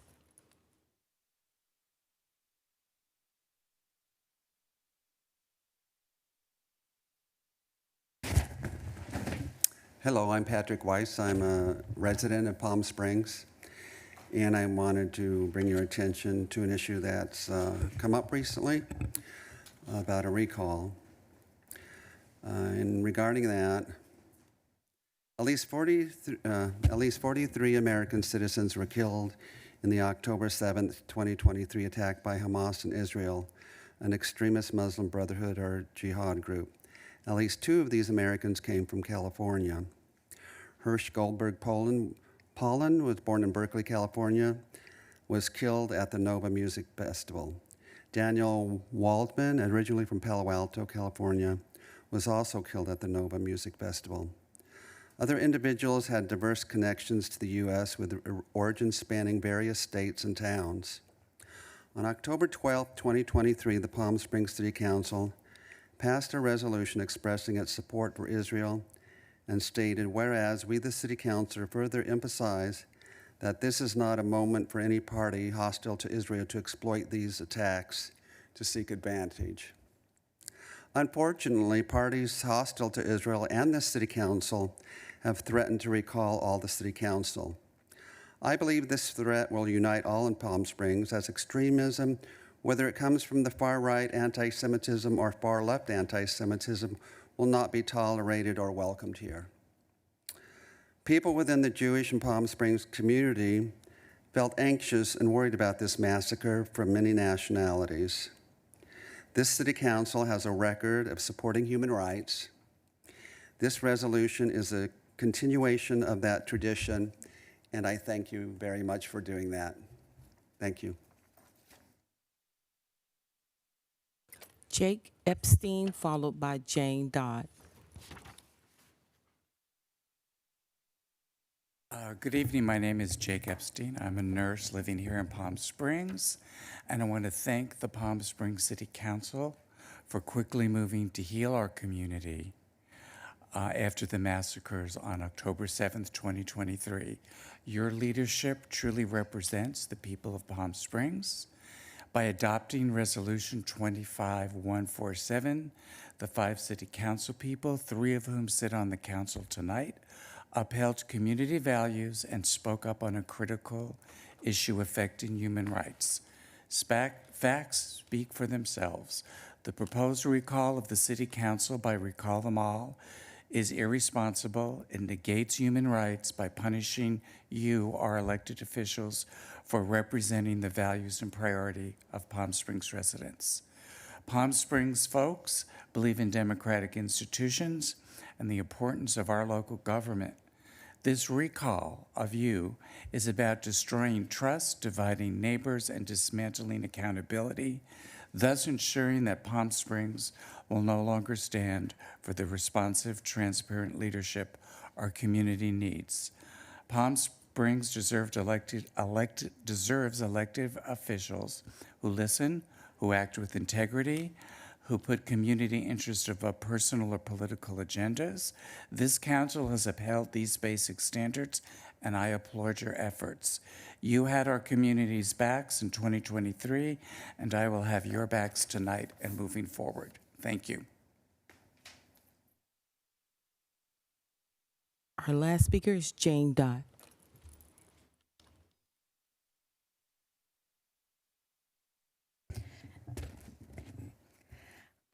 I'm here today because the mayor told me at his town hall meeting that he would not comment on the question of rescinding the emergency resolution in support of Israel, but to keep asking. So here I am. Our Code Pink group, which is predominantly LGBTQ+, applied to be in the Pride Parade 3 days before the deadline.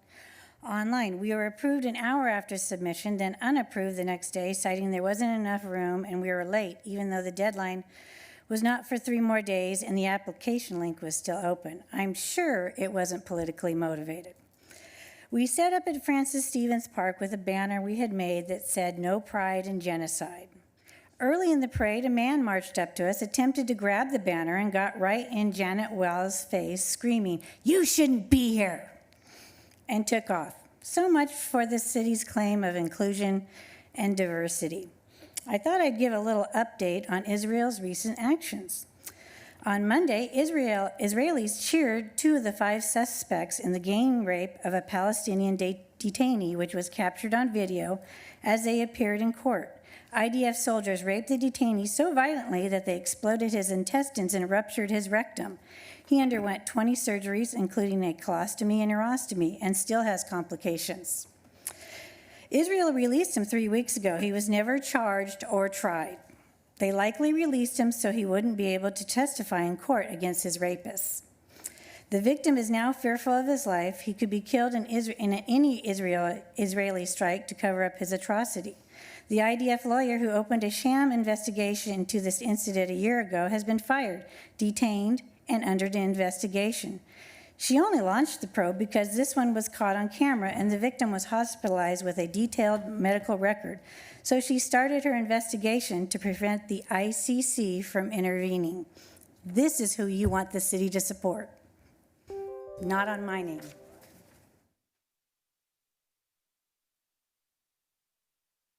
We have no further speakers. Next item is City Council and City Manager's request for upcoming agenda developments.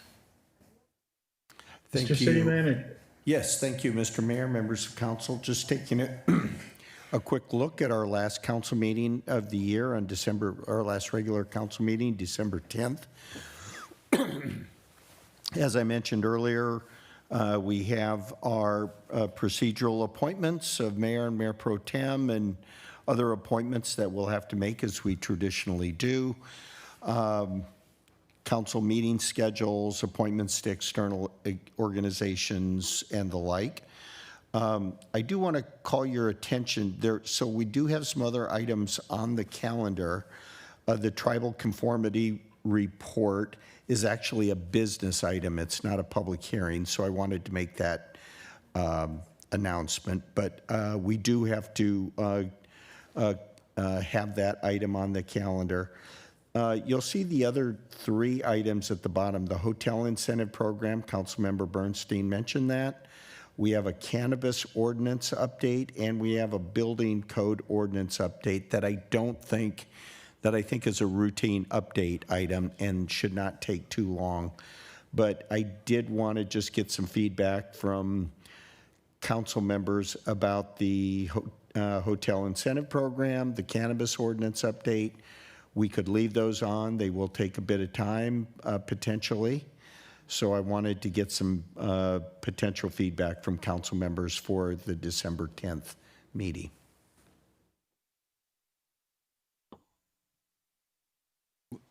Please, no. No, I was just, so this is the tentative, this is the agenda, or are you asking for These are, different yeah, these are direction? the primary items. There'll certainly be a few consent items, as there always are, but these are non-consent items that we could have on the agenda or, you know, move to one of the January meetings. Well, I just want to mention that we have a hotel that's been waiting for this incentive program for a while. I don't know if it's easier to do something separate, or, I don't know, I think Wayne has left. What? It is, sorry. Mr. Mayor, I don't know if you can hear me, but you asked about delaying the hotel incentive program. I think Wayne has left, but I think he's aware of one that has been waiting to do it and waiting for move forward with their project. I don't know how we deal with that if we don't do it. We do have one particular hotel project in the works that's interested in that. We wanted to handle that as a one-off and talk to them about what their specific requests were. I don't think we've had a formal request for them yet, and Mr. Olson was working with him on that. So we would have something specific in writing about what their requests might be. The hotel incentive program that's on the agenda is more of a comprehensive look at what a total program might be and getting council's feedback on that. Okay, So it sounds like that can move to January. That wasn't my understanding, but. If the concern of somebody that is, a hotel is pending, but if they haven't filed the paperwork yet, I'm not sure that.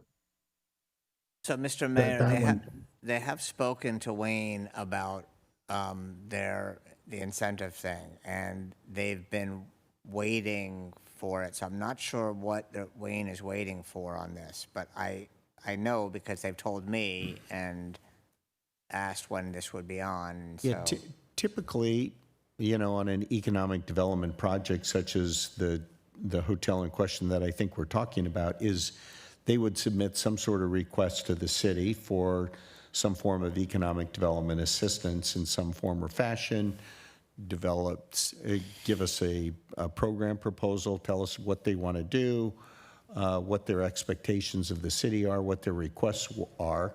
So it would be something that we could evaluate. My understanding, and Wayne's not here, is that that was going to be in this. So we should check.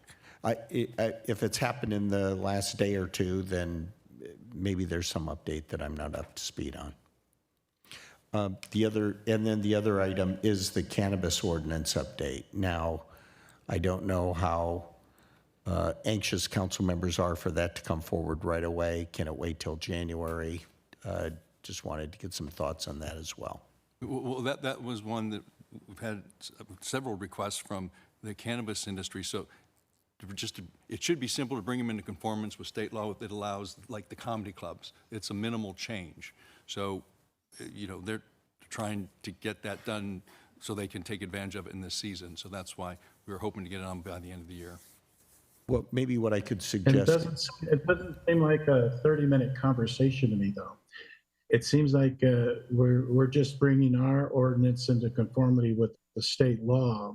So that one shouldn't be a long conversation for us. That's helpful, counsel, and so we can put that on with the expectation that it is just updating state law as you indicated. We didn't know if there were going to be a lot of other commenters or energy around that topic, so we can plan to do that. And maybe for Councilmember Bernstein, I can do some follow-up tomorrow on the other case and see where that stands and try and get a feel for that. So I'm happy to do that. Thank you. And then the last thing, I'd be remiss if I didn't mention real briefly, just really a shout out to all of our city employees over the past week who have just been, I know council members, you were all over the city doing a lot of things, certainly Mayor DeHart with all the events with the Pride weekend. We were all involved everywhere, but we had, 4 days of Pride activities, Thursday, Friday, Saturday, Sunday, starting with Village Fest and an Arenas Festival on Thursday, continuing all the way through the parade on Sunday. We took a day off, and then we had the Veterans Day Parade yesterday. That was a real nice success, and I just wanted to give some kudos to all of our staff who put in a lot of hours, police, fire, all the Parks and Recs people, Public Works, all of our communicators. I could go on. I'm going to be forgetting some people, but just thanks to all of them. So that's all I had, Mr. Mayor. All right, thank you, and I echo those kudos for staff. Incredible effort on behalf of the city across the board. Council members, any other items for agenda? Yes, I do, Mr. Mayor. So one question I had is, what action would have to be taken if we did want to pause the golf fees? Does that have to be agendized?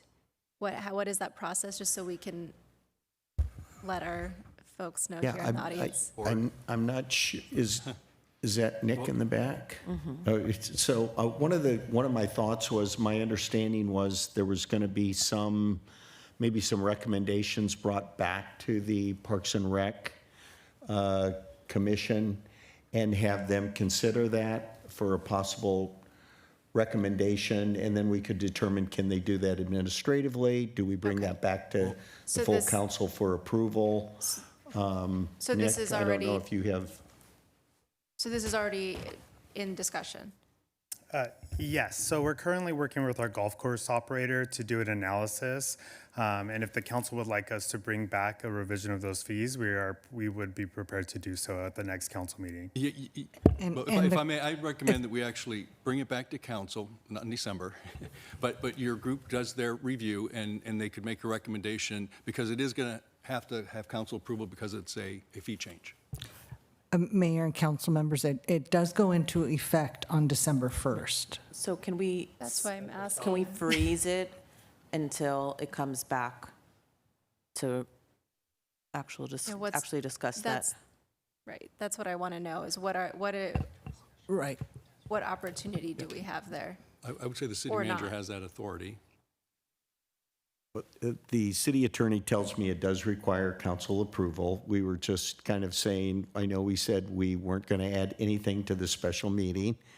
We're not even sure what date that is, though. Well, I would offer that if based on the city manager does have some discretion, and we have supreme confidence in your discretion. If you're enforcing a certain fee, unless it's a problem for us, it's probably not a problem for you, and then you could agendize it come January. Yeah, I agree with that. A pause could be done, and then a future meeting could be a new recommendation. Right. Yeah, that's Two the steps. question. Is a pause okay? Yeah, so, yeah, that's what I heard you saying, is just pause it until we can make some decisions, bring it before the Parks and Rec Commission, get their recommendations, and then bring it back to council for approval. Yes. You certainly don't have authority to charge more, but you certainly can do less, so. Right. All right. Well, you can't Okay. charge more. Thank you. It's not illegal. the- All right. Just the other thing I just wanted to remind council about that we discussed last year, when we, at our December meeting, when we discussed the calendar, I do want us to discuss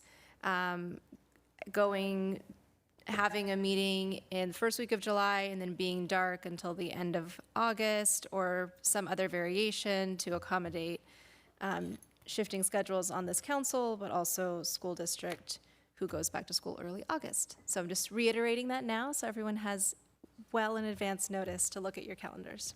Thank you. I just have one, it's not, just one note. This evening, the Desert Regional Medical Center Cancer Center had their 35th anniversary of providing just the utmost quality care. And so congratulations to them, and sorry we missed it.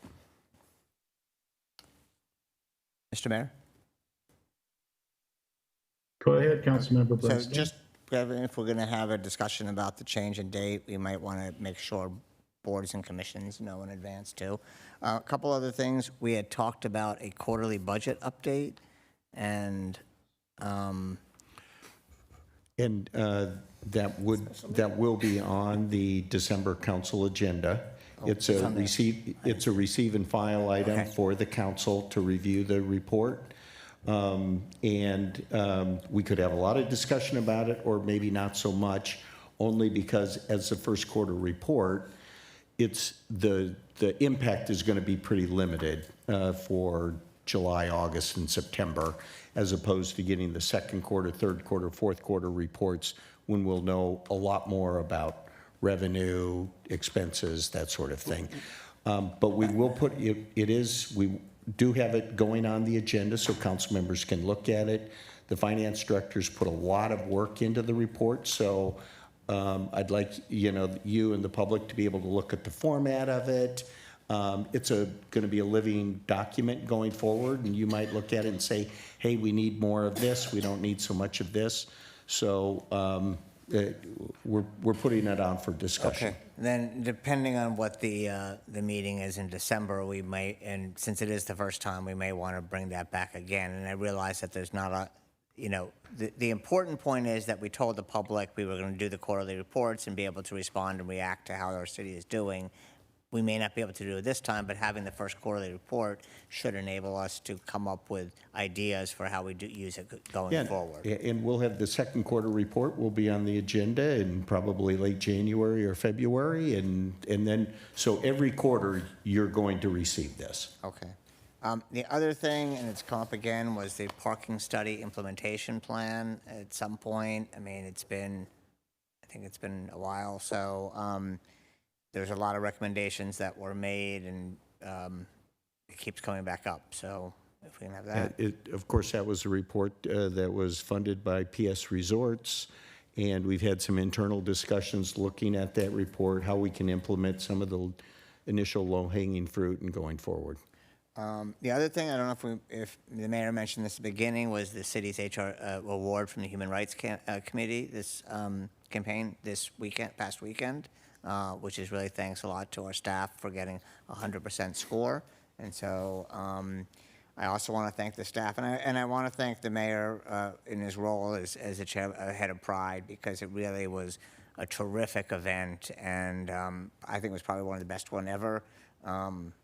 I know our businesses did well, and the community enjoyed it, and there was just a lot of great touches, a lot of hard work into that, and your whole team and everybody. It was a really great way for Palm Springs to shine. So thank you for that.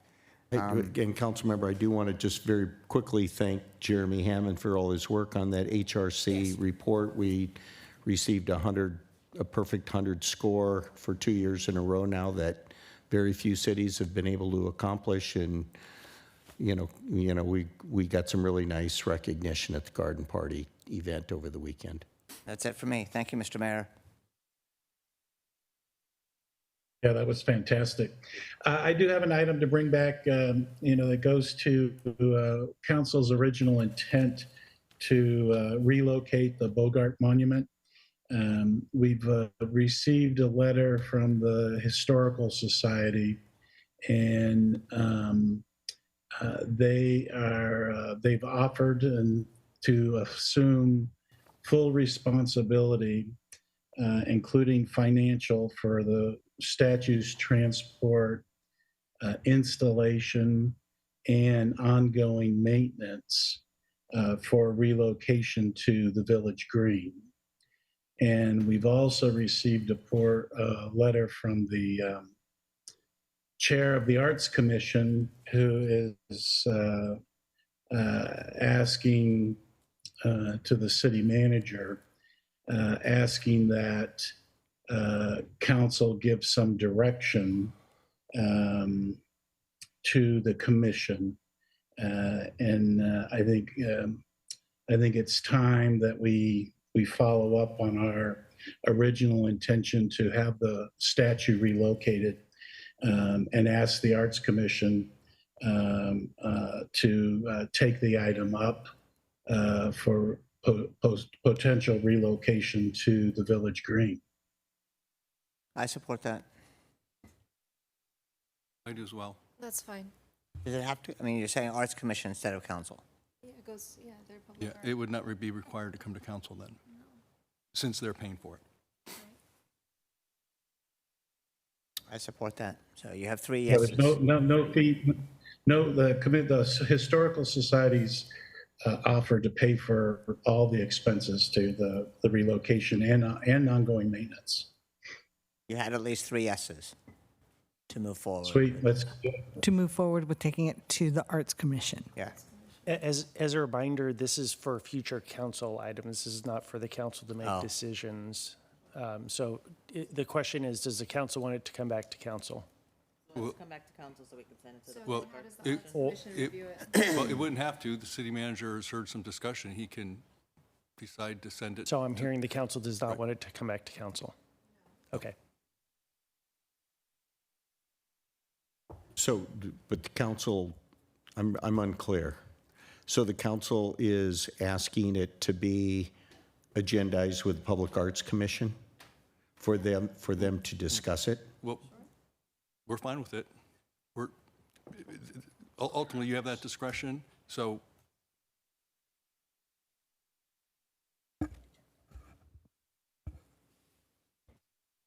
Yeah, if we just heard 4 yeses to have the item. What goes? This is not on tonight's agenda. This is- I would advise the council to stop discussing this because it's not on the agenda and staff will take it up at a later date.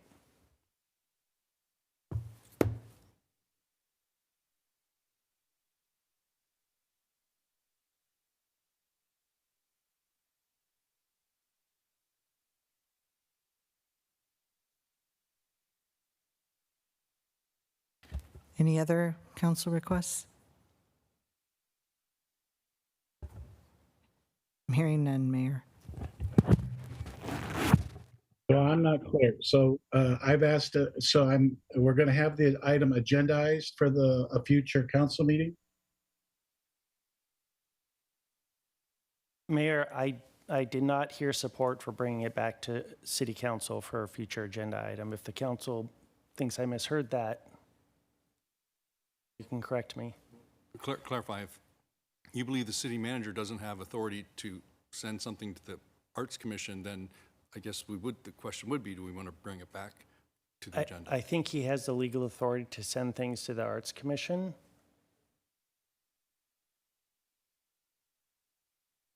And the Arts Commission can take up items on their own independently, too.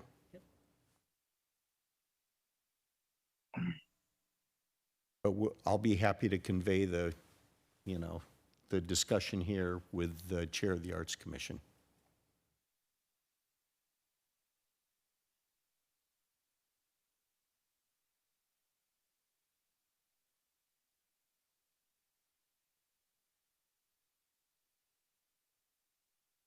Okay, then maybe it needs to be agendized in addition to the conversation that may happen with staff.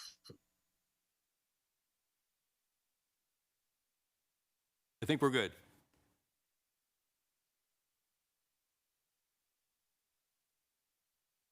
Okay, let's see. Anything else that we have, council, for agenda items?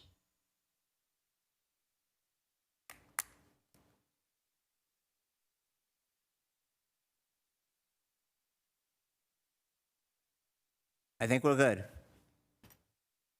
Okay, then what are we? Well, We're adjourning to the next regular, what's? 1:30. We're adjourning to the regular city council meeting to be held on Wednesday, December 10 at 5:30 PM. Thank you all.